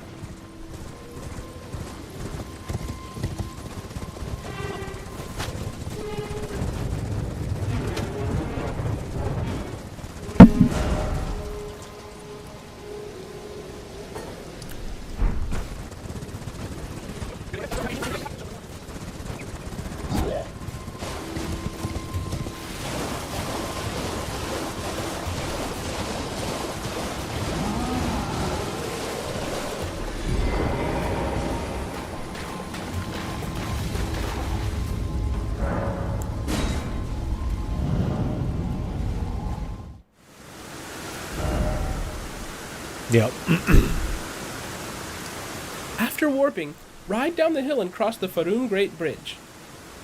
Oh, okay. So, alright, I know where that dude is.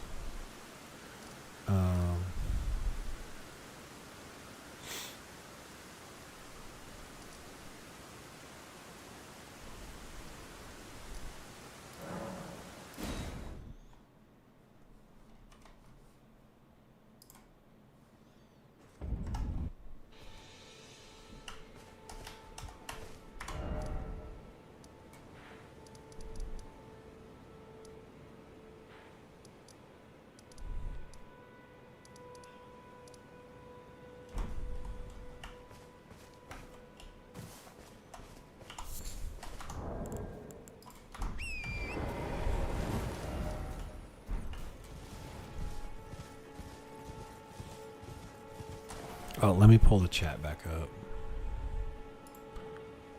There we go.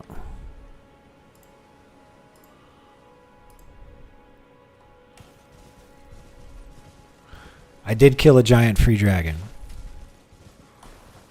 And somebody told me to use the golden claw thing, and we got lots of runes. We did that. And we put most of the points into arcane so we could cast spells.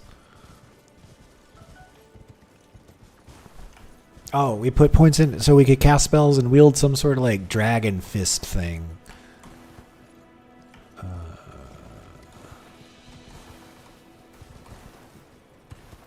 Am I gonna die if I drop down there?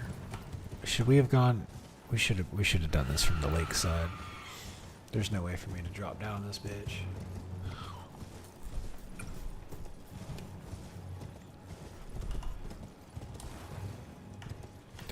Look, there's some ruins walking around right here.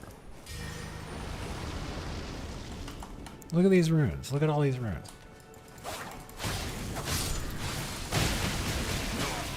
Ow.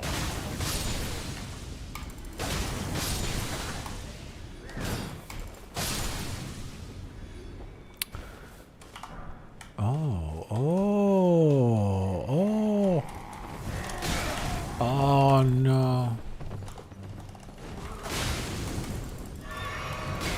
Shit. Oh, I got kicked by the horse.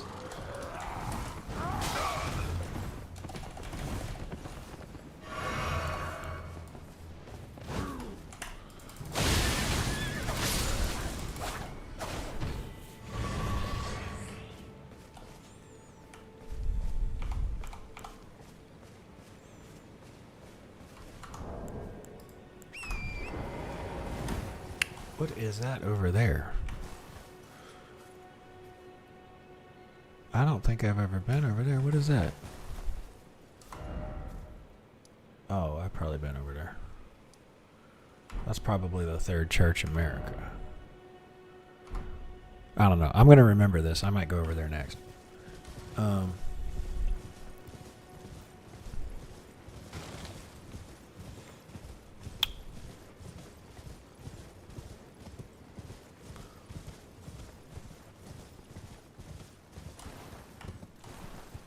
Okay, here's the lake again. We can get down that way. I don't want to jump off and die.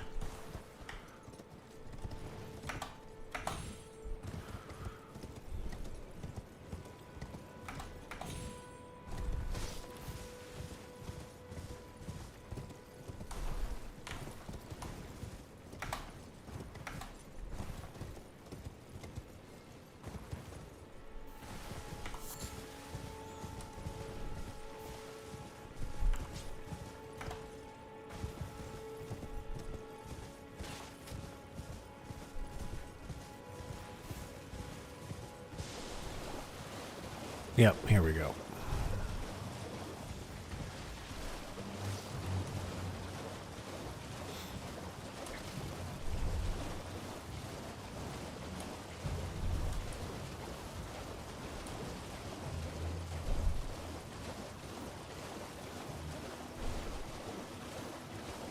Okay, so there's a portal over here.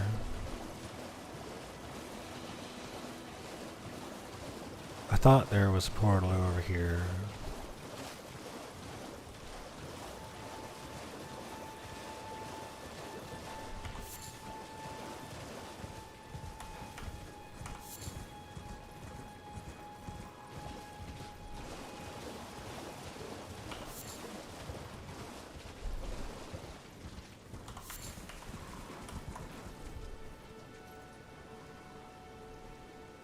Okay, this ain't where the portal's supposed to be.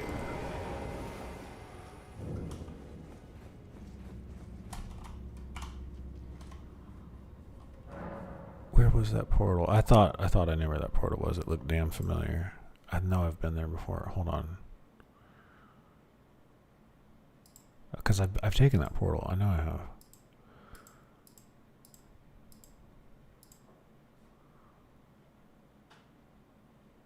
Oh, it's up there? Oh, I'm over here. It's over there. Okay. At least I know how to read a map. Leave. Oh no. Okay, get out of here.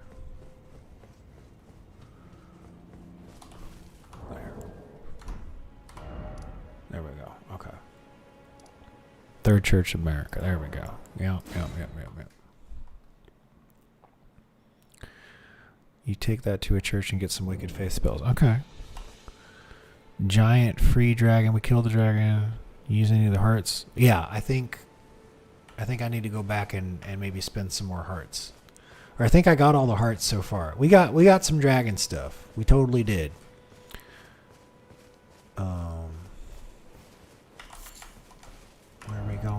going up here, and then it's down in here somewhere. Okay. Oh, the sun's setting. Oh, look at that.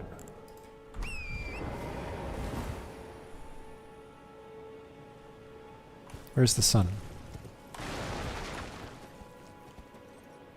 In a week or two, I'm going to play around with some mods that basically give me a bunch of camera controls. And then, you know what? I've got a question for the AI right now. Give me one sec. I don't want to use that window. Where's the one that's already in front of everybody's face? Is this one? No. I guess it can be this one. Here we go.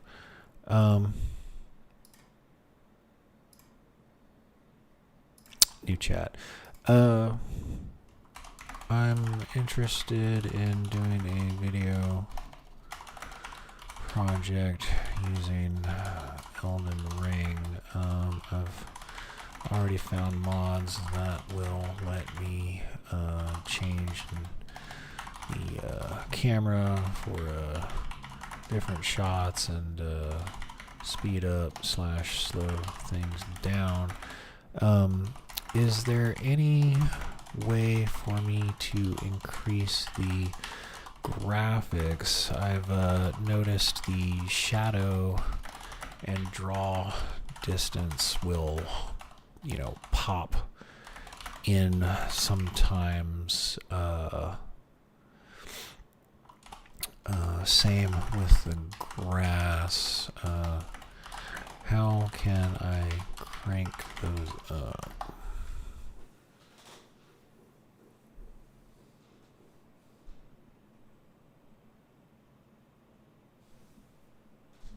Reshade adds post-processing effects like ambient occlusion, depth of field, better sharpening, FPS unlock, and more. Essential tool for tweaking hitting settings. Lets you unlock frame rate, change field of view, disable vignette, and adjust LOD and shadows beyond in-game settings. Oh, modify engine I. Oh, okay, well, we can just do that. This is the most direct way to stop LOD popping. Paste the following high-performance tweak. Use grass and tweak fix mods. Helpful. Optional, but helpful. No grass popping mod in excess. EMB style mods replace default tree and plant render with higher quality assets. Beware of performance hits. Run the game in border. Okay, so we'll just add this to the list of things to do when we get around to making the Elden Ring video. We will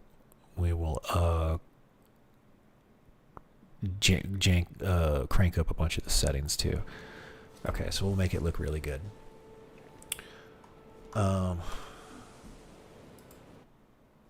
Sorry, let me. There we go. Okay. What are we doing? Oh, we're going up here. I can't get up that way.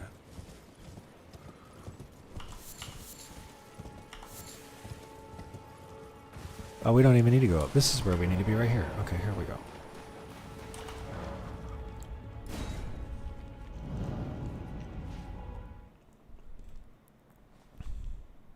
That looks like a cool area. That's right, that's him, and there's Big Boy right there. We do not want to mess with Big Boy. We're gonna go this way.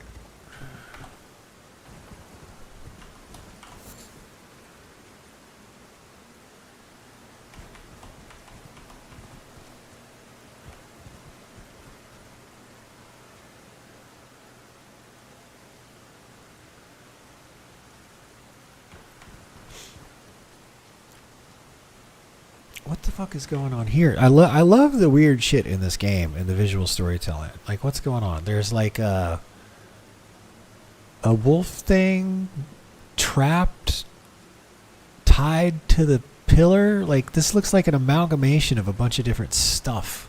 See, there's a pillar in there that's like that Greek architecture, and then there's these big, like, oh, these are like the form. Oh, these are gravestones. These are like the forming gravestones. Oh, okay. There's something. Yeah, there's a lot of these graves. Oh, these are the gravestones that we see busted open. Okay. We've seen gravestones like these before, but they're all busted open. All right, that's wild. Karate chop. Karate chop. Oh, I missed him. Oh, look at that. What is that? Oh, it's a giant, is that the edge of the world? Is that one big waterfall? What's going on over here?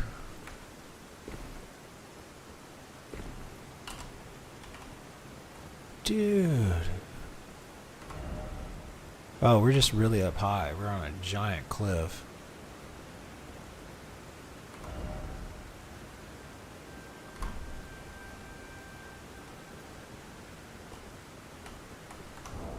Okay, well, I'm liking Wicked Faith spells, Deathforge, so we're gonna do that.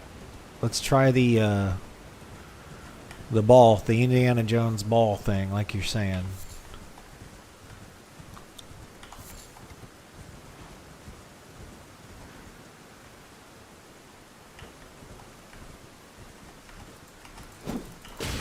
Ow, ow.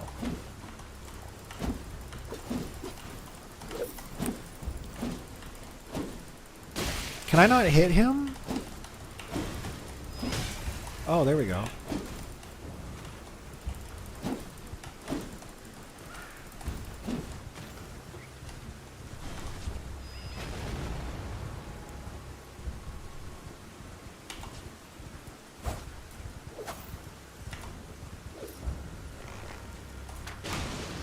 Bitch.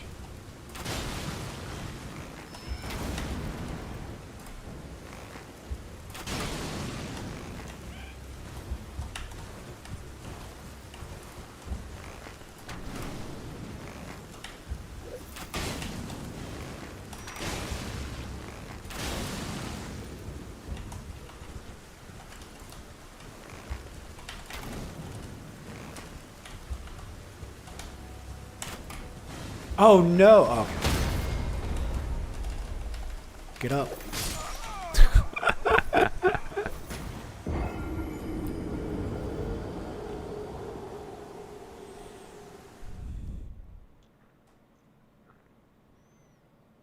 Where is it going to spawn me? Okay, yeah, that's what I thought. Okay.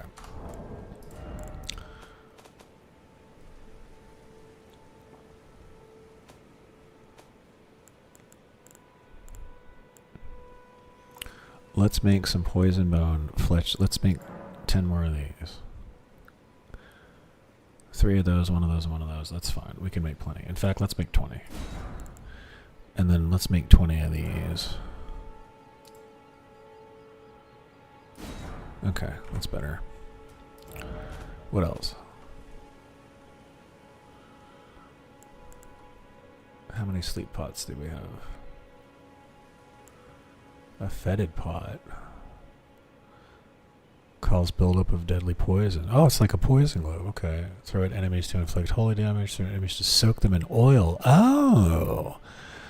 You get the wombo combo. You just, you could throw a fire, oil pot at them and then throw fire at them. And it doesn't have to be from a fire pot. You can just light them on fire from like a weapon or something. What do we got? I know about the Rancor pot. Oh, and the Cursed Blood pot. I don't know what Cursed Blood do.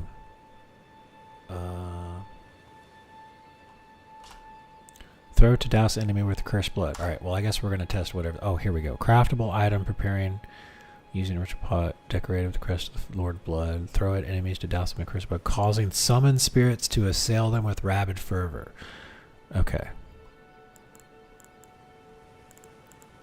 Okay.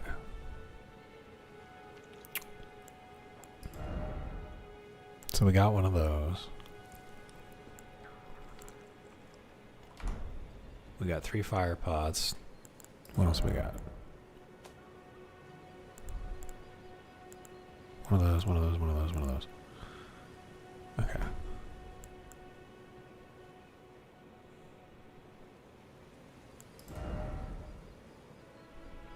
Alright, why don't I try the poison pots? We can make 2 of those? Cool. Alright.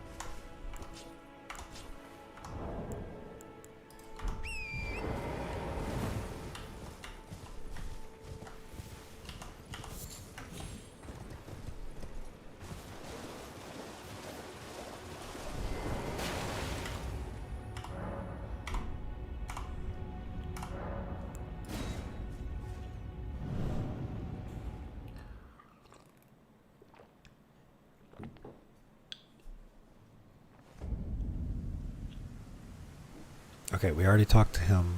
All right, that's right. We're going this way.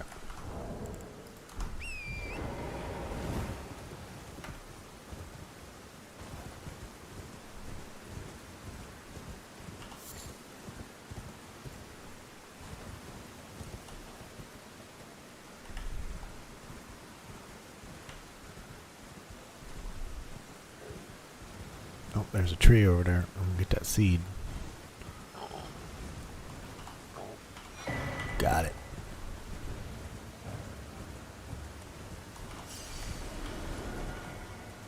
I want another round, bro. I want another piece of it.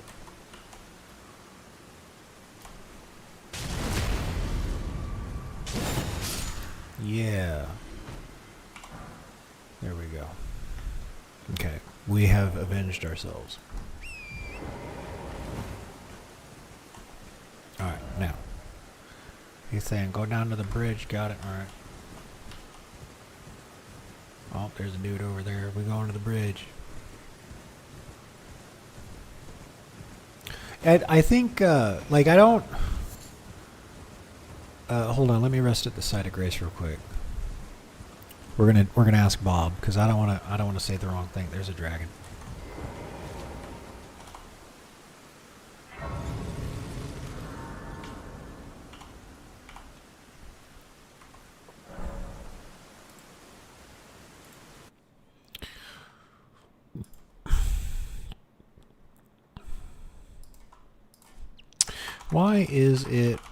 Why does it seem that when I watch my own live stream, it starts out maybe 1 or 2 seconds behind, but after a while I notice that it is minutes behind? What is it about watching a live stream for a long amount of time makes the discrepancy? I can't spell worth a damn. Look at that. There we go.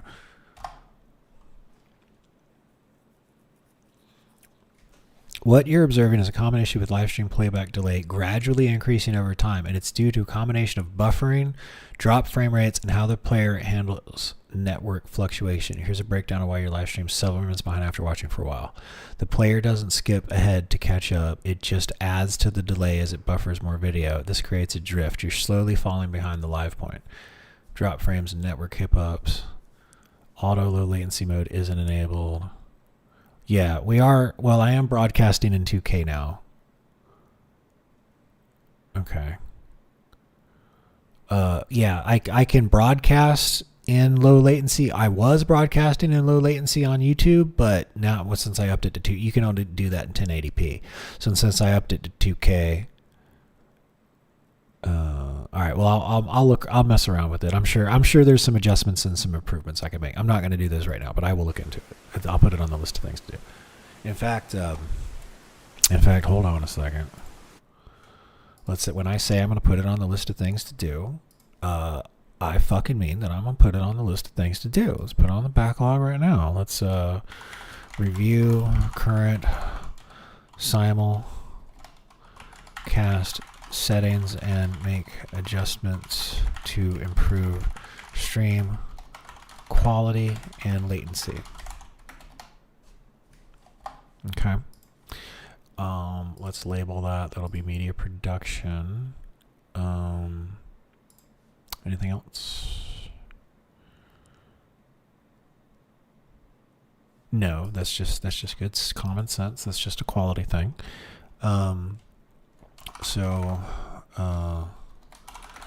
let's just say you switch to 2K and YouTube is throwing some warnings. You also didn't change anything on Twitch when you switch to 2K. Additionally,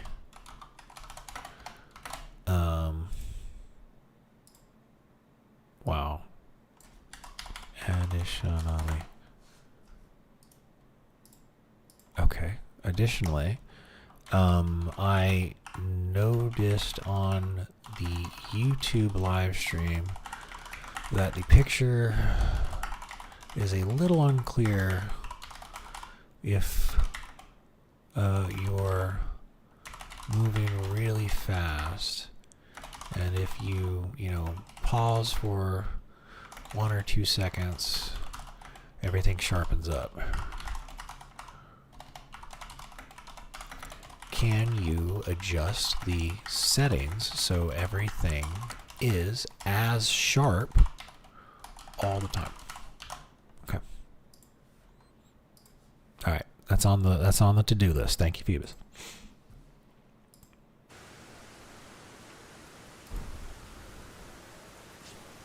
Well, you gave me it might not be my issue, but you gave me an idea to improve stream quality and stuff, so that's what we're gonna do.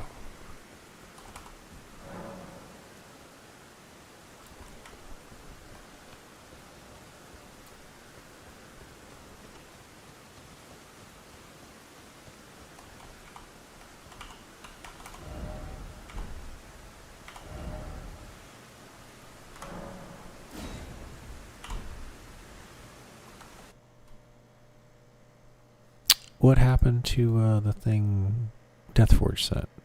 Oh, here it is over here. Oh, let me move this over here. Oh, that's what's wrong. Let's click here to here and move this over here. There we go. Okay, now I got both chats up again. That's my bad. Okay, now what do you say? Yes. We got that. Okay.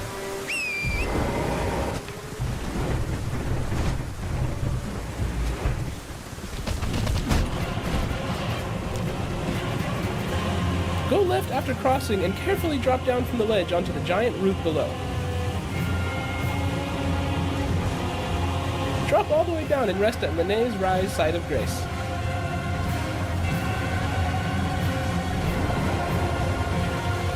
From the side of Grace, go down the hill and a large ball with light emanating from it will fall directly behind you.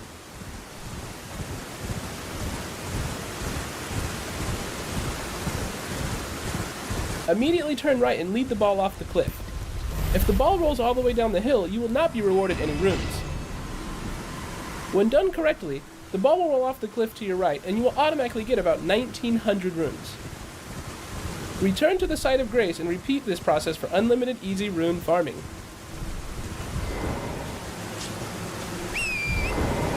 Oh, so you go back at the site and reset everything, and you do it again for 2,000 runes every couple. I mean, okay, let's get like 10,000 runes. That's a little bit cheesy, and I need practice doing combat and stuff too. So I don't want to like cheese it too much, but let's get over there and do that. Let's give it a shot. That doesn't seem like too bad of a. It doesn't seem like a huge ass exploit like that other dude was showing.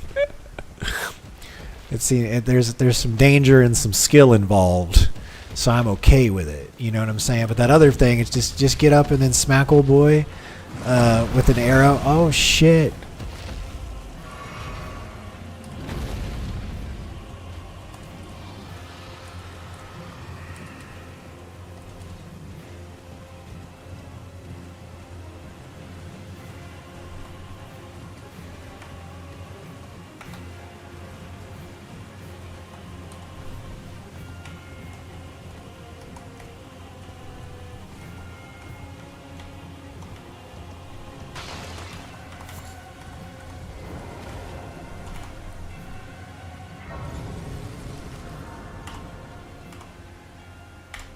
All right, let's do it.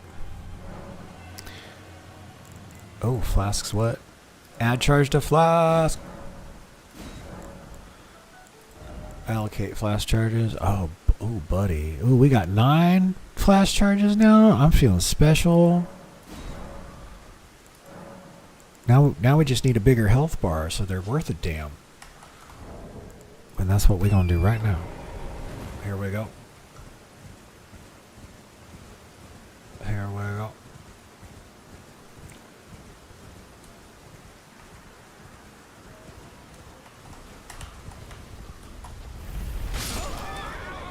Oh no! Okay. Well, it rolled off, so I think we're learning. See, there's a little danger there. See, that at least takes a little bit of skill.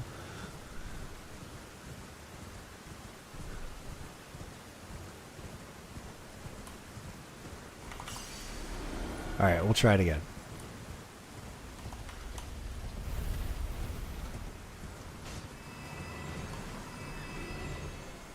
We did it. We figured it out. Okay. So if we do that 5 times... Oh, Phoebus got to compile some of his code correctly. That's good. What is clip?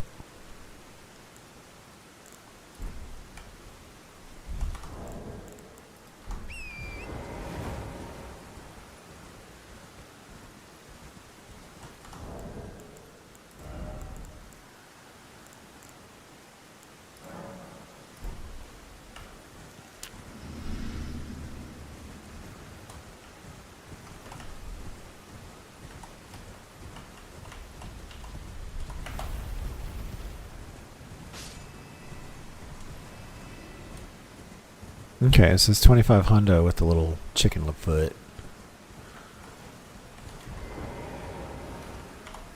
Alright, so that's once. We're going to do this like 4 more times.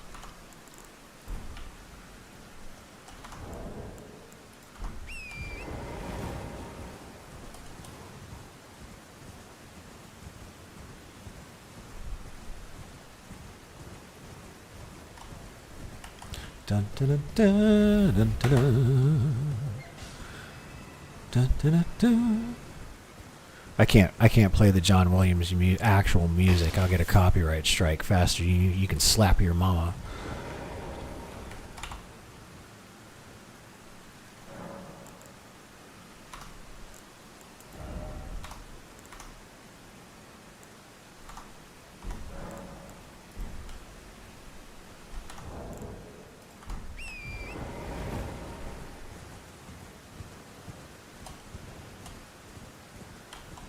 What is that?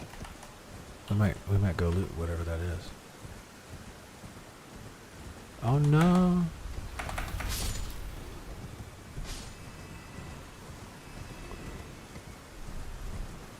I must have got it to run over something. It gave me 2 different sets of runes. That's funny. Okay, I think we're actually at what we need to level up real quick. Yeah, we are. We got...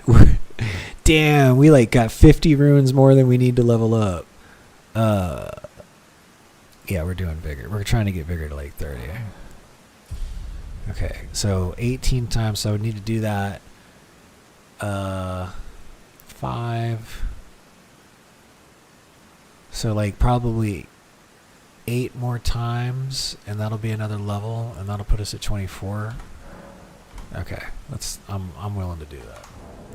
And then I think we'll fuck off. I'm gonna keep doing it while in fact, yeah, let's put the time limit on it. I ate that little gold foot thing. And we'll keep doing it while I got the little gold foot thing buff. Oh, I think I must have got it to run over one of those deer last time.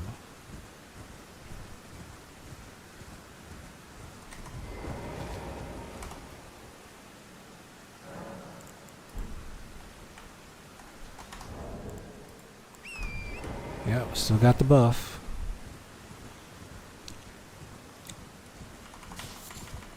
Oh, I should be grabbing that glintstone firefly every time we come by.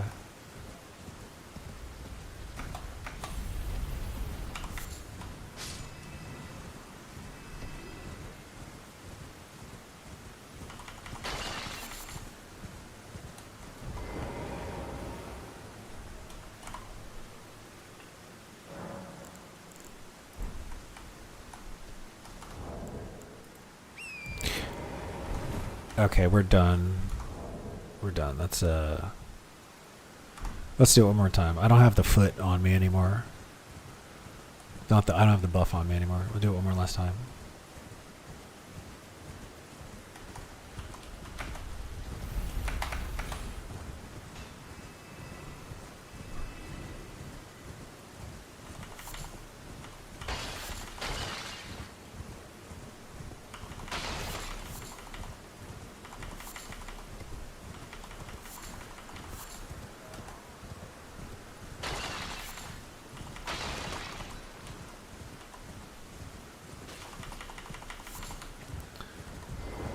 What's this place? What we got here? I got the... You don't have the right. Oh, you don't have the right, by the way. You don't have the right. Oh, that's the message. Close.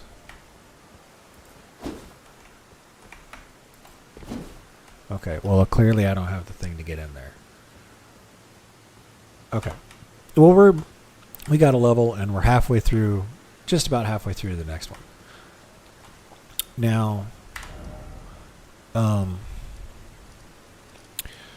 what I'd like to do is get some more runes and explore. Here, let's do this. Let's just consult the AI real quick. Thanks for sending me that Deathforged. I can see why you sent me both of them. I liked doing the one. It got me a level, but I'd like to also do like combat and I feel like I need to learn a lot more about the game. And doing the combat and stuff should help. Oh, that's the wrong one. Let's do. That's Elden Ring graphics enhancements. Let's just start a new chat. I'm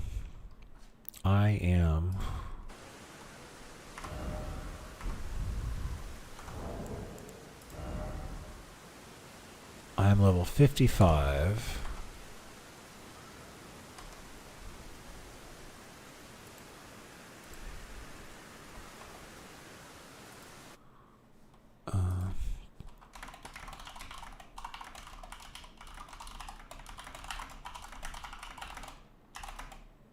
Where to go? Hey, Whiskers.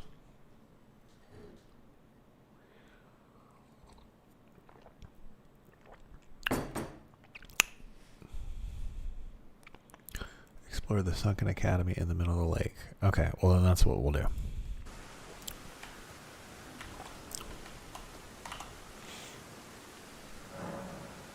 Okay. Oh. I forgot we can just teleport over there. Alright, let's work our way over there.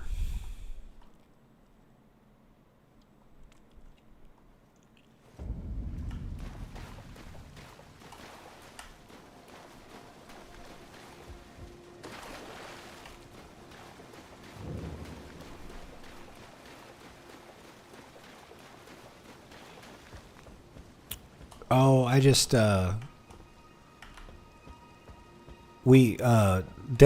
was showing me how you could get an easy 2,500 runes by pretending to be Indiana Jones and letting the boulder roll off the cliff.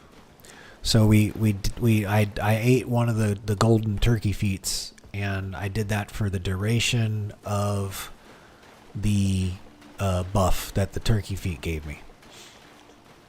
So we got a level, basically. And then he also suggested another thing, but it seemed too much like an exploit to me, and I wasn't really interested. That's just a personal thing. I appreciate that he linked it and gave me the option, but I didn't. It was too much of an exploit for me to want to try it.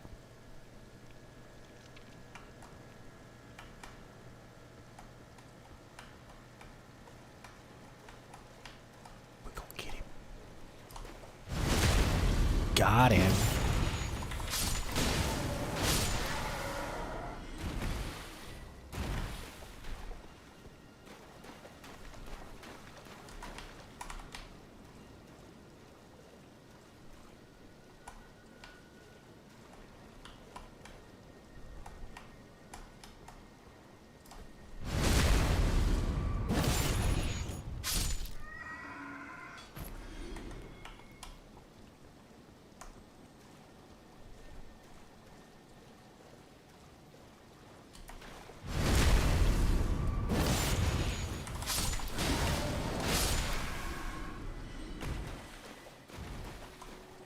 I hear one of them Beetle Boys.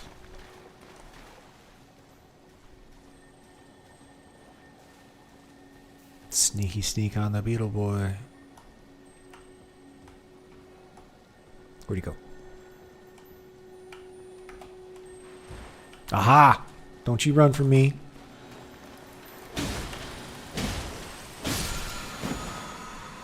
Okay, I'll take that.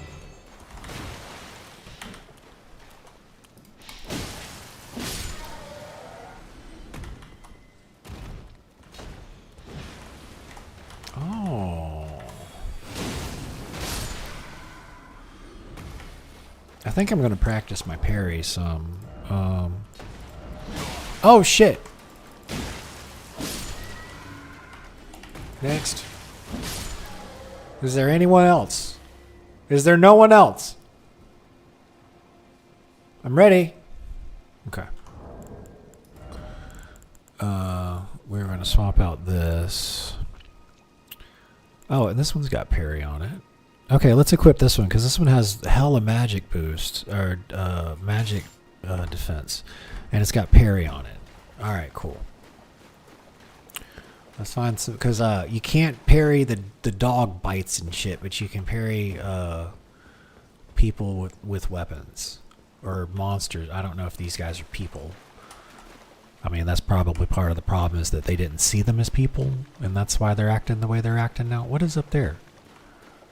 Oh. What they doing up there? We might want to go up there and see what's up there. Why are they up there? We're just gonna do a little poke. We're just gonna poke him. There we go. Okay. You got an item on you? I'll take them runes though.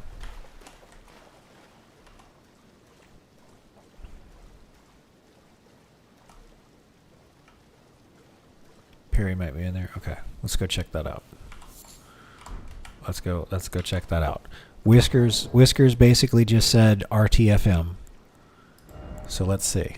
Oh, Whiskers, we got soldier ashes, and we got the glintstone sorcerer ashes too.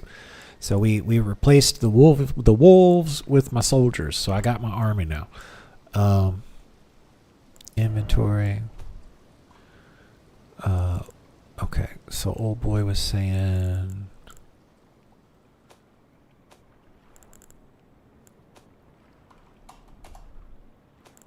Oh. The key item? Yeah, key items. That's the river. Royal House scroll, Academy scroll.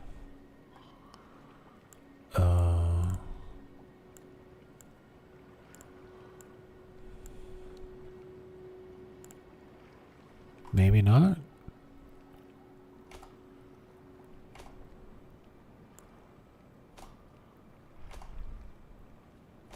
We're back to weapons. That's armor.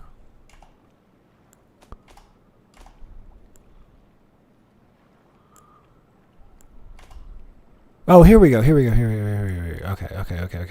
All right.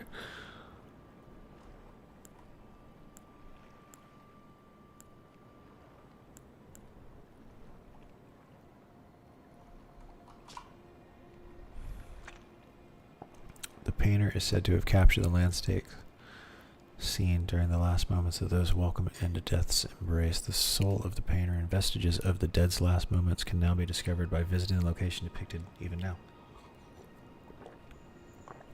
Well, where the fuck is that? Okay.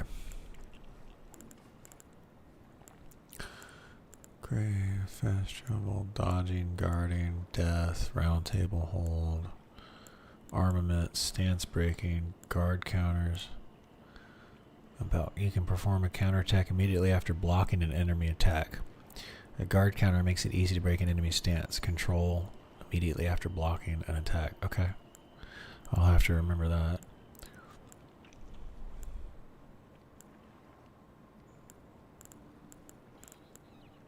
Containers. Wondrous physics. Skills. Competitive. Cooperative. Summoning. Great runes. Potions. Swimming pool. United combat. America's effigy at the round table.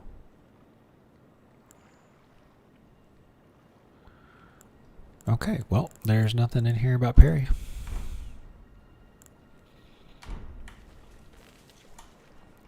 It said something about blocking, but it didn't say anything about parry.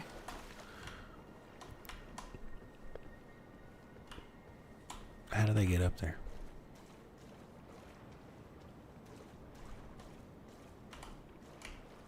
Oh, were they up there? Yeah, they were up there, right?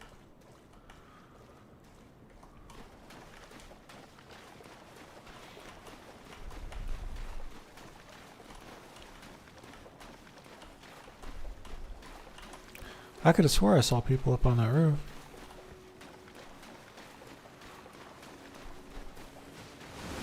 Whoa! Oh, it's one of them.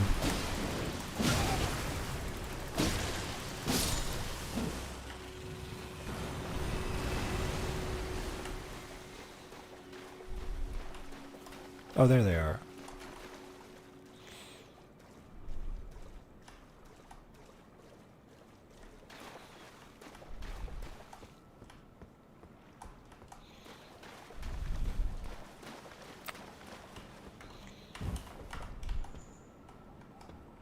Hey, you look like something I drew in 3rd grade.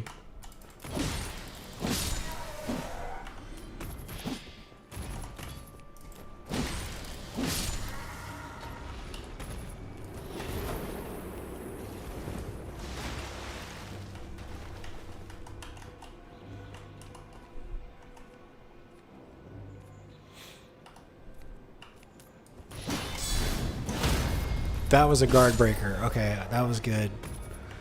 I got that done. Try me. Oh. You're a magic boy. We don't like magic boys. I did get that guard counter though. That was nice.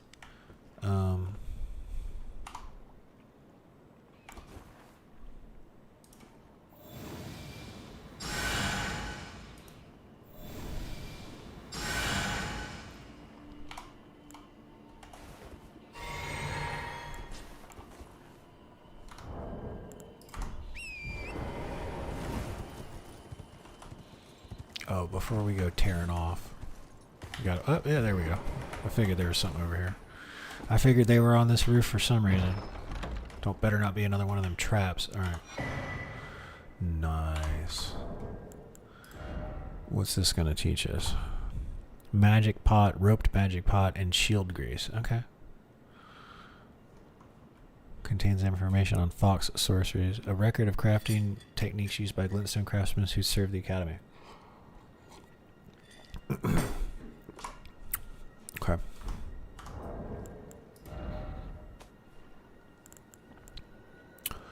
Drawstring, magic grease, shield grease, freezing grease, magic grease.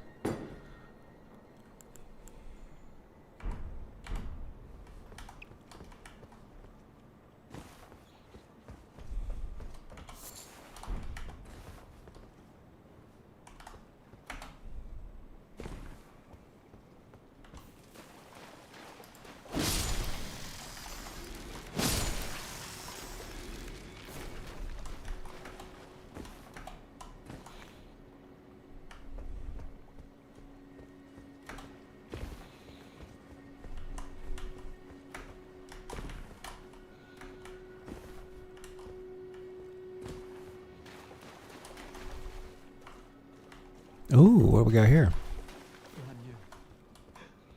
Oh, Lanya. It's me, Dialos. Answer me, would you? Oh, I don't think she's I think she's not doing too good. You see that red stuff? You know, would you? The whereabouts of the hidden house of those despicable fiends. The recusants who hunt their fellow tarnished. They laid hands upon my servant Lanya, and I refused to let the insult stand. The tale of House Hoslow is told in blood. I, Dialos, swear to deliver the message. They laid hands upon my servant. The tale of House... Who was Lanya? Did we know Lanya? They laid hands of the tale... Yes. I was trying to read the message on the ground. Thank you. Behold death. All right, cool. Yeah, she's dead. Isn't the rune of death gone? How did she die? Is she not tarnished? This game is so confusing. What's that over there?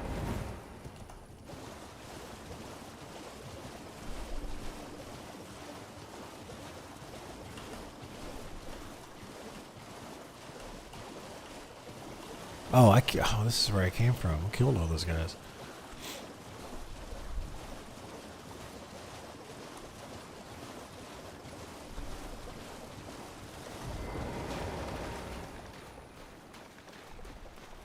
Is that an item? It looks like an item. Yeah.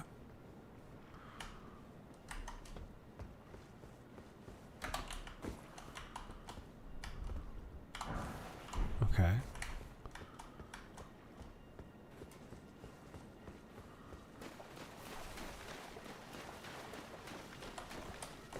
Oh, is that the college? No, that's something else. That's, okay. Oh, is that how you get over there?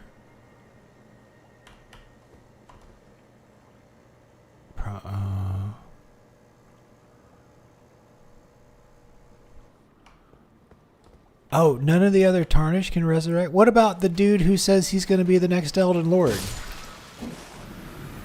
Isn't he a fellow Tarnished? Because he was like, welcome to the round table? Aren't there a few of them? Like, all the people that can teleport to the round table, I thought they were Tarnished. Except for the girl you brought over that was like all distraught.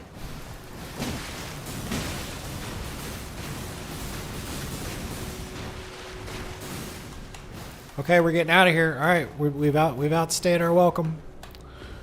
We're lucky to be alive. Get away from the plant. Fucking plant.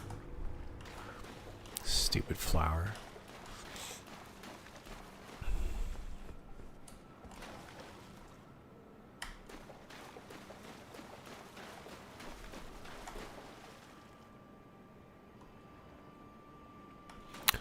Oh, wow. So you're like the only one. Okay. Okay, that makes sense.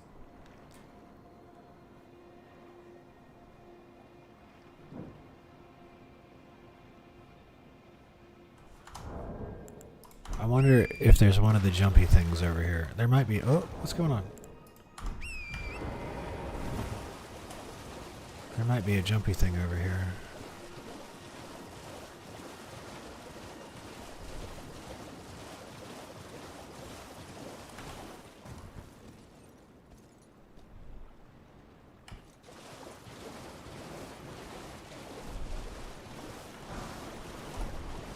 Liquid squirt ashes. Okay. We can summon one of these useless things now? That's great. I'm glad we can summon one of these things. It should be hilarious. We'll have fun with it.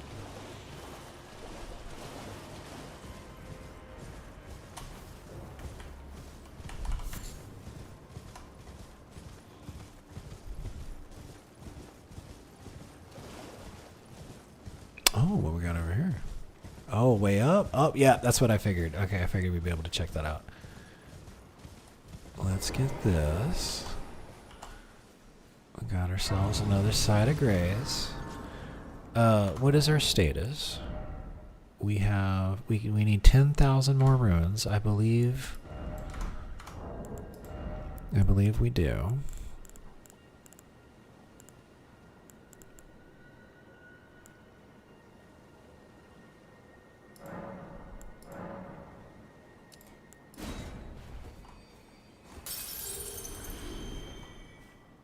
Okay, now we need another 2,000.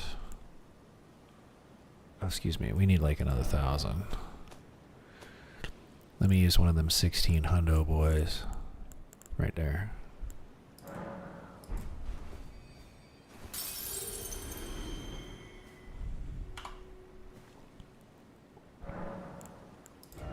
Level up. 24! Okay. The number of the day is 30 for 30 vigor.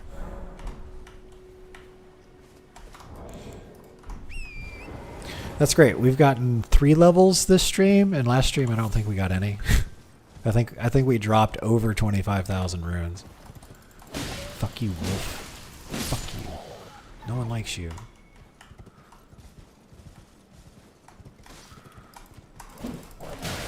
Oh.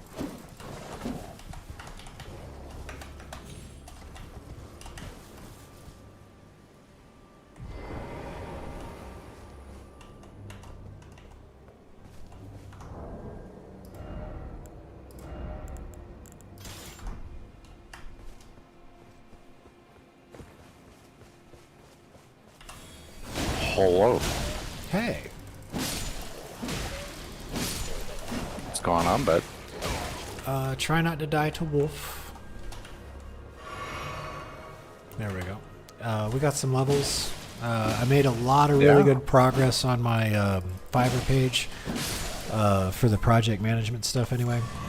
I hit a stopping point. I basically need to get some media stuff together and dig through some of my professional examples and strip the PII out of it. Any of the confidential information for the company with which I did that work, and then get it posted on Fiverr. And then I'll be ready to make that page live, and then I'll start working on maybe the AI implementation one. And then the third one, instead of doing the active listener thing, I'm going to do a video editor / producer. Nice. Then we'll see if I can. Nice.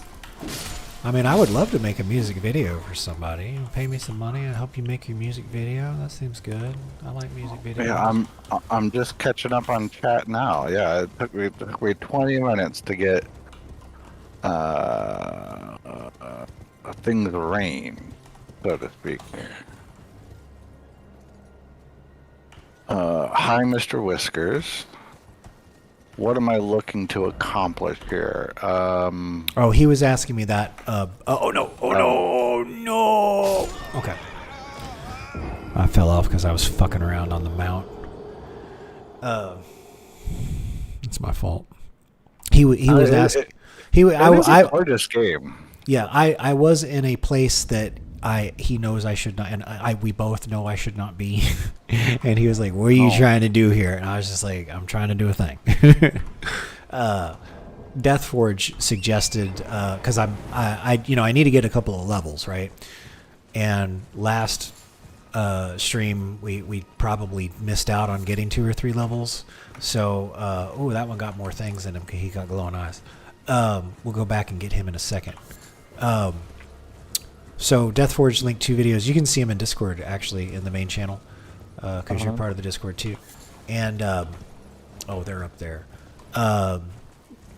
One was a little too exploity for me to want to even try, and then the other one I tried a little bit because it does involve some skill, and there is a little bit of danger to farm those runes.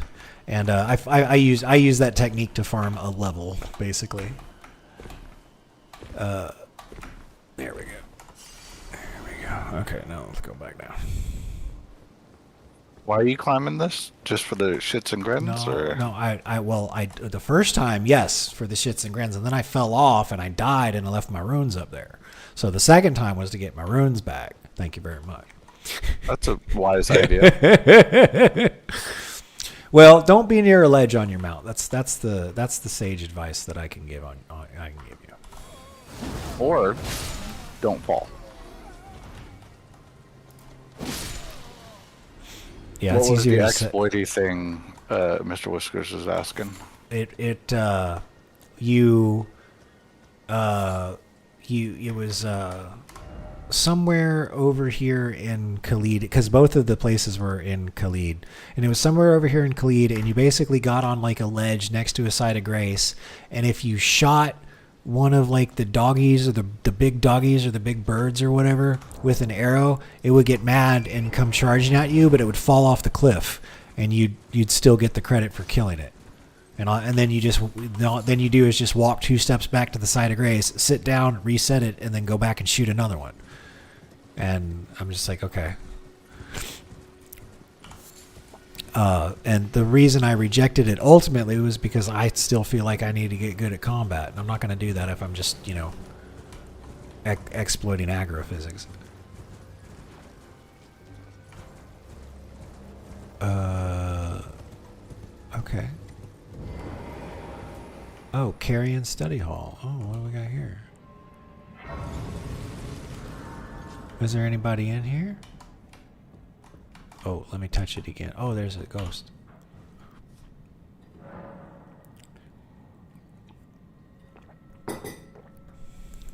Where the fuck was I?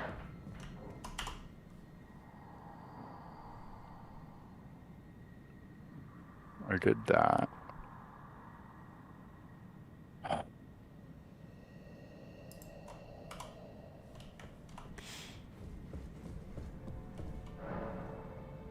Something fits on the pedestal. Okay. Good to know. Okay, we're gonna make a copy of this for config.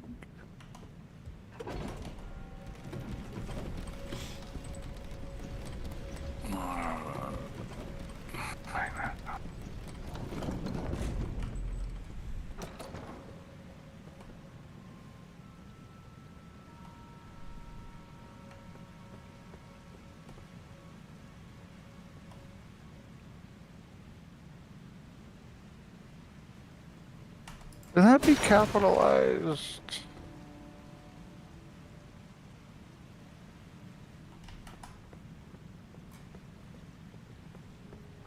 Man, this place looks great. Those chairs don't look comfortable at all, though. I can't see them. It's dark. Oh, and let me put it. Look, would you want to sit in that chair? I mean, it looks great. Don't get me wrong. But if that thing's made out of brass or wood, that's gonna hurt my ass like you wouldn't believe. I need a cushion, bro. I gotta have a cushion. You're. Oh, okay. Imagine sitting in that thing for longer than 20 minutes. Is that? Well, they usually probably would sit on a cushion. Yeah, that's true.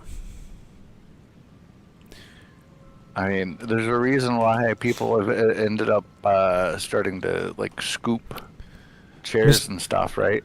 I think Mr. Whiskers is making a joke. He says your character looks like he was buried for about 2 weeks, then crawled out of his grave. That's exactly what happened. That was the opening sequence of the game, remember? Oh shit!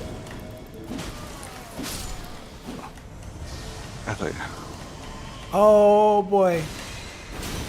Did you see that dodge? That was a good dodge. I'm waiting.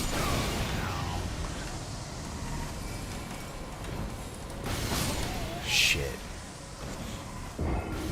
The first arrow was good. The first arrow dodge was good. Yeah.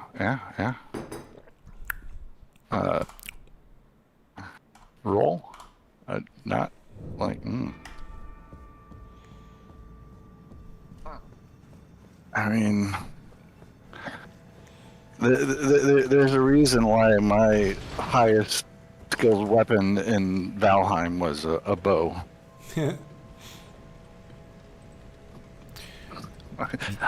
I still have the sniper tendencies. I gotcha. I've done things with the bow in Skyrim that people were just like, get the fuck out of here, like, because it's. I'm really good with the bow in Skyrim. In fact, you saw that. You were like, man, you doing work with the bow. It makes the game too easy. There's a running gag that everyone goes sniper. Remember when we used to play Battlefield 2 and Bad Company 2? Oh yeah. Dude, good times, man. Fucking great times. Oh, Mr. Whiskers, it was phenomenal because I would create a you could at least back then you could create a squad and name it whatever the hell you wanted, and I would always name the squad Mike's Only. And if you didn't have a microphone, we'd kick you out of the squad. Yeah, and it was fantastic because you ended up with, a squad full of people that had microphones. And the reason Phoebus to work together. The reason Phoebus and I stopped playing Battlefield Bad Company 2 was because we started getting kicked off of like servers that we tried to play on. Because what eventually turned out was like every clan that put together and started hosting a server, they just wanted to like raffle stomp everybody. Phoebus and I would join in, and the rest of the map would be captured, and all the noobs would be running around, but Phoebus and I would be holding this one point just by the two of us, and then we'd eventually get kicked off the server. That happened, yes, multiple times. Well, that's why I stopped. That's why I stopped playing the game. I was just like, well, if you're just Battlefield 2. That happened in Battlefield 2, Bad Company 2, and 2142. Yes.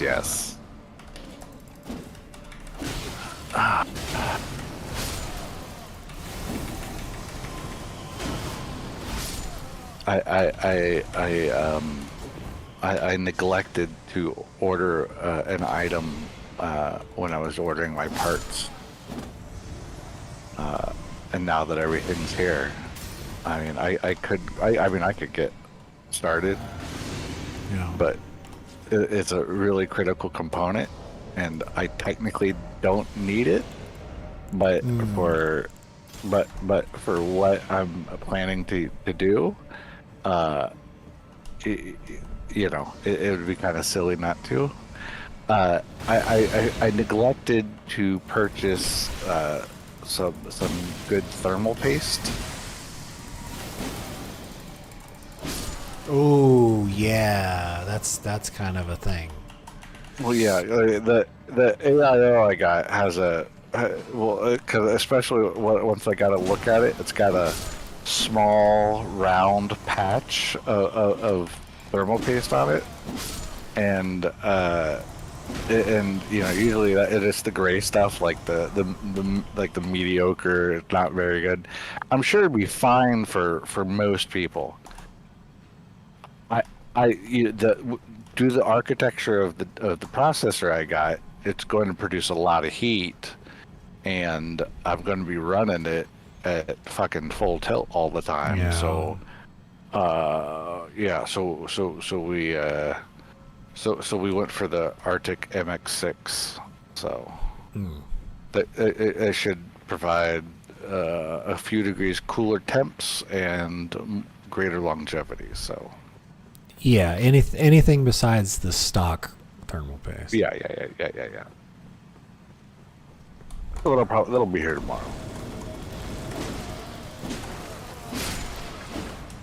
It's pretty sweet, dude. It's gonna. I think the video card's gonna stick out like a sore thumb in it, but well, because the case is white, the motherboard is white. The AIO is white. It's all white. Last time I went for a murdered out black monolith, and it was phenomenal. It looked cool and menacing. I don't know why my dumbass thought it was a good idea to get the blackout edition. And I didn't even like have a fucking like window in it. I just made it unnecessarily difficult on myself when I was building it because it was pitch, like everything had a black powder coat, and it was just so like I had you couldn't see shit. Multiple lights. Oh, yeah. Dude, it was one of the toughest builds I've ever done, only because I couldn't see shit, and I was like, it's my own fucking fault. Right. I was like, man, like that's crazy. Like I didn't realize how like it was like looking into a black hole. Yeah, I actually, because I like that case that you got, so I actually have that case. So if you go to my YouTube channel and look at and you go to my YouTube channel and you look at the PC build video, that's the case. But I had like 4 of these things pointed exactly at it, and it didn't have the red filter. You'll see. There's a delay. You'll see it. I had like 4 of these pointed at it, so I could actually see what I was doing, but I had to take the covers, the shades off and shit. So like I get exactly what you're saying. If you didn't have lighting equipment like that, you were screwed. Yeah, correct. Yes. Yeah. It was a nice build for me, but that's because I had like 4 different LED light packages on it. I got to get me some of those lights.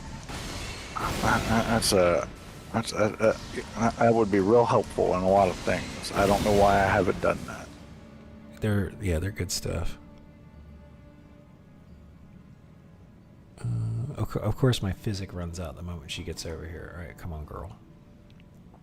Come on, Miriam. Swiggity swooty, I'm coming for that booty. Don't run, Miriam. Just let it happen. There we go. She played hard to get. Is this a boss? It's a named thing. I got a new spell from it. It's not a boss because it didn't say great enemy defeated or something. So no, it's not a boss. But it was an interesting fight. She used a bunch of magic. She summoned ads, and then she teleported away and ranged attacked me with magic. So it was a good fight. And every time I got close to her, I'd swing once or twice, and then she'd teleport away again.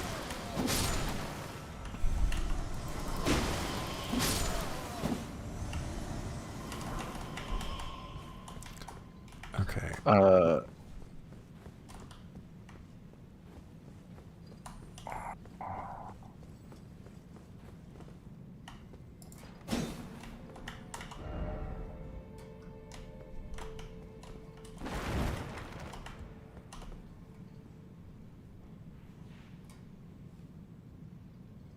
Why is the light? Why is it darker over here?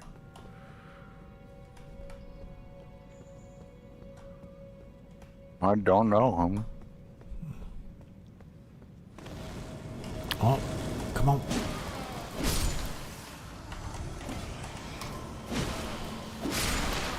Move things over like that. Yeah, okay.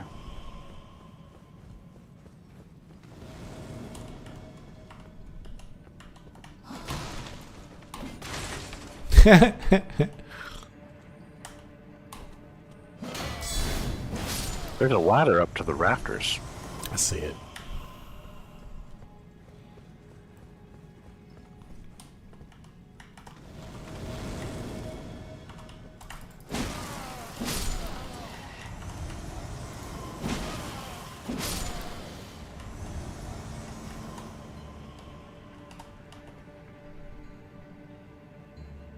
Practice parry. Practicing parry? I want to practice parry. Come on. Okay, that sucked. Try it again.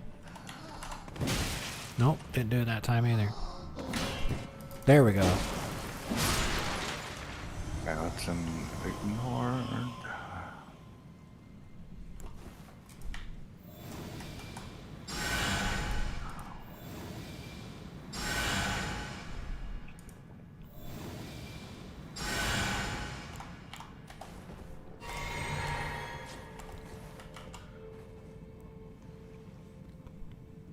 Oh.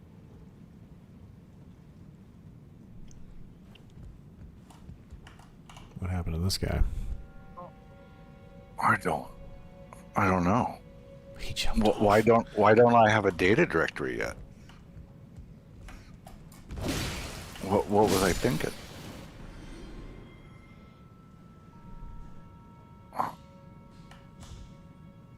Copy.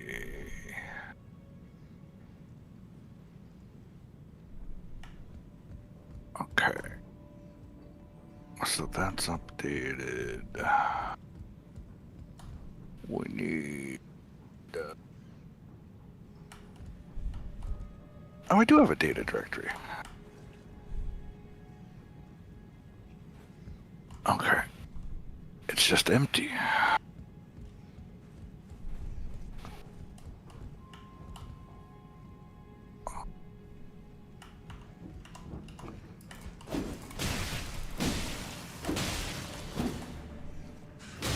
Oh my gosh.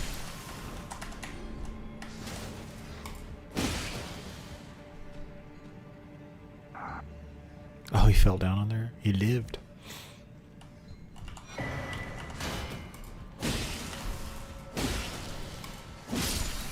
Russ is...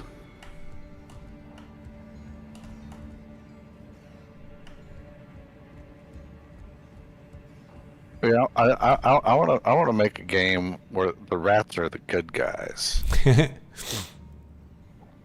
have that. It's called Warhammer Fantasy. Uh-huh. I mean, what do I have? I have oh God, I haven't played it in fucking forever. Oh, no, you know what I have that I needed that I should play, and it'd be rad. It's probably not, but I wish it was a multiplayer. Hold on. What the? Oh, what is the name of that damn game?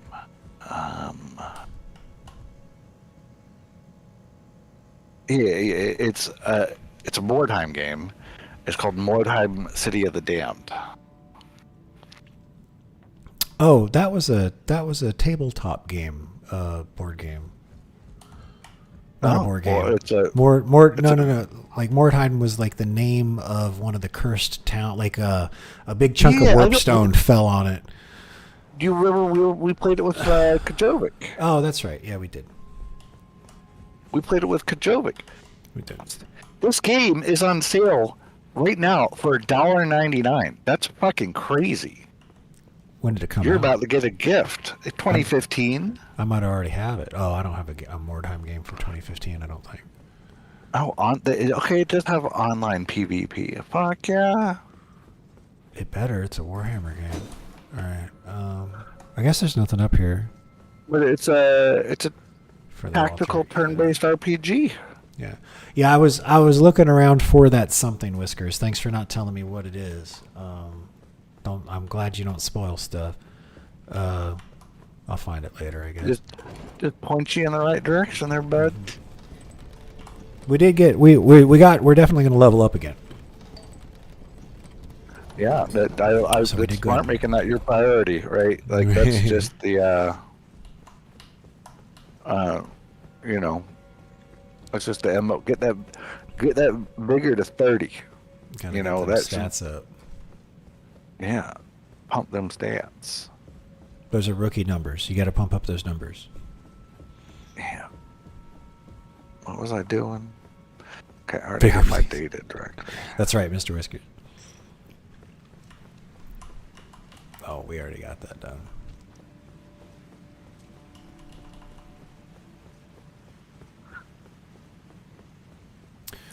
Okay, now there is... It's all dark over here. Okay. All right, now there's one more place that I saw we could go. You can make like generic Elden Ring merch with like that tree drawing on it. And have it say "Vigor, please." It just shows. Yeah, it's just a screenshot of the status page, and you put points into everything else. Oh shit! And then it just says, Why'd you jump off? Because I thought there was water down there, and I wasn't gonna die. Like I didn't. Holy shit! That was great. Oh fuck! Oh, thank you for that. There's my runes right there. Okay, there we go. Oh, and we're man. Okay, there. Dude, I just made a little mistake. I thought I could get down there. Listen, we all do shit like that. It happens sometimes. Here we go. Oh, now we need another 5,700 runes. So let's go to the inventory.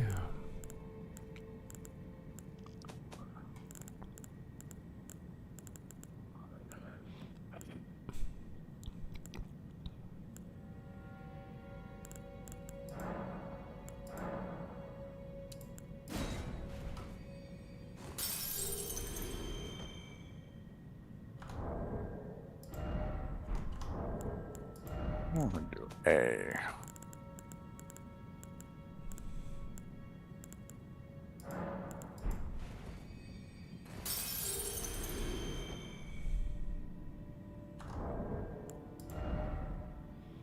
Need another 500.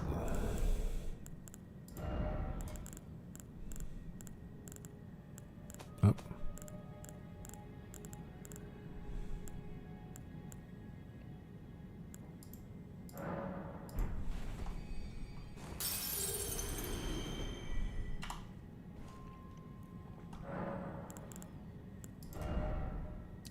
There we go.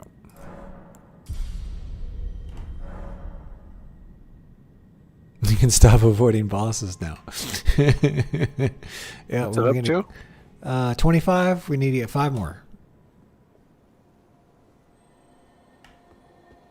Oh, here. What's your health up to now? Then, how much does each point add to health? I don't know. I've been paying attention. Everybody's just like, get it to 30. So I said, okay. I'll go ask Ahab. Things do different amounts of damage too.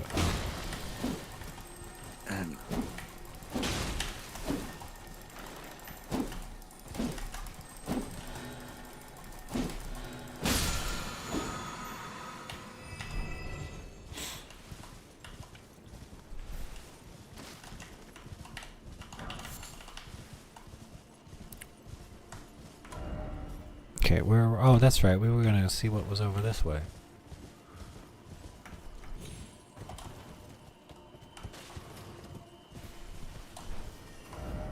What? Oh!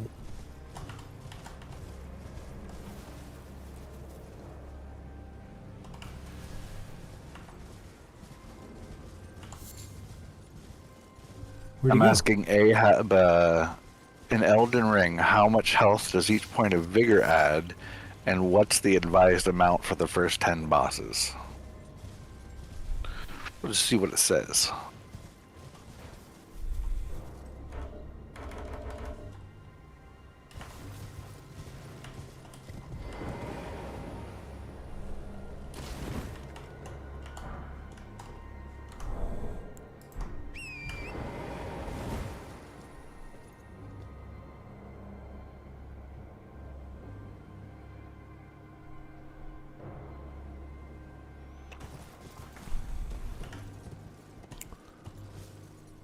See, look at that. Look at that. This is what I'm gorgeous, saying. yeah. No, but It's it's an illusion.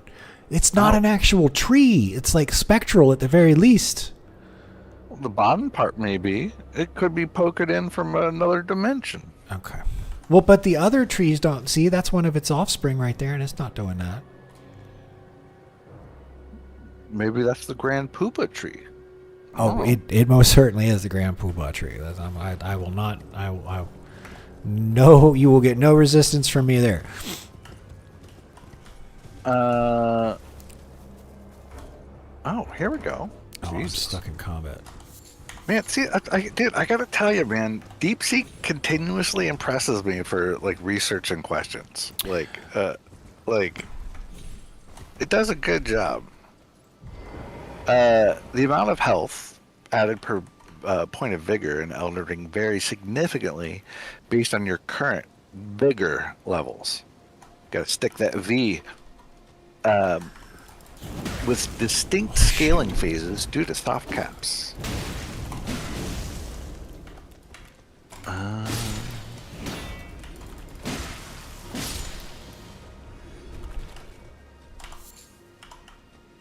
Oh, it also apparently matters in which level set that you're in when you're applying the points. So what level are you? 55. Okay. So your gains drop sharply after 40, averaging 13 to 26 HP per level.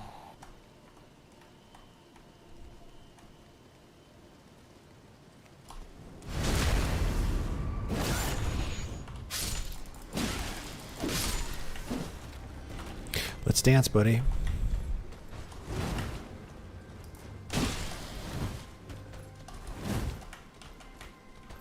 Man, I'm gonna have to get this game.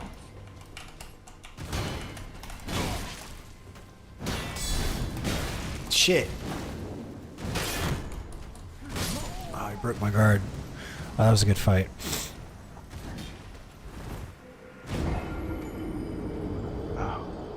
That was a good fight.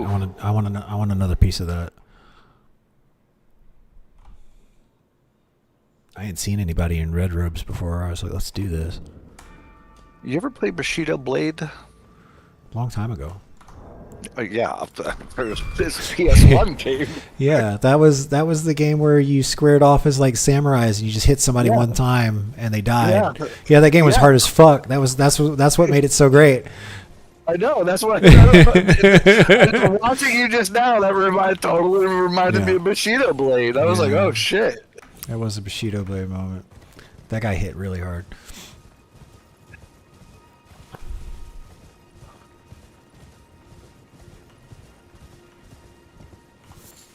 Maybe they mean, maybe they don't mean like total game level. They must mean like for your stats that, increase a little bit. For that stat. Just a little bit, right. So yeah, okay. So probably getting it up to 40 vigor is really good and advantageous. So yeah.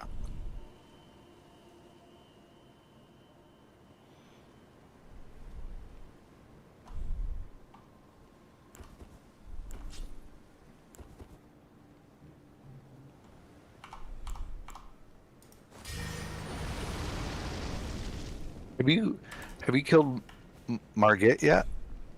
I don't think so.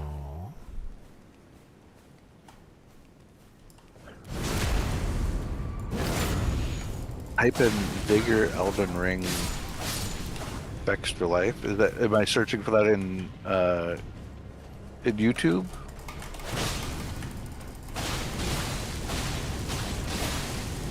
Or in Google? But Google will do the same thing. What am I fucking thinking? If it's a video, it'll find it. Durr.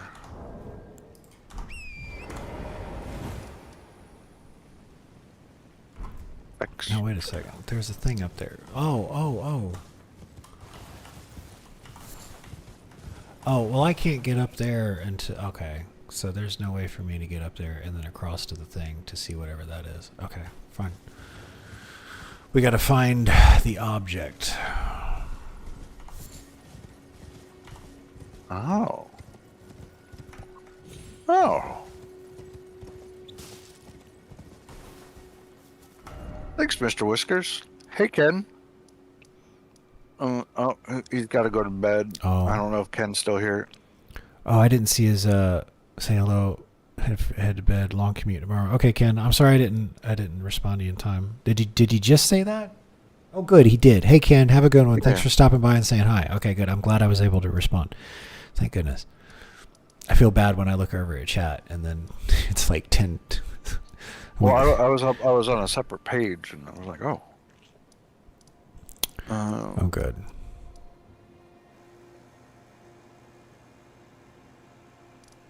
Yeah. Okay, let's see here. Oh.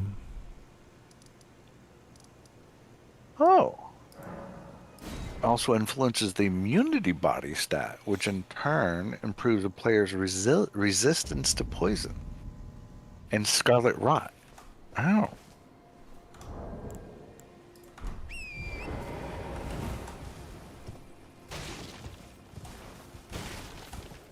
Oh, this actually tells you the whole goddamn thing. Perfect. Man. They're not generous with the health, I'll tell you that. God damn.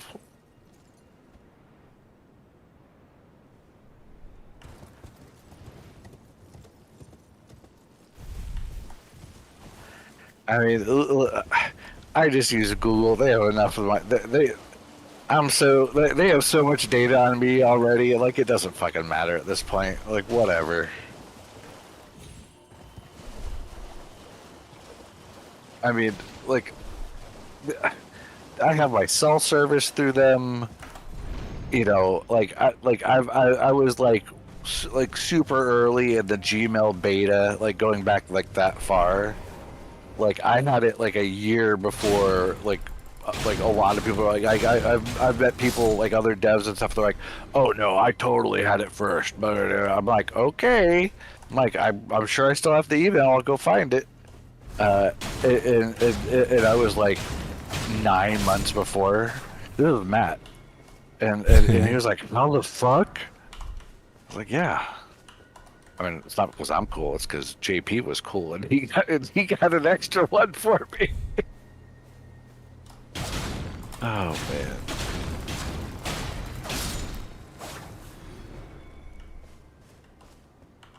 Yeah, man, this game looks good.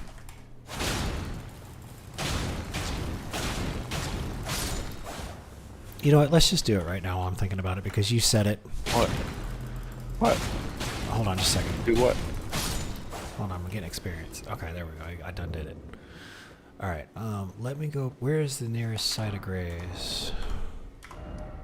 Oh, the one that I'm right next to. Oh, you're gonna go level up? No, we're gonna do something different. You're gonna go farm somewhere different? This seems to be pretty cool. Oh, it is, and we're gonna come back to it in just a second. All right.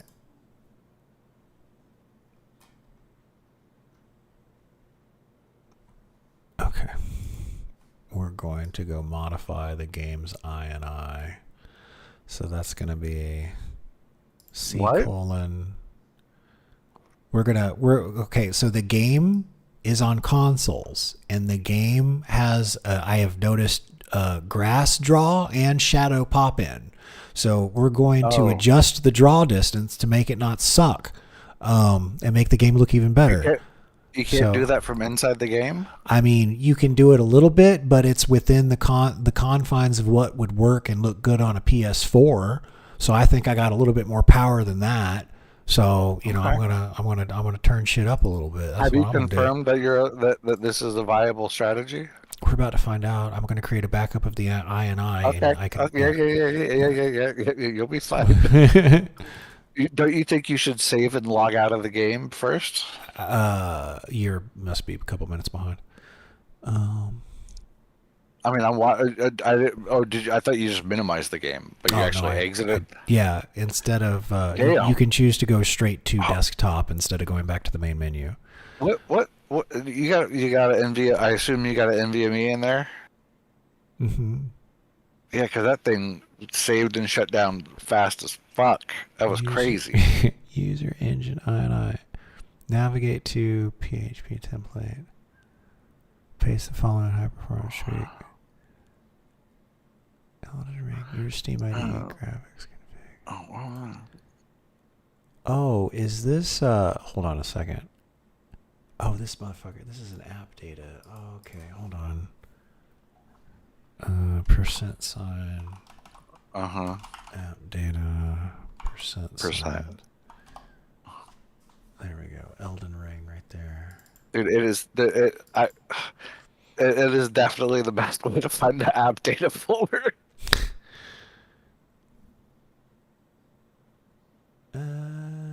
You might. I don't remember if it's under Windows X either. The extended, the power thing. The good options. Right.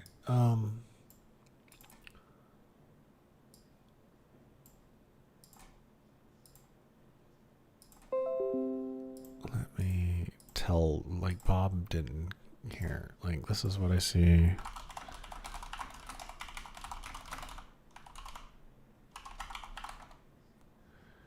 Oh, if user INI doesn't exist, create it in engine. Okay, hold on. Update Elden Ring engine. If engine doesn't exist. Let's see when I navigate to the first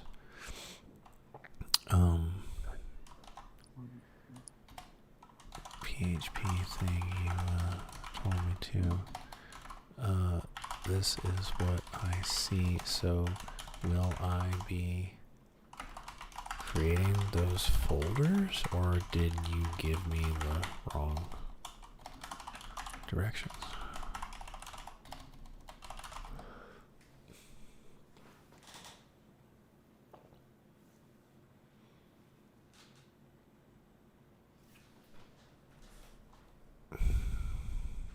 Well, that's not what you fucking said. All right, so it's app data roaming. That's not what you said earlier. Roaming, Elden Ring.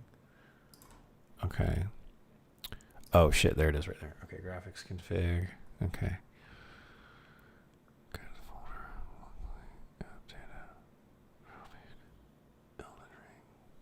Yeah. Find the file name, user INI if it doesn't already exist. Okay, so graphics config does exist. User engine INI does not exist. So that means that we will open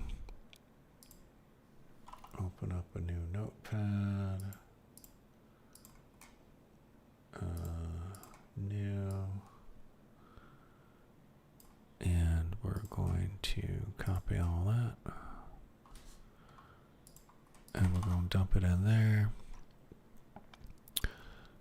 And we will file save as user engine INI. All files. All types. No.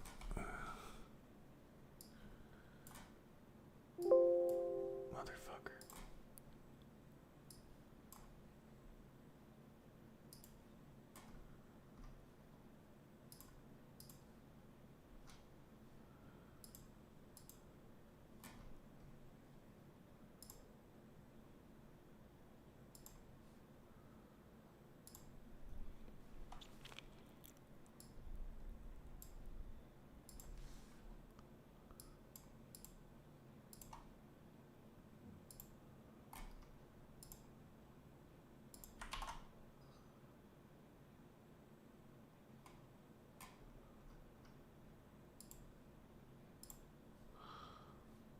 Okay, there we go. User engine I9, we got that. So now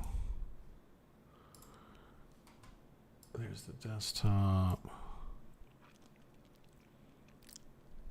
User engine I9, move it there. Okay, good.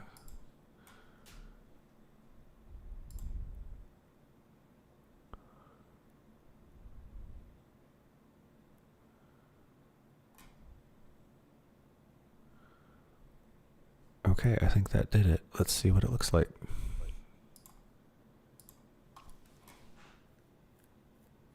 No, I don't have the DLC for Elden Ring yet. Whiskers, we gotta we'll have to set up like a donation goal or something for that. Money's a little tight right now. There we go.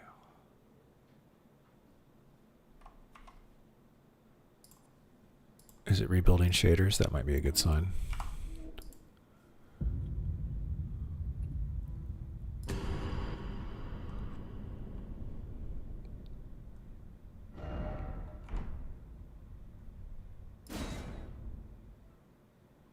Oh, I saw FromSoft for a second. Mm-hmm.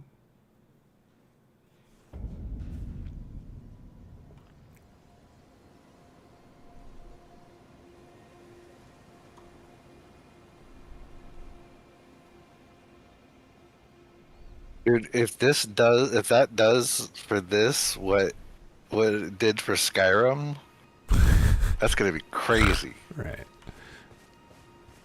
Get high. The shading does look good. I should take some before. I should actually do a comparison. I should like do it with the file and without the file and look at it. I'll have to do that later. Okay.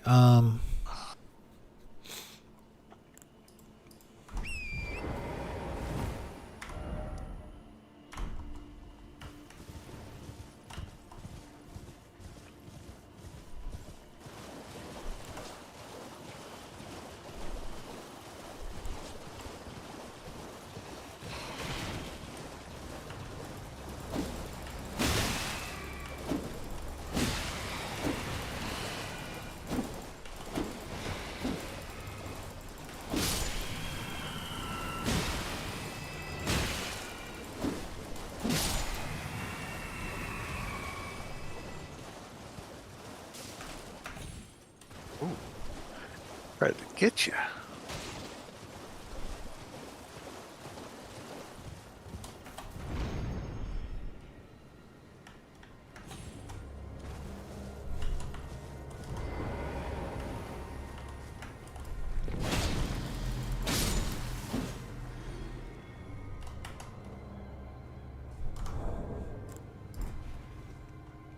Why are you so weird? What are you? There's nothing else like this thing in the whole game. I mean, it's from Super Mario Brothers. That's what it's from. I mean, sure, it certainly looks like it. Maybe there's some sort of cultural Japanese context I'm missing here to help me identify what that is. I mean, well, it's a caterpillar. Look at the caterpillar. It is a caterpillar. Yeah, it does remind me of the cactus guys from from the thing. What was that? Super Mario 2? Yeah, let me Deathforge. Oh, yeah. All right, yeah, he said that. Profile.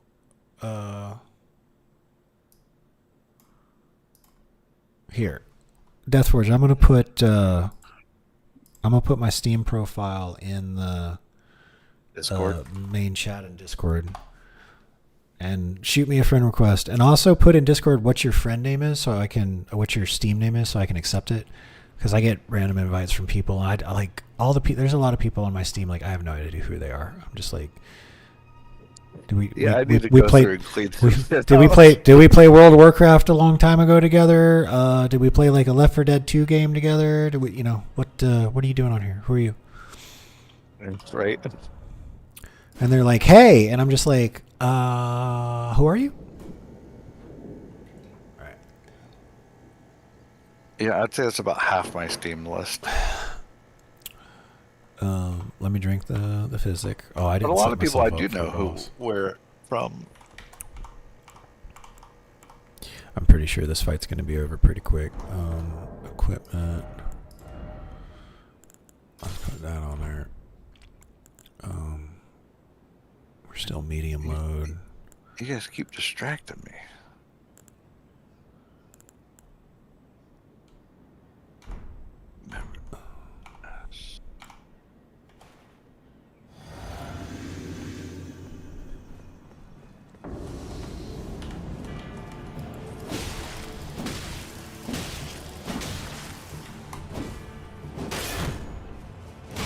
Ow, broke my guard like you wouldn't believe. Ooh, got there first. Got there first.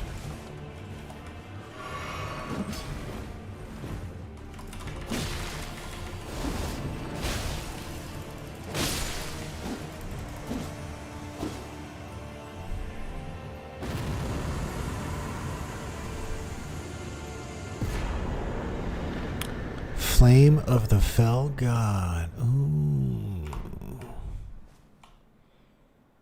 What did we just do?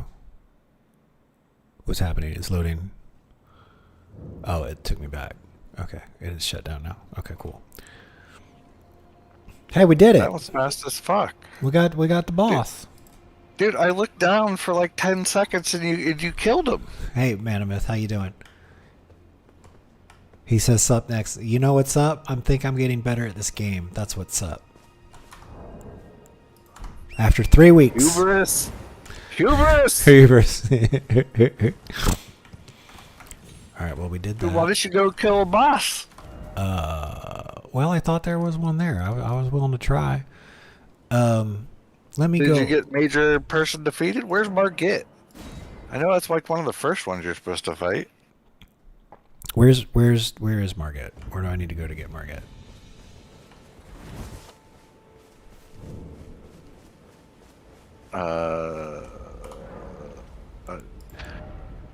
Oh, maybe Mr. Whiskers will tell us. We've got 3 dragon hearts and nothing to spend. I could look it up. No.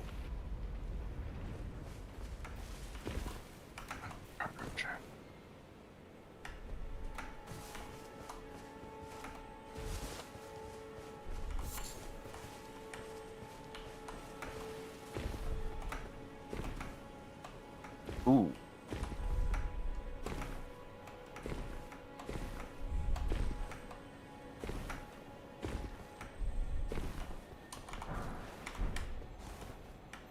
I should have.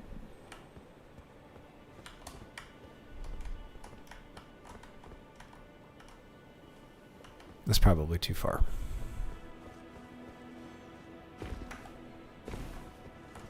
Oh wait, hold on.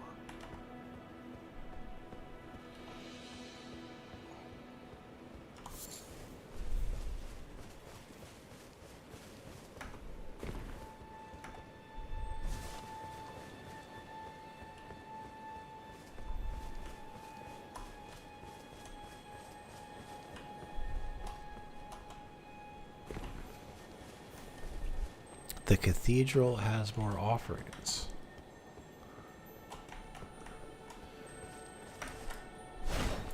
Shit. I really missed that one, didn't I?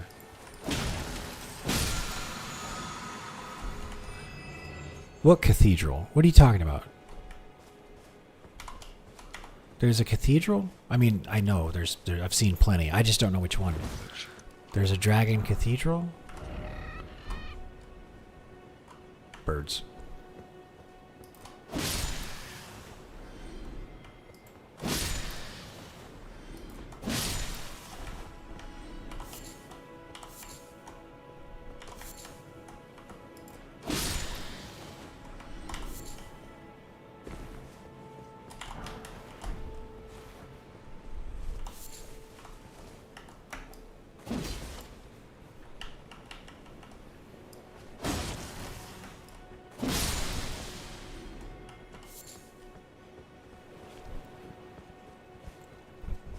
There is a second Margaret late game. The cathedral has more offerings.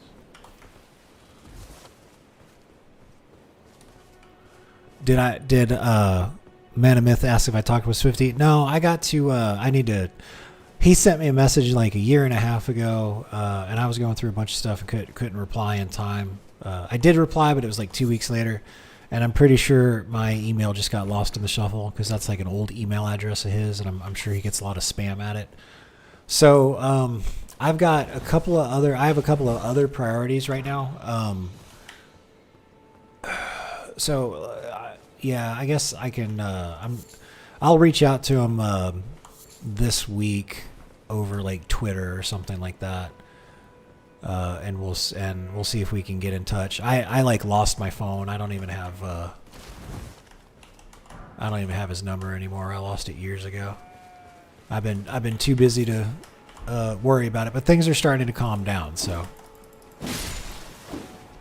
yeah, let me reach out to Swifty this week, and we'll see if we can get the band back together again.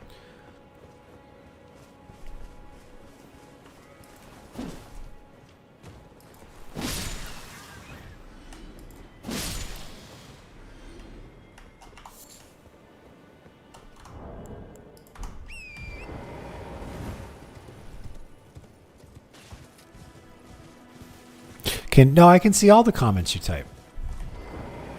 I got the whole long list of everything you type over there. Did you read my comments about them? There is a dragon cathedral in the southern Oh, southern. Oh, okay.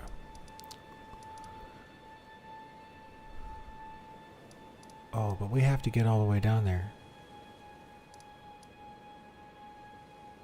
Kaylee's the bad place. Well, there's also a lot of experience over here. Let's go check it out. Okay, new goal, reach Dragon Cathedral.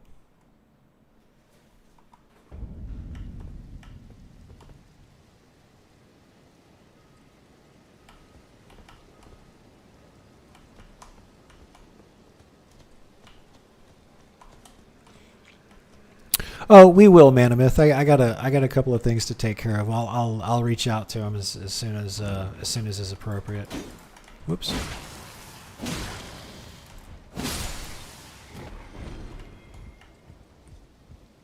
Oh, I didn't see how many runes each one of those give me. Did that just work? How many runes? 100. Okay, I like 100 runes.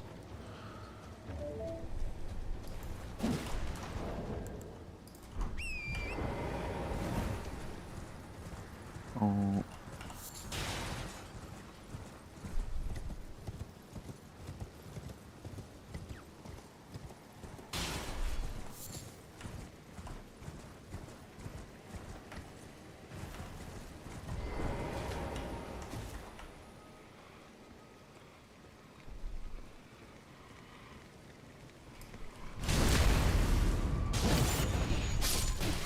Oh, damn.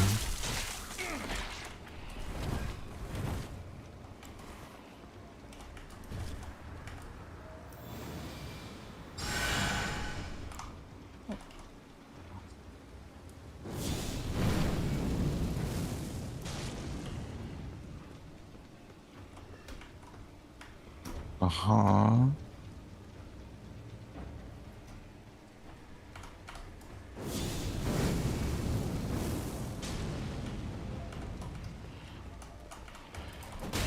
Shit. Oh, wow. If I got the wrong guy targeted, there we go.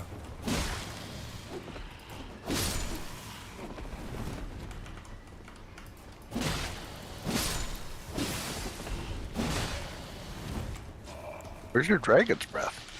I don't have it equipped. Shit. I mean, I wanted to see that I've gotten a couple of levels. I wanted to see the difference because I've fought these guys before. Yeah, but if you had dragon's breath, you could be farming runes from them. I'm farming runes right now. Okay. I mean, the dragon's breath, man, that shit was fucking clutch. It was. But it cost a lot of mana.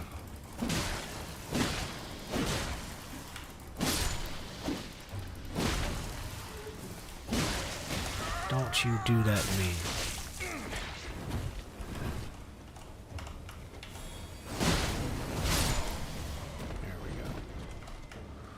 this one's got glowing eyes.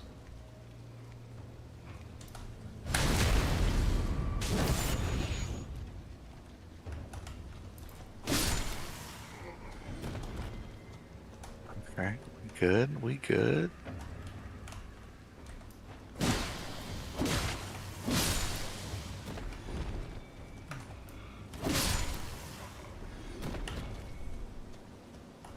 Okay, well that was fun.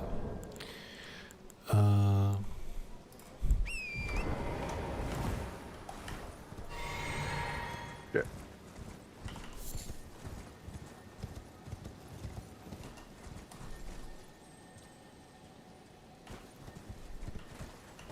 Uh-oh. I've not implemented that.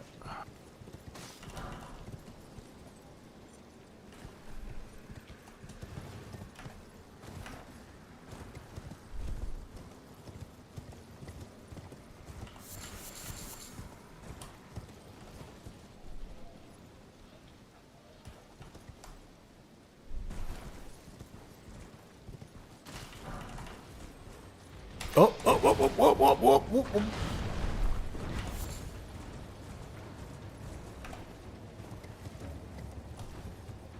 Oh, no. No, doggy.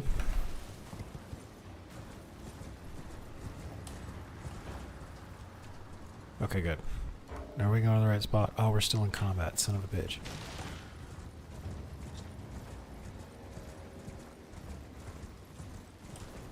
Okay, how about now?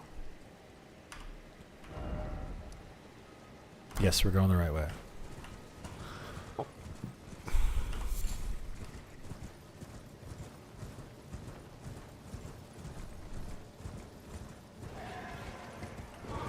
Oh, shit. You fucking serious? Fuck you, bird.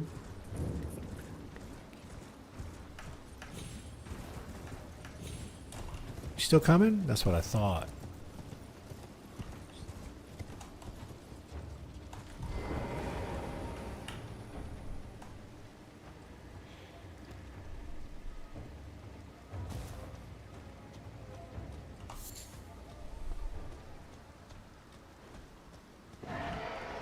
Oh, shit!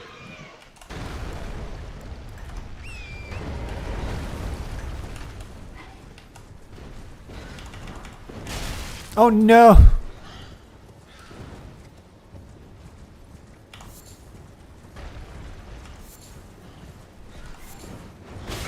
Oh, damn.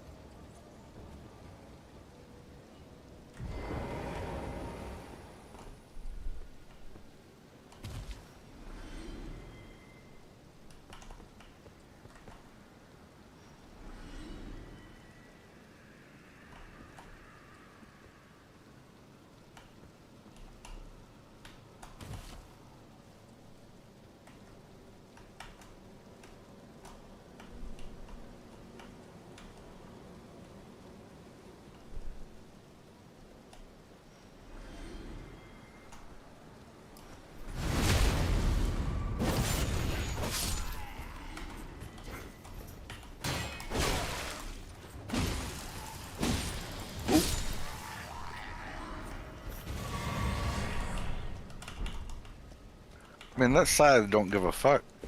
It's nice and upgraded. It's also like the only weapon I have that takes the special runes to upgrade, so that's nice too. I mean, it just cuts. It just seemingly like cuts through the shield.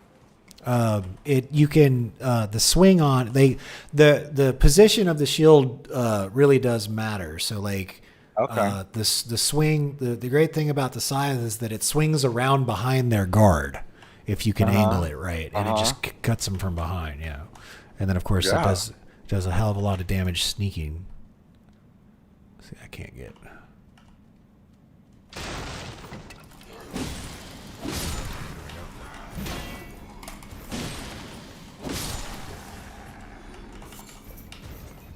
Oh, he fell.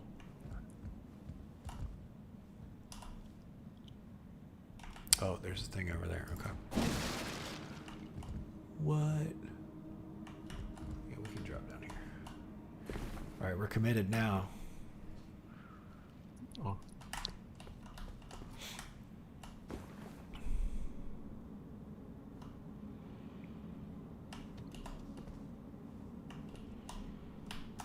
Oh no!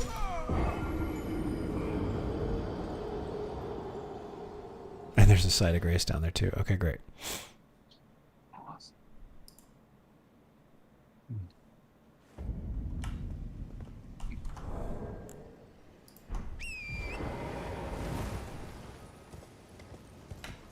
In fact, we can save time, can't we?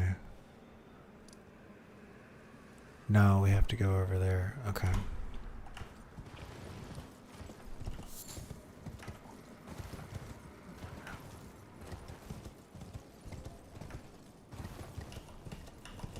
Does it look like I can jump down? No.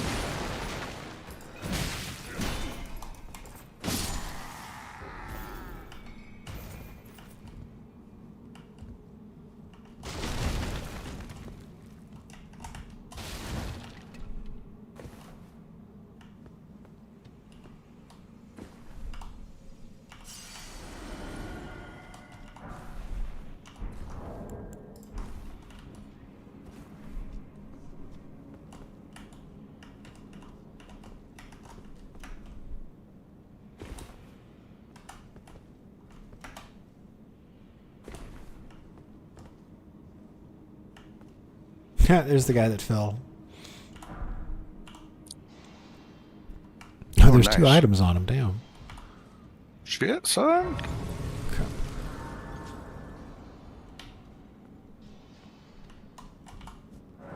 All right, now we're going to find out if we're too low level for this place or not.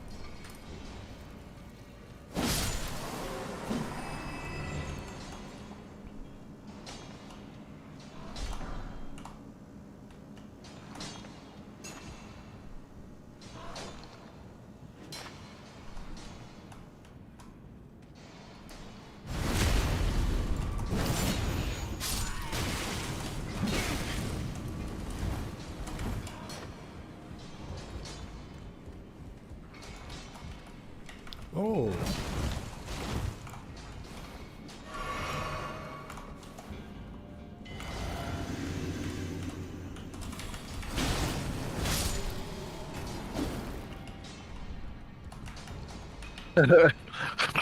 You didn't need the bubble. Well, just making sure. Yeah, I It, know, it but lasts. It lasts a long time too. Okay, good.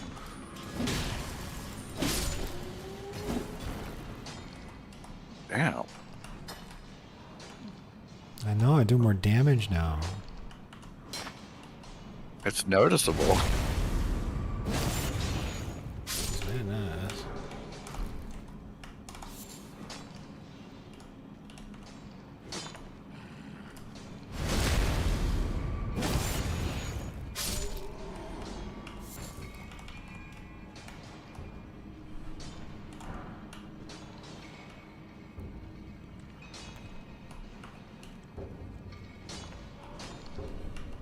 Man, god damn it. I already want to buy more RAM. Oh shit.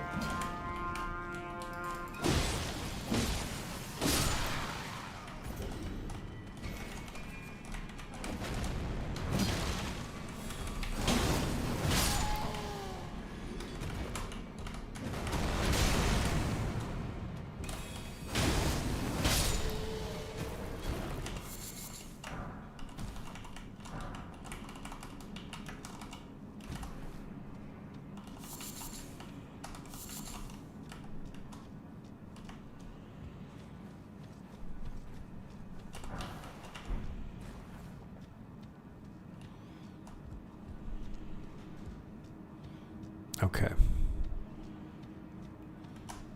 So far, so good. Oh, there's something. Let's go over this way real quick before we go down that way.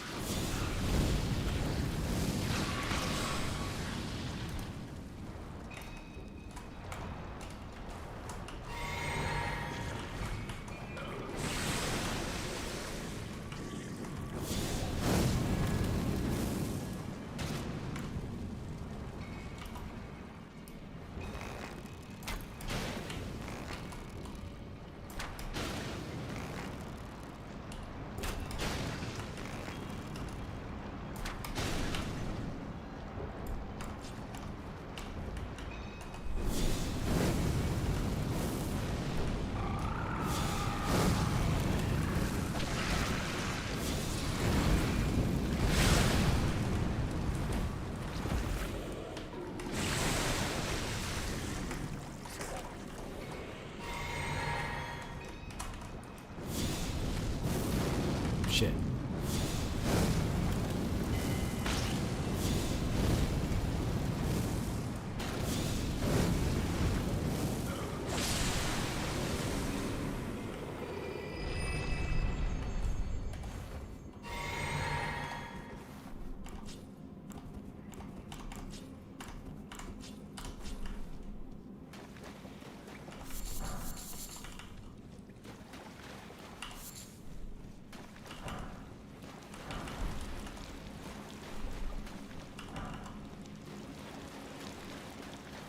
Okay, that's everything this way.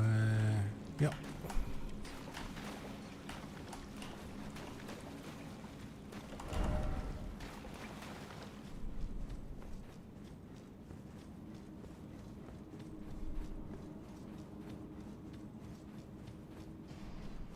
the stuff down this way.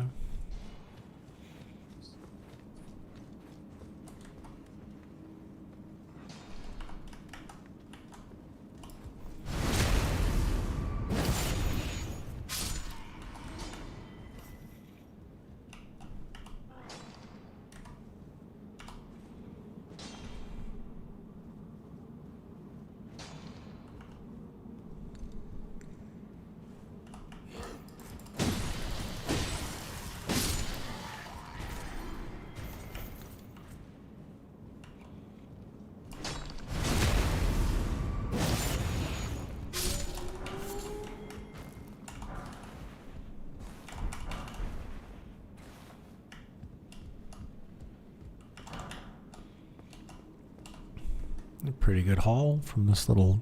Thanks for the compliment, Mr. Whisker. If Mr. Whisker says nice kill, then I did a good job. Mm-hmm.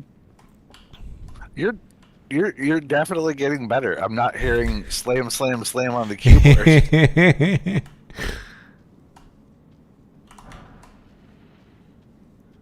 But the timing. Which way? Listen, I know you got it in you, man.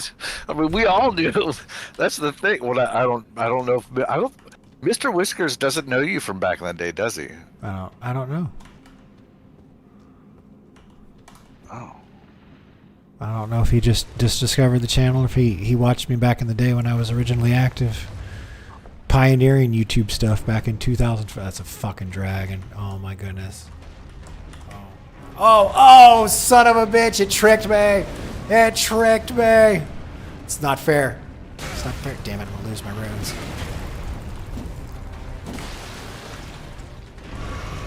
Nope. That way. That way. That way. That way. That way. That way.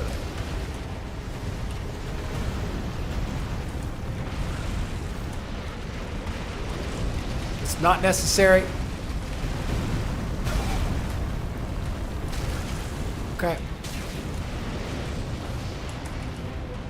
The floor is lava. Don't stand in it.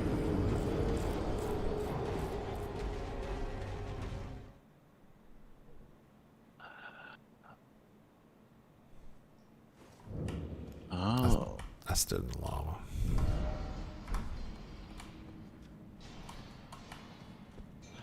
I'm intrigued now, Mr. Whiskers.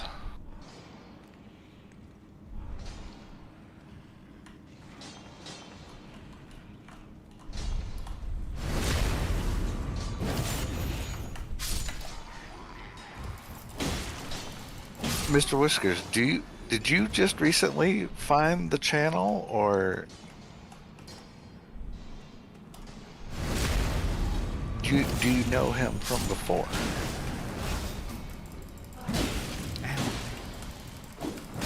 Shit.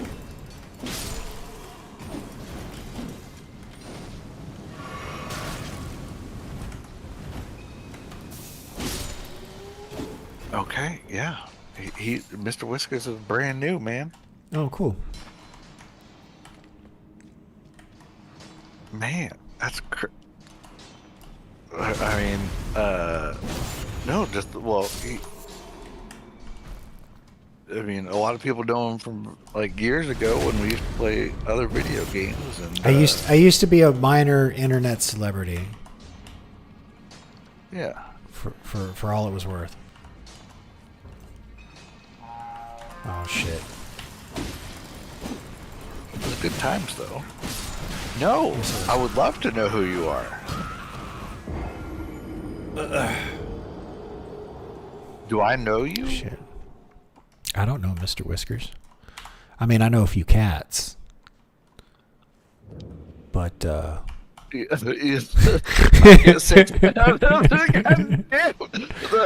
listen, I'm real proud that I self-edited right there. Have you been around a pussycat or two?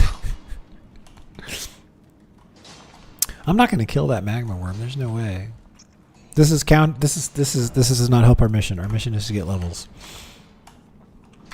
I came up for the idea for this game, and they modded Gideon Onfer after one of my DS3 characters.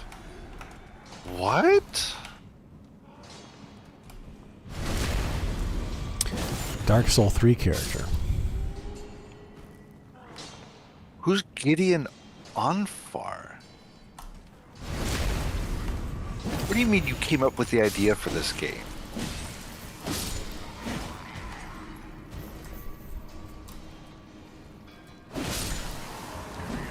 Is it this Dark Souls 3? No, this is Elden Ring.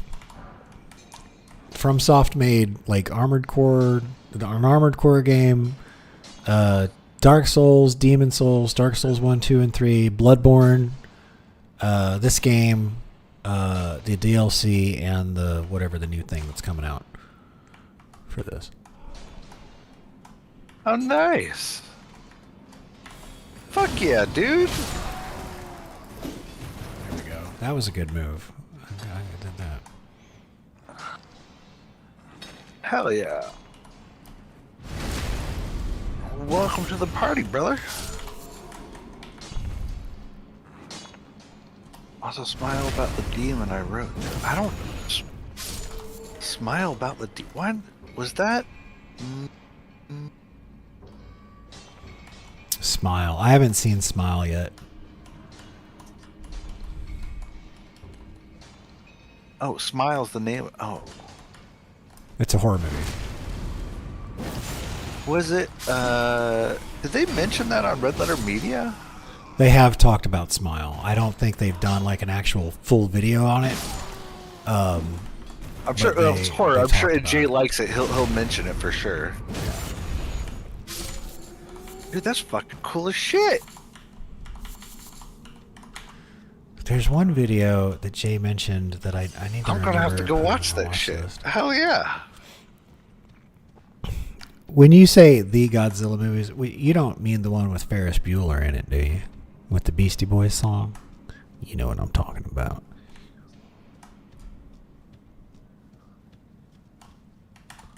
The Beastie Boys song was more popular than the movie. I'm sorry if you're involved in the movie and I said that.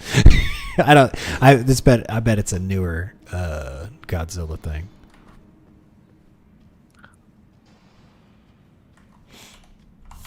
Well, fucking shit, dude. Oh well, good. Well, Whiskers, when I make my music video, if for Elden Ring, if it turns out all right, then you can show it to people.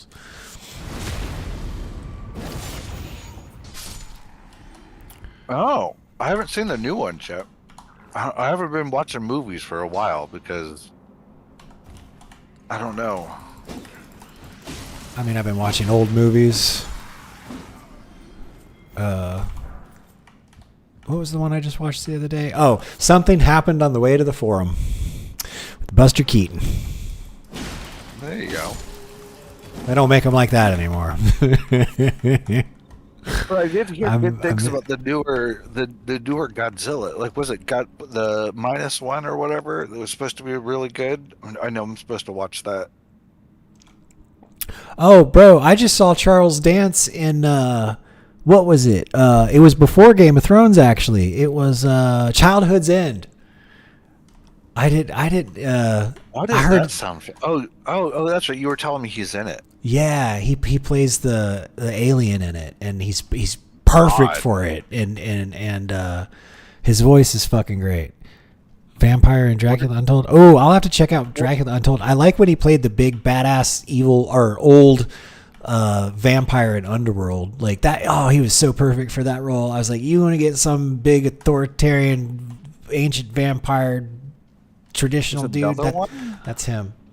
He was also in an episode of Doctor Who long time ago, back when I was still playing. Like David Tennant was the Doctor back then, so I remember seeing him. All right, so I could fight the pot, or we could go get our runes back. Oh, here, I know what I'm gonna do. Here's what we're gonna do. Watch. We're gonna hack this. Okay, here's how smart I am. All right, we're gonna go. Wait. We're gonna go inventory. Like Godzilla X Kong and Godzilla versus Kong.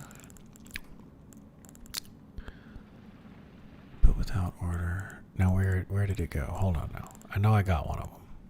And then there's Godzilla King of the Monsters that came out in 2019. Is it supposed to go over here?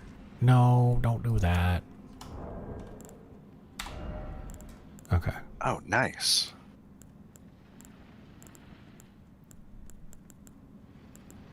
Man, I haven't seen any of those.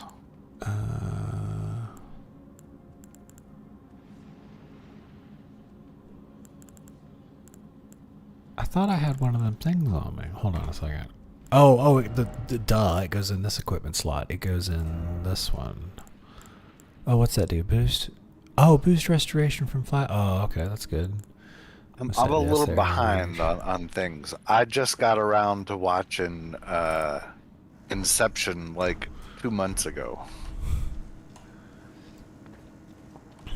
All right, we're gonna get our runs back. I have, and I'm convinced that anyone that has a problem following that movie is mentally incompetent. I had zero problem following that movie. There's no runes. Where are my runes? You died. Is he? He's probably on top of him. No. Kill him. No. I mean, we summon Jelly. Ow. Get him, Jelly. Ow.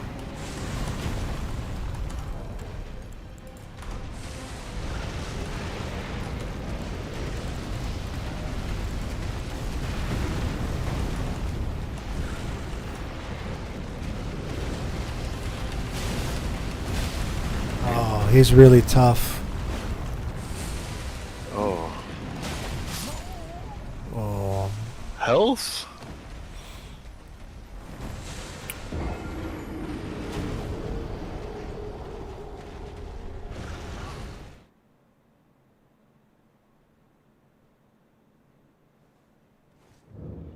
What really pissed me off?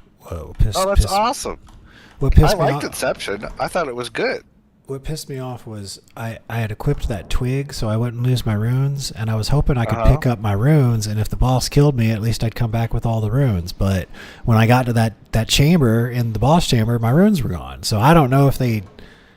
I don't know.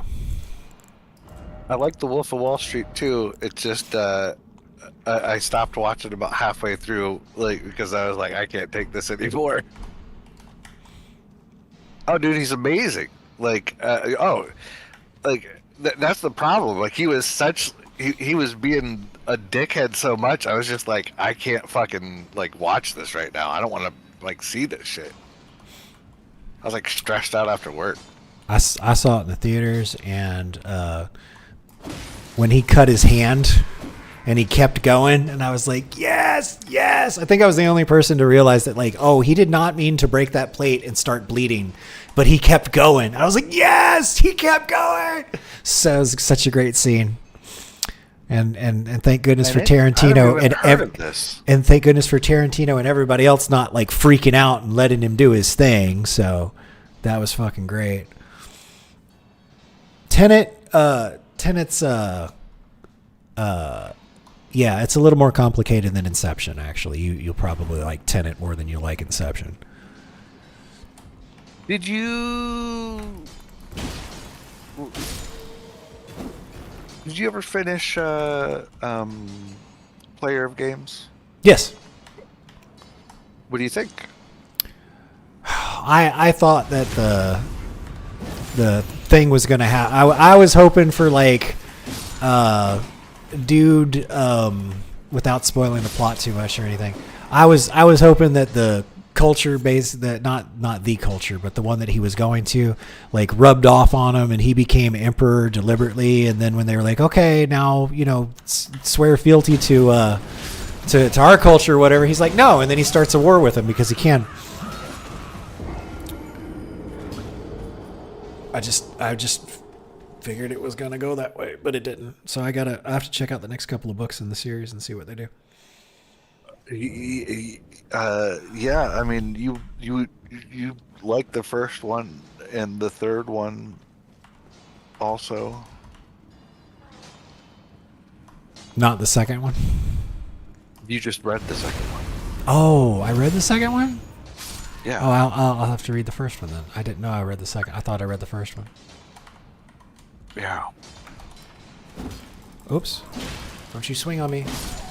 The other great thing about the scythe is that it's big enough that typically if somebody's like trying to wind up and swing on you and you hit them with the scythe first, it staggers them so they never get their hit off. Unless they're a big beefy boy.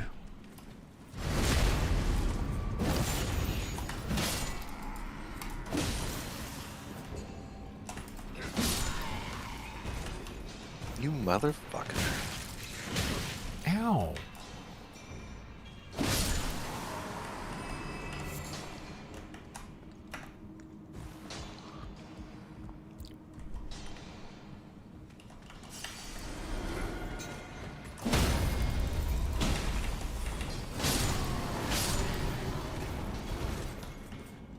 I'm trying to think, what the fuck was the last movie I watched?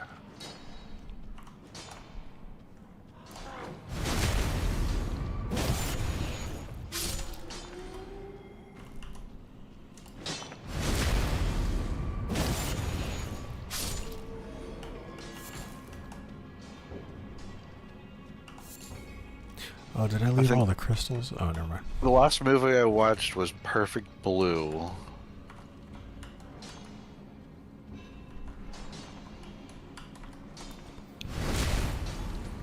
I would suggest going past the boss door and the door with the jar. Yeah, I was gonna go after the jar next.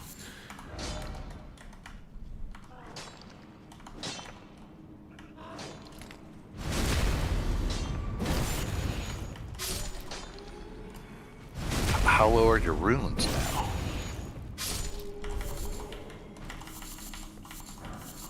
Okay, well, we got the runes back up where they need to be. In fact, we're going to go level up real quick.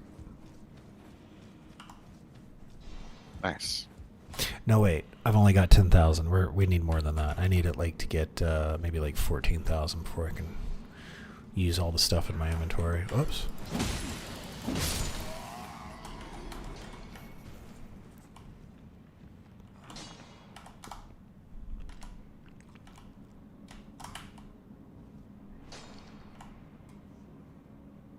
I hope you land on his ass.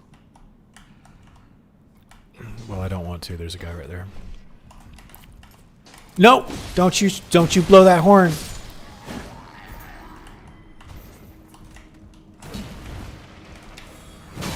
Oh shit, he got me.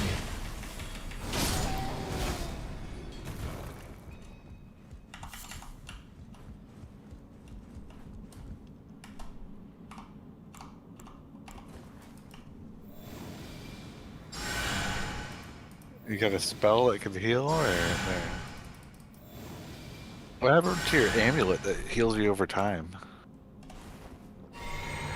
I still have it on. It just goes really slow.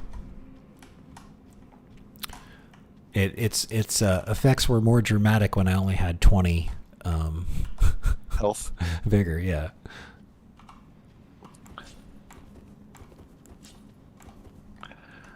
The minor enemies have great shield bounce skin. Oh, if you two-hand your weapon, it would bounce off them. So one hand attacks on them only.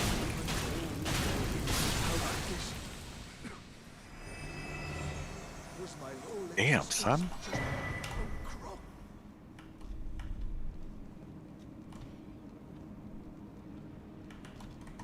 Why'd you do that? What do you mean, why'd you do that? Was I not supposed to kill him? You mean it was the 0.00017% of the mobs in here I'm not supposed to kill? Is that it? There we go. We might have. That was Alexander. That was Alexander. Yeah, the operative word is was. Was. Is there any way to fix that? Is there any way to put Humpty Dumpty back together again? No? Well, then, I guess there's no use crying over spilt whatever the fuck was in that pot. Oh, shit. You know, next playthrough I won't kill him. How about that? Stick around. Oh fuck! I gotta go make me a goddamn Yeah, I need to take a salami quick bio. sandwich. I got to take a bio break. I got to get up and do something. Give me, y'all. Let's everybody here. Let's rest at the side of grace so it's all cinematic. There we go. It looks pretty. That's nice. They did a good job of setting up the camera angles for the sights of grace. Okay, now let's put the overlay on. Where is it? Where is it? Oh, I don't have one for the. Oh, I gotta make one. Oh. Oh wait, maybe I can add it from the other scene.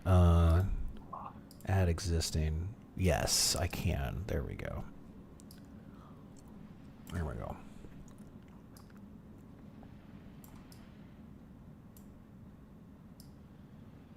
Yeah, I'm on a headset. I'm good. Okay, I'll be right back. Yeah, man. There's a thing called celestial dew, but that only works if you aggro them and not kill them.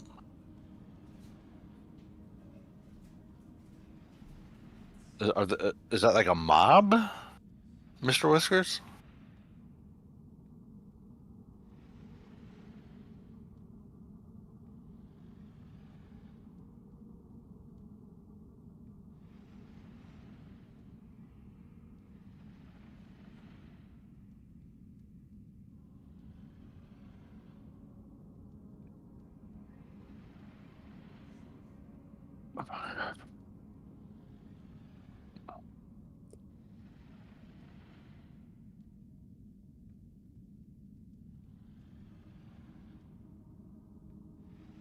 No, it's an item. Okay.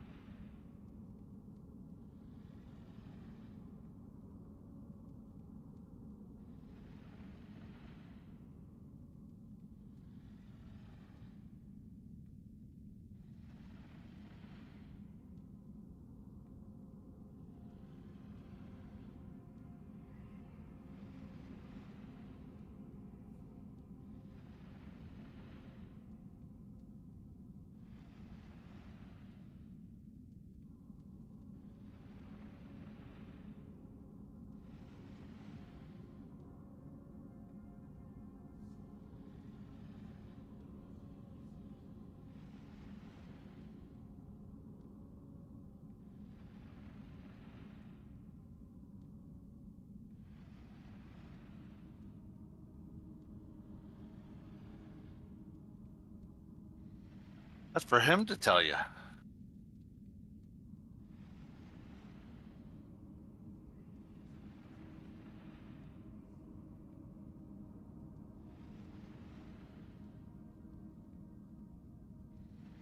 I don't know. Like, you just look at his old videos.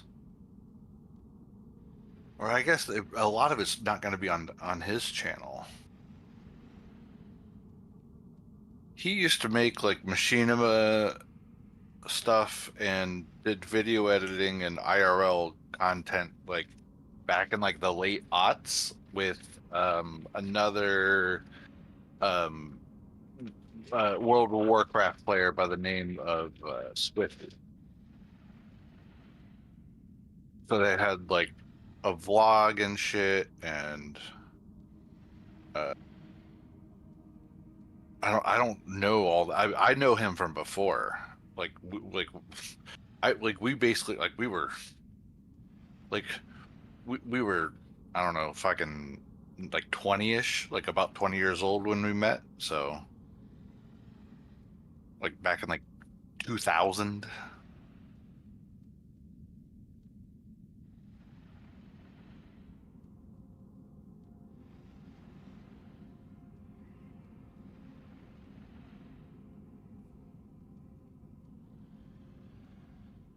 I didn't participate in any of that. Yeah, buddy. There's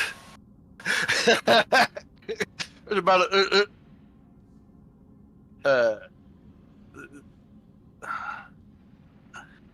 oh, good. Yeah, man.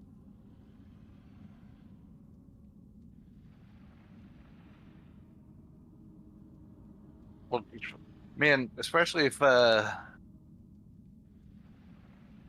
yeah, see, I really didn't like participate in any of that or know any of that. Like I knew he did something to that effect, but I wasn't a participant.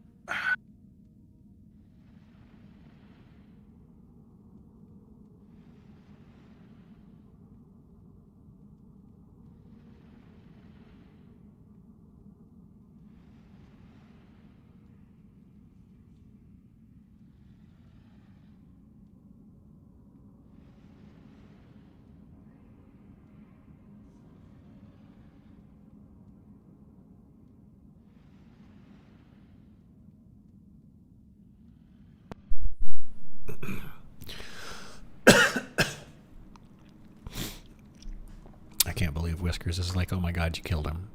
Yeah, like what? I can't believe Mr. Whiskers is like, oh my god, you killed him. Like, yeah, what would you expect? If you don't want me to kill him, maybe lead with that. I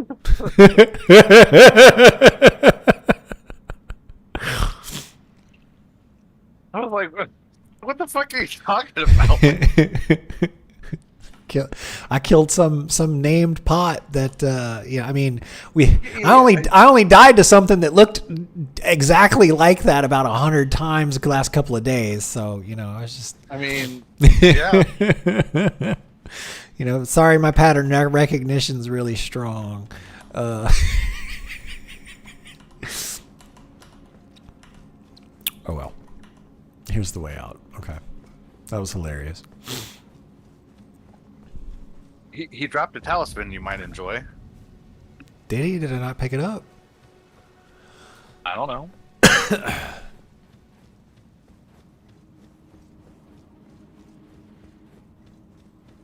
Oh. Bump that up just a little bit. Yeah. It's in your inventory. Warrior Shard. Boost the attack power of skills. Ooh. Ooh. Alright, well, if we...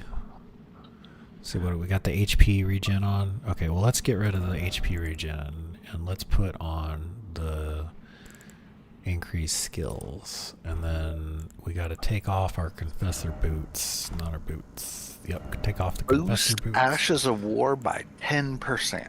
That's pretty good. It is. It is. There we go. So we back to medium load if we just put on Aristocrat boots.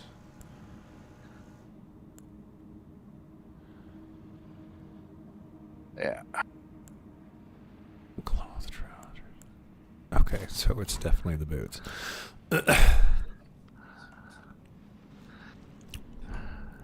Okay. It's good times.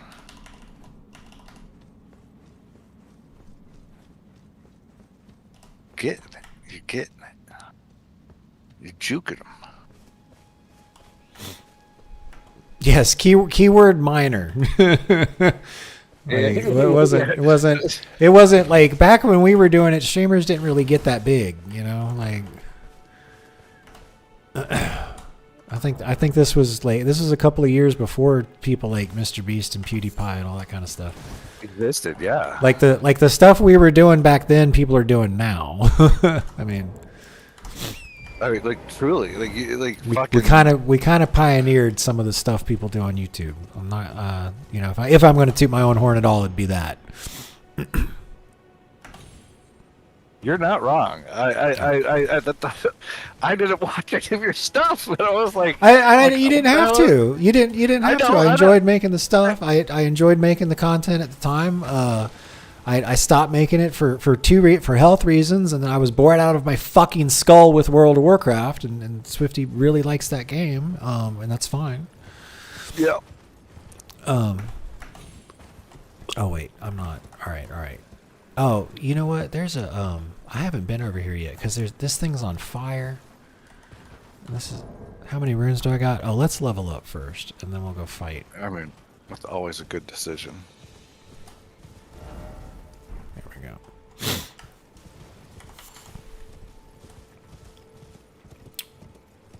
Oh, Mr. Whiskers said, Wrath of the Lich King. Played Wrath of the Lich King and then quit. And then quit. Yeah, I played vanilla and quit, and I actually skipped the whole second expansion, and then I started playing again when the third or the fourth one started, because I was working for, the guy making the WoW videos, so it was kind of important for me to understand the game. Rear tunnel entrance.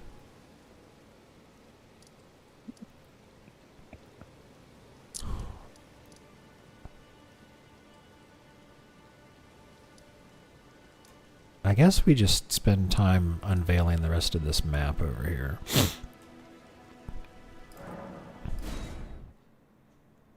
We got a couple levels, so I'll keep exploring.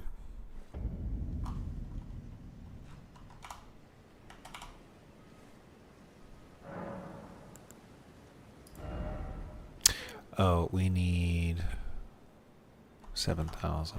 Can we even do that?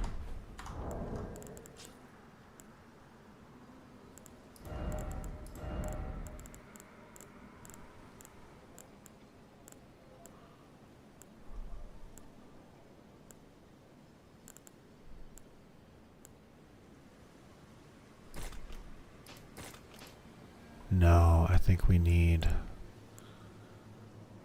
2, 3,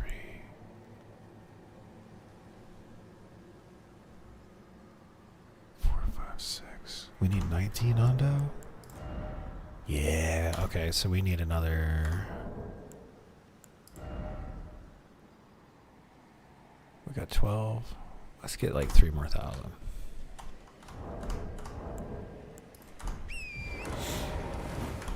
All right, south.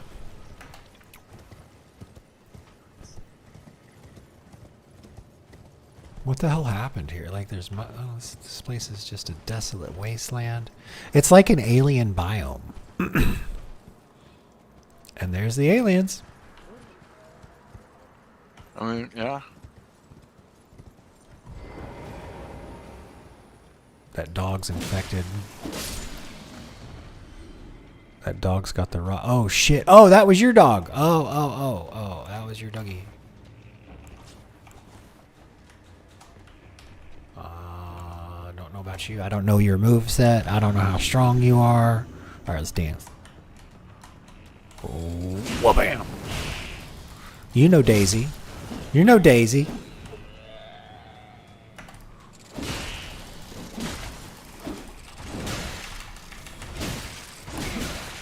Ooh. Ooh. Oh shit.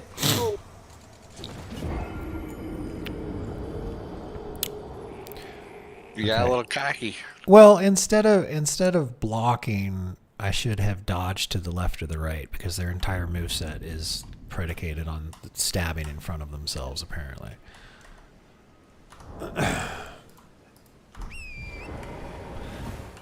Typically, they'll do, most movesets are like one big swing in the middle and then a swing to the left or the right, and they telegraph it for a few seconds so you can know which direction to go. And then there's a couple of trick ones too. Instead of it being like a normal attack, it'll have an extra long wind up, and it's to bait you into going before it actually comes down. Don't you run from me.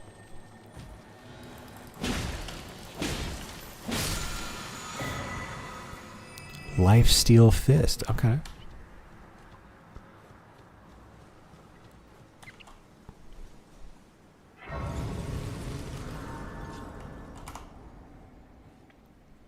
Oh, alien biome isn't too far off. Nice.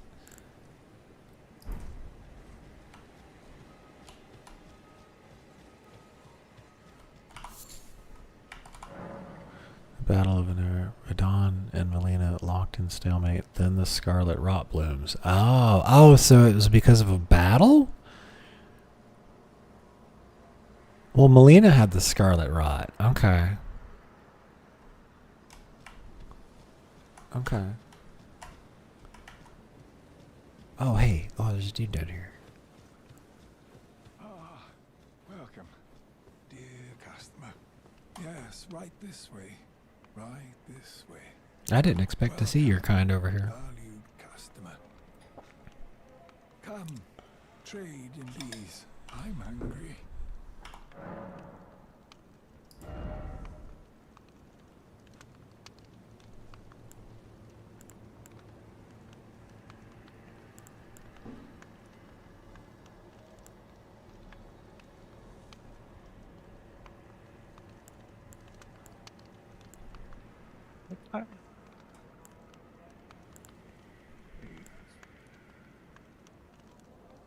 Oh, that's from this morning.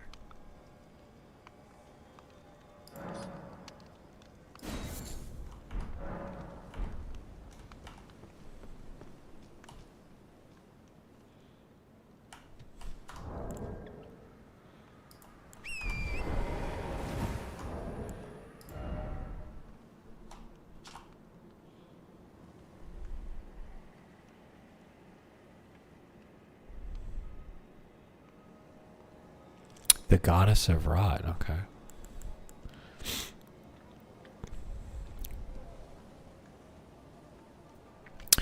Grants the armament the occult affinity and following skill. What the fuck is the occult affinity? Lifesteal fist, skill that demonstrates mastery of the art of controlling violent energies. A slow controlled punch with an energy infused fist that renders foes unconscious and steals their HP. Only effective against foes of human build. Unusable on fists or crawls. Occult skills with arcane. Got it. Oh, so is that... Oh, I fucking get it now. So that's what you mean by... This being, No, that's something different. This just scales with faith. Rather poorly, actually.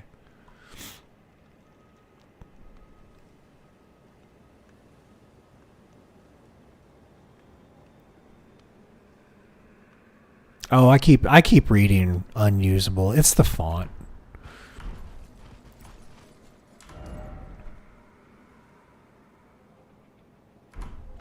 Okay, well, I guess we go back on the road because we got to find one of those, one of the map stones. Well, there's another side of grace down there, I guess.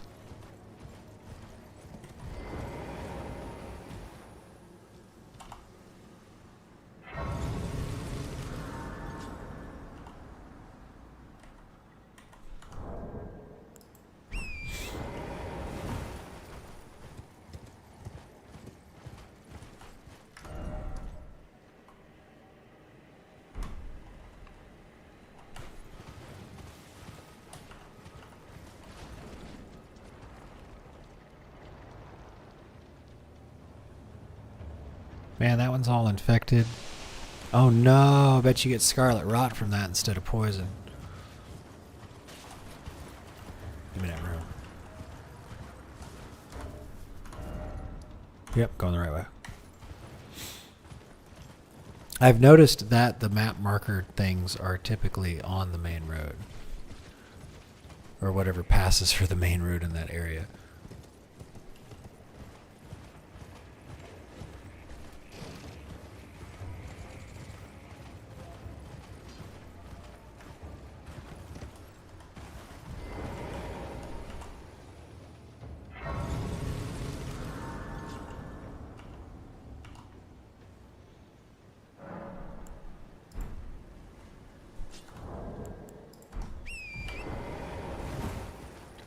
Okay, so I'm using the best weapon for the character. Got it.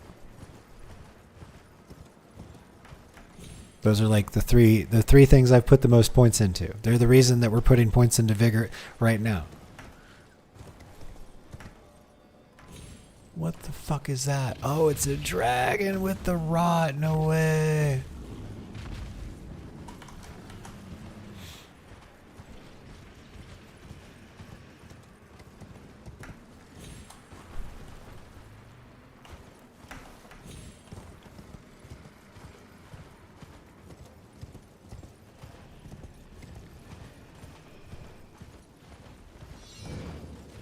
Oh, I found it. Oh, hey, there's a dude here.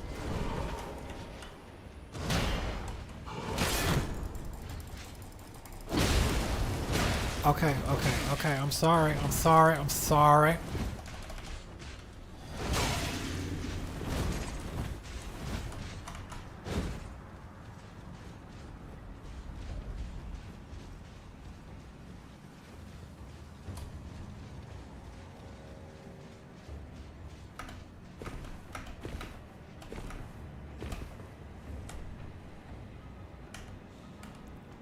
Bitch.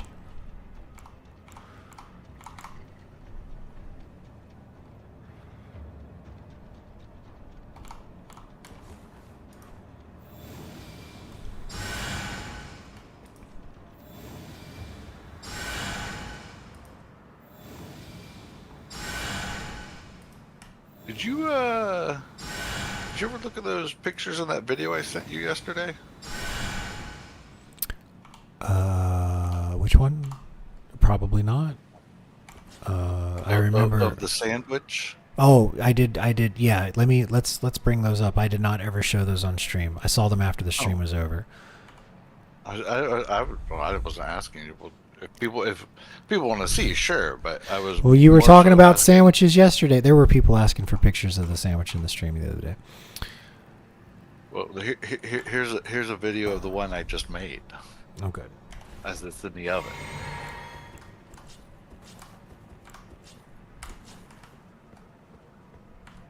Okay. All right, I'm ready.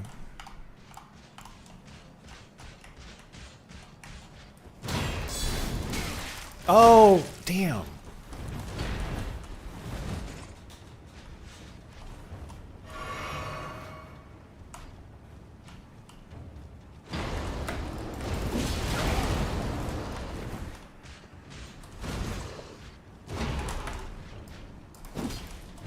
Damn it.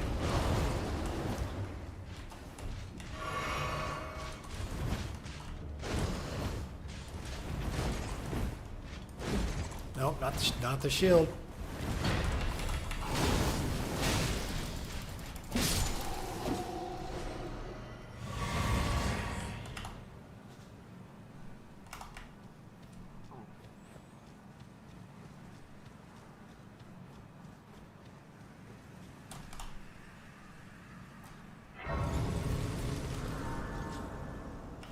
Victory indeed.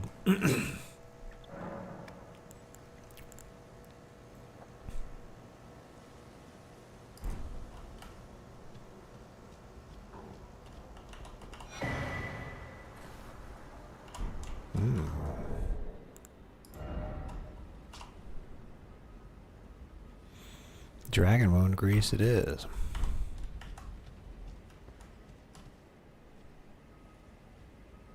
Oh, there it is. Oh. Amidst the roar of the elder dragon. That one costs 3. That one's expensive. Dragon ice, dragon breath, glintstone breath, a geese flame.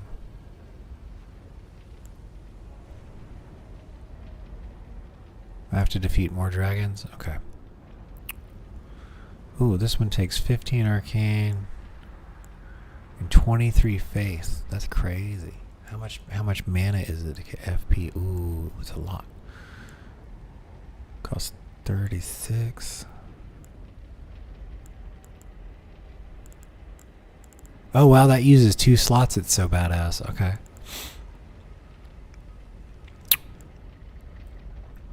Alright, well I'm not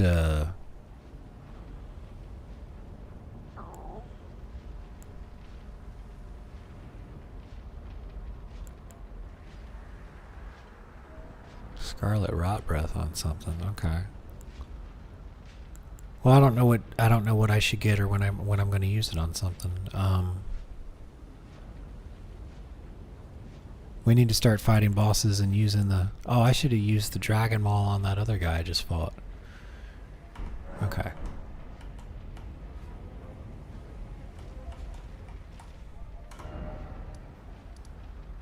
Okay, still haven't. Is that the map marker? Is that it? Oh, is there a guy sneaking? Oh, it's because I rested at the site of Grace. Now he's patrolling again. That's right.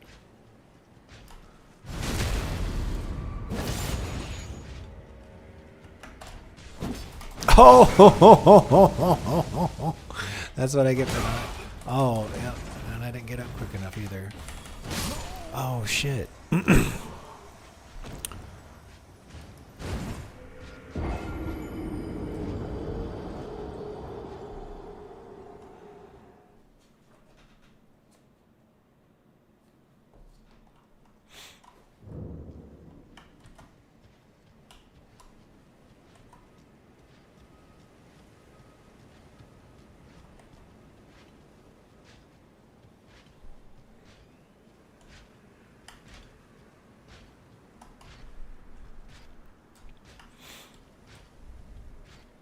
Okay, dragon ass and rot breath. Okay.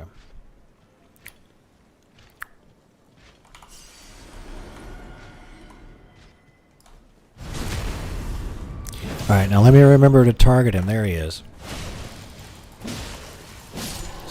See, that's what I was trying to do last time, but I forgot to target him after I knocked him down. Okay.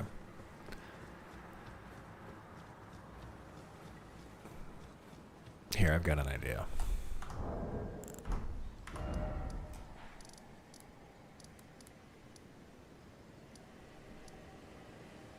Oh, never mind. Let's go there.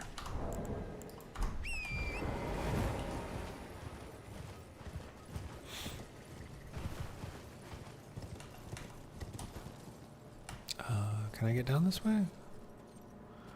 Let's not chance it.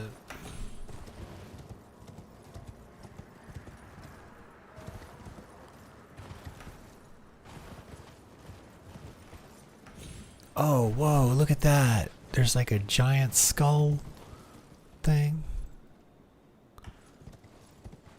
Yep, there's the map.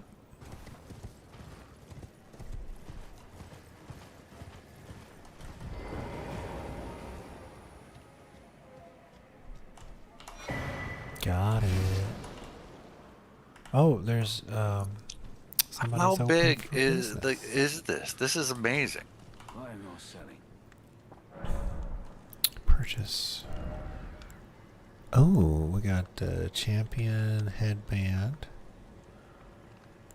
We got great helm, champion pauldron, champion bracers, nomadic warriors cookbook, gravity's advantage, flaming bolt. Okay. A crack pot. Let's grab that crack pot. Take that crack pot. Oh, he got a sword stone key too. Let's take it. Fuck it. We'll take it. Oh, let's go ahead and get the recipe since we buying shit. Okay. He had a bunch of really cool stuff. Okay.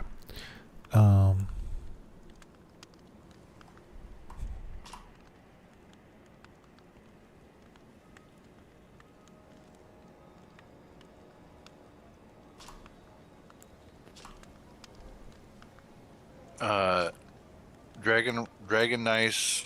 Did you get those spells? Yeah, we'll go. And a golden seed to the south on the road. We will. I was on a mission to get the map for this place. There we go. Yeah, there it is. Now it's revealed. Okay. Well, the map is this huge, Phoebus. And there's clearly a bunch of stuff all over here we haven't figured out yet. So good sized game.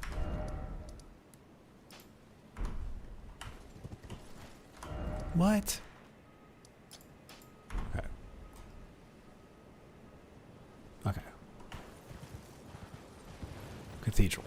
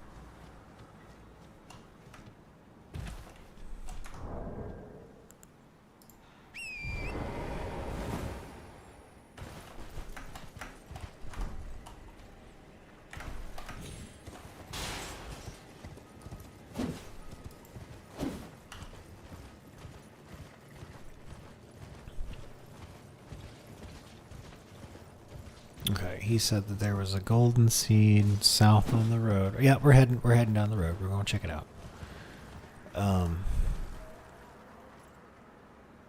Oh, here we go. This is what he meant.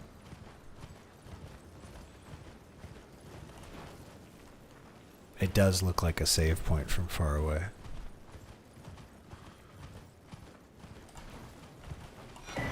Okay, I'm at the point where I need like 2 or 3 seeds to upgrade the flasks, so we're not gonna try. Oh my gosh.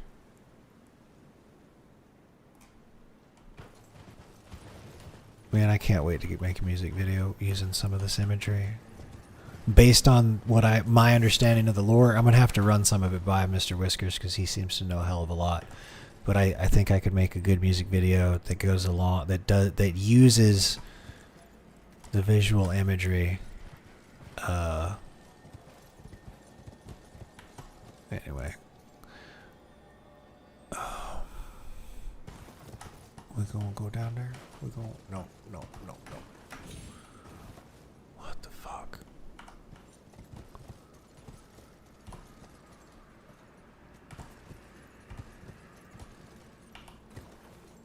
There we go. We just giant red-eyed evil dog human thing, bipedal dog human thing walking this way. No, we'll just fall down.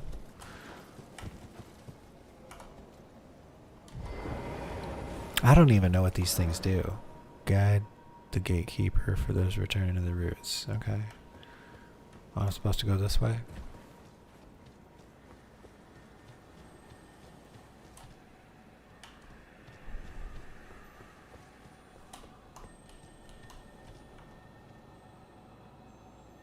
Oh, see, they want me to go get that, but they want the bird to jump down on me. They think I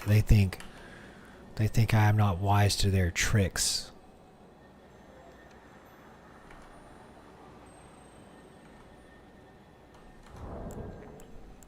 Okay, well, you can't tempt me with greed.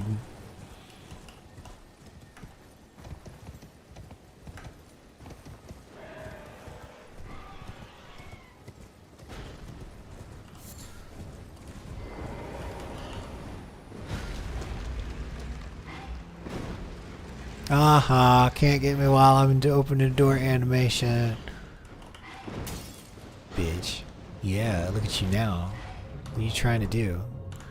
You gonna say hello to Mr. Flame Arrow? Wait, come back.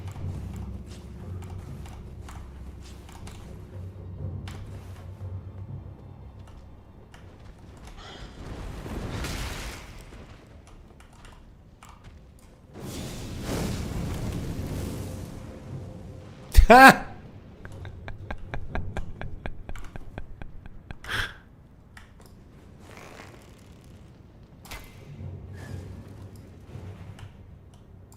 Oh, are we out of arrows?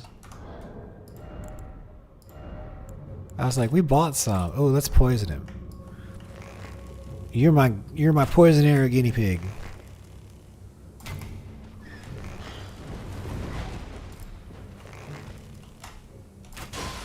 Oh, mighty shot. Let's try that.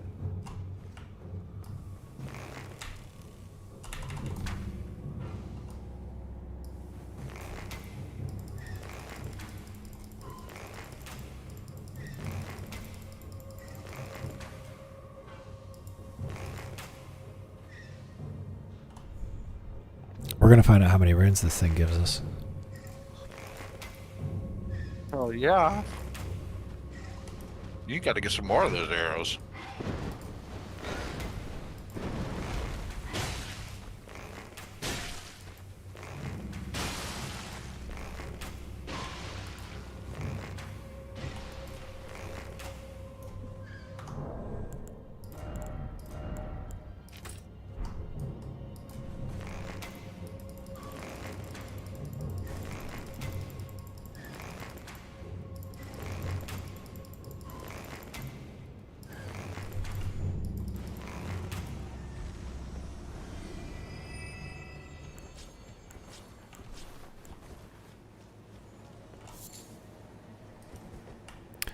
Oh, I goofed. I should. Did I go around far enough? No.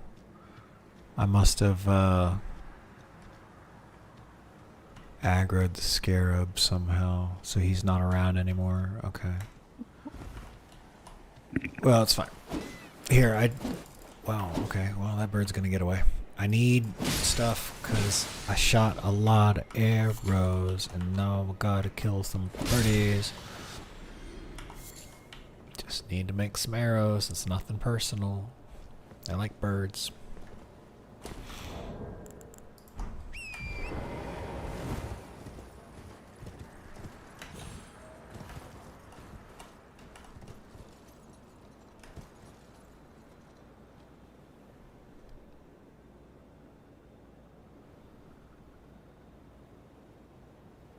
I keep waiting to see something crazy swimming out there.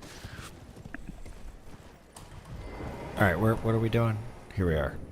Oh, the catacombs. Alright.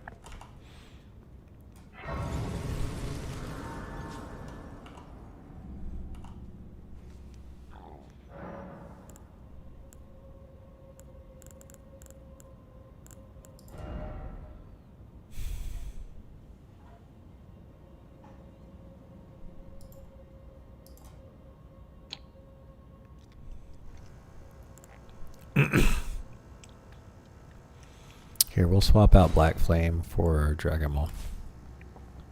I kind of like the set of the rest, everything else, the way everything else is set up. Did you hit the Grace? I just did, yeah. And then I just rested and swapped some Sorry, stuff out. Oh, it's okay. Got nope.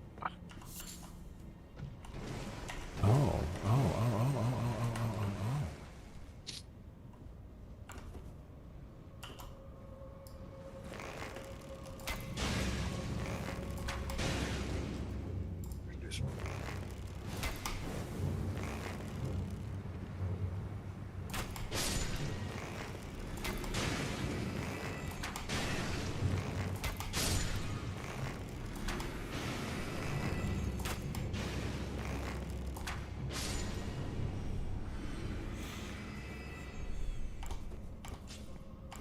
You're better than that at that than you should be.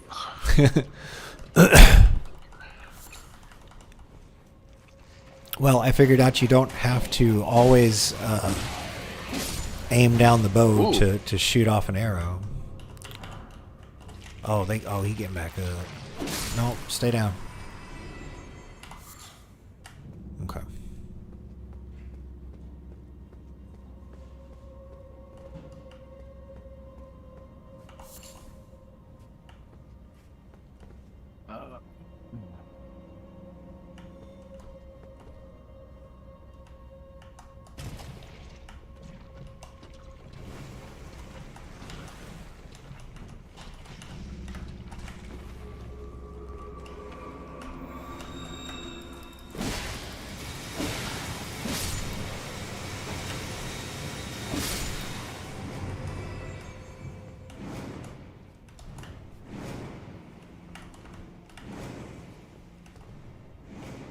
Oh, it's one of them fucking flowers.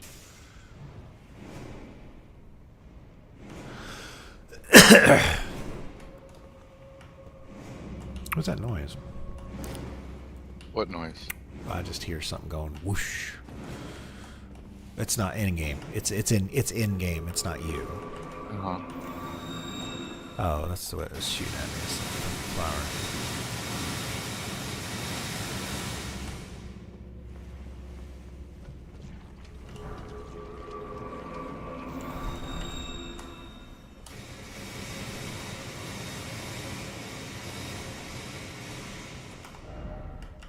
Still no grass.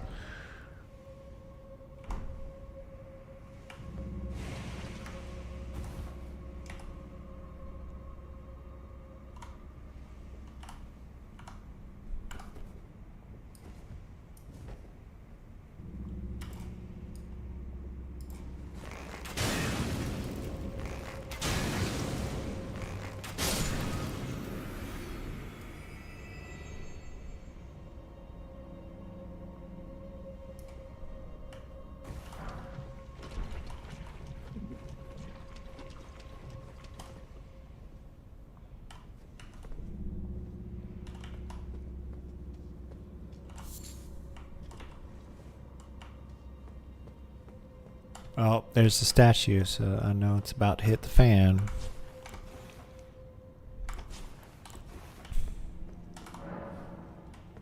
Locked by some contraption, okay.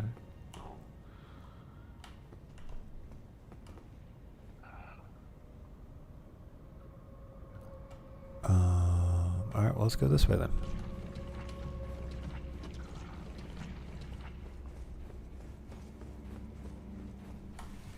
Oh wait, there's the fucking flower.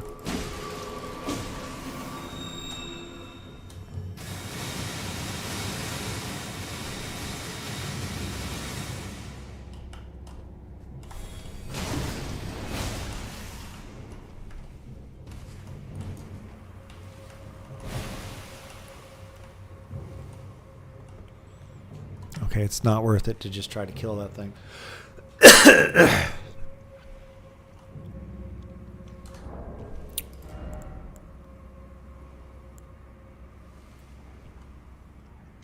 Let's see, if we've got the max equipment load raised, what if we...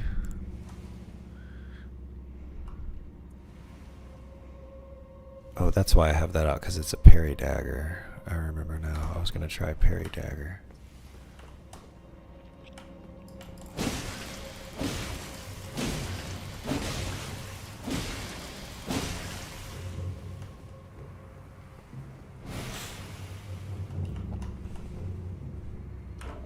Oh, that's right. There's no map. I don't know if there's anywhere else I can go. There's got to be some sort of like boss or something in here. I got to figure out where the thing is to open that door. Okay, flower. Okay. Alright, well, we brought this with us for a reason.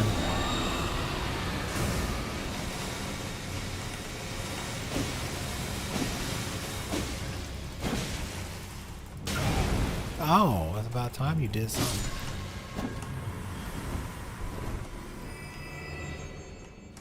Well, I got Scarlet Rot now.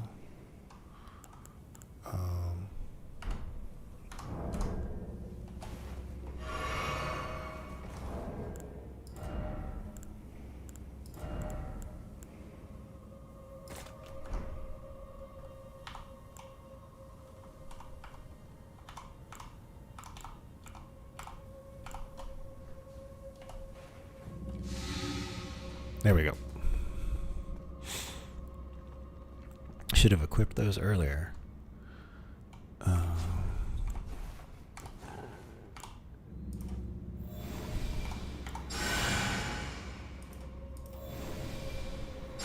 You ever type a word out and it just looks wrong? Yes, all the time. Like, and then you search like Google or whatever, and you found it, you spelled it right, I mean, and you're like, yep, yeah. Oh, that's right. I mean, crustacean just looks weird as hell.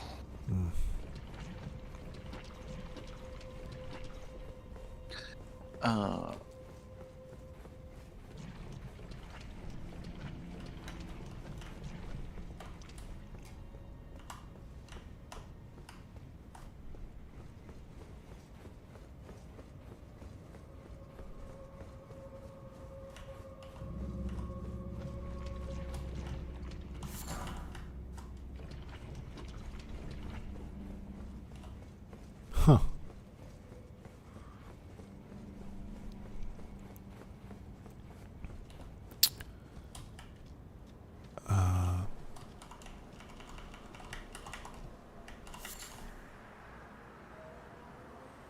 Oh, he's up there, yeah.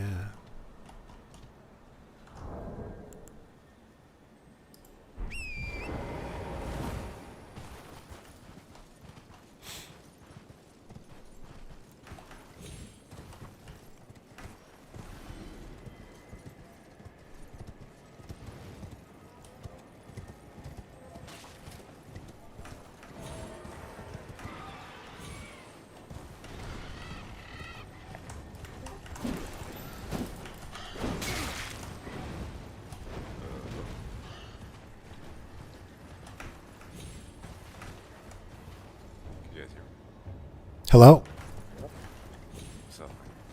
Hey, is this Achilles? This is Jovic. Yeah. What's up, dude?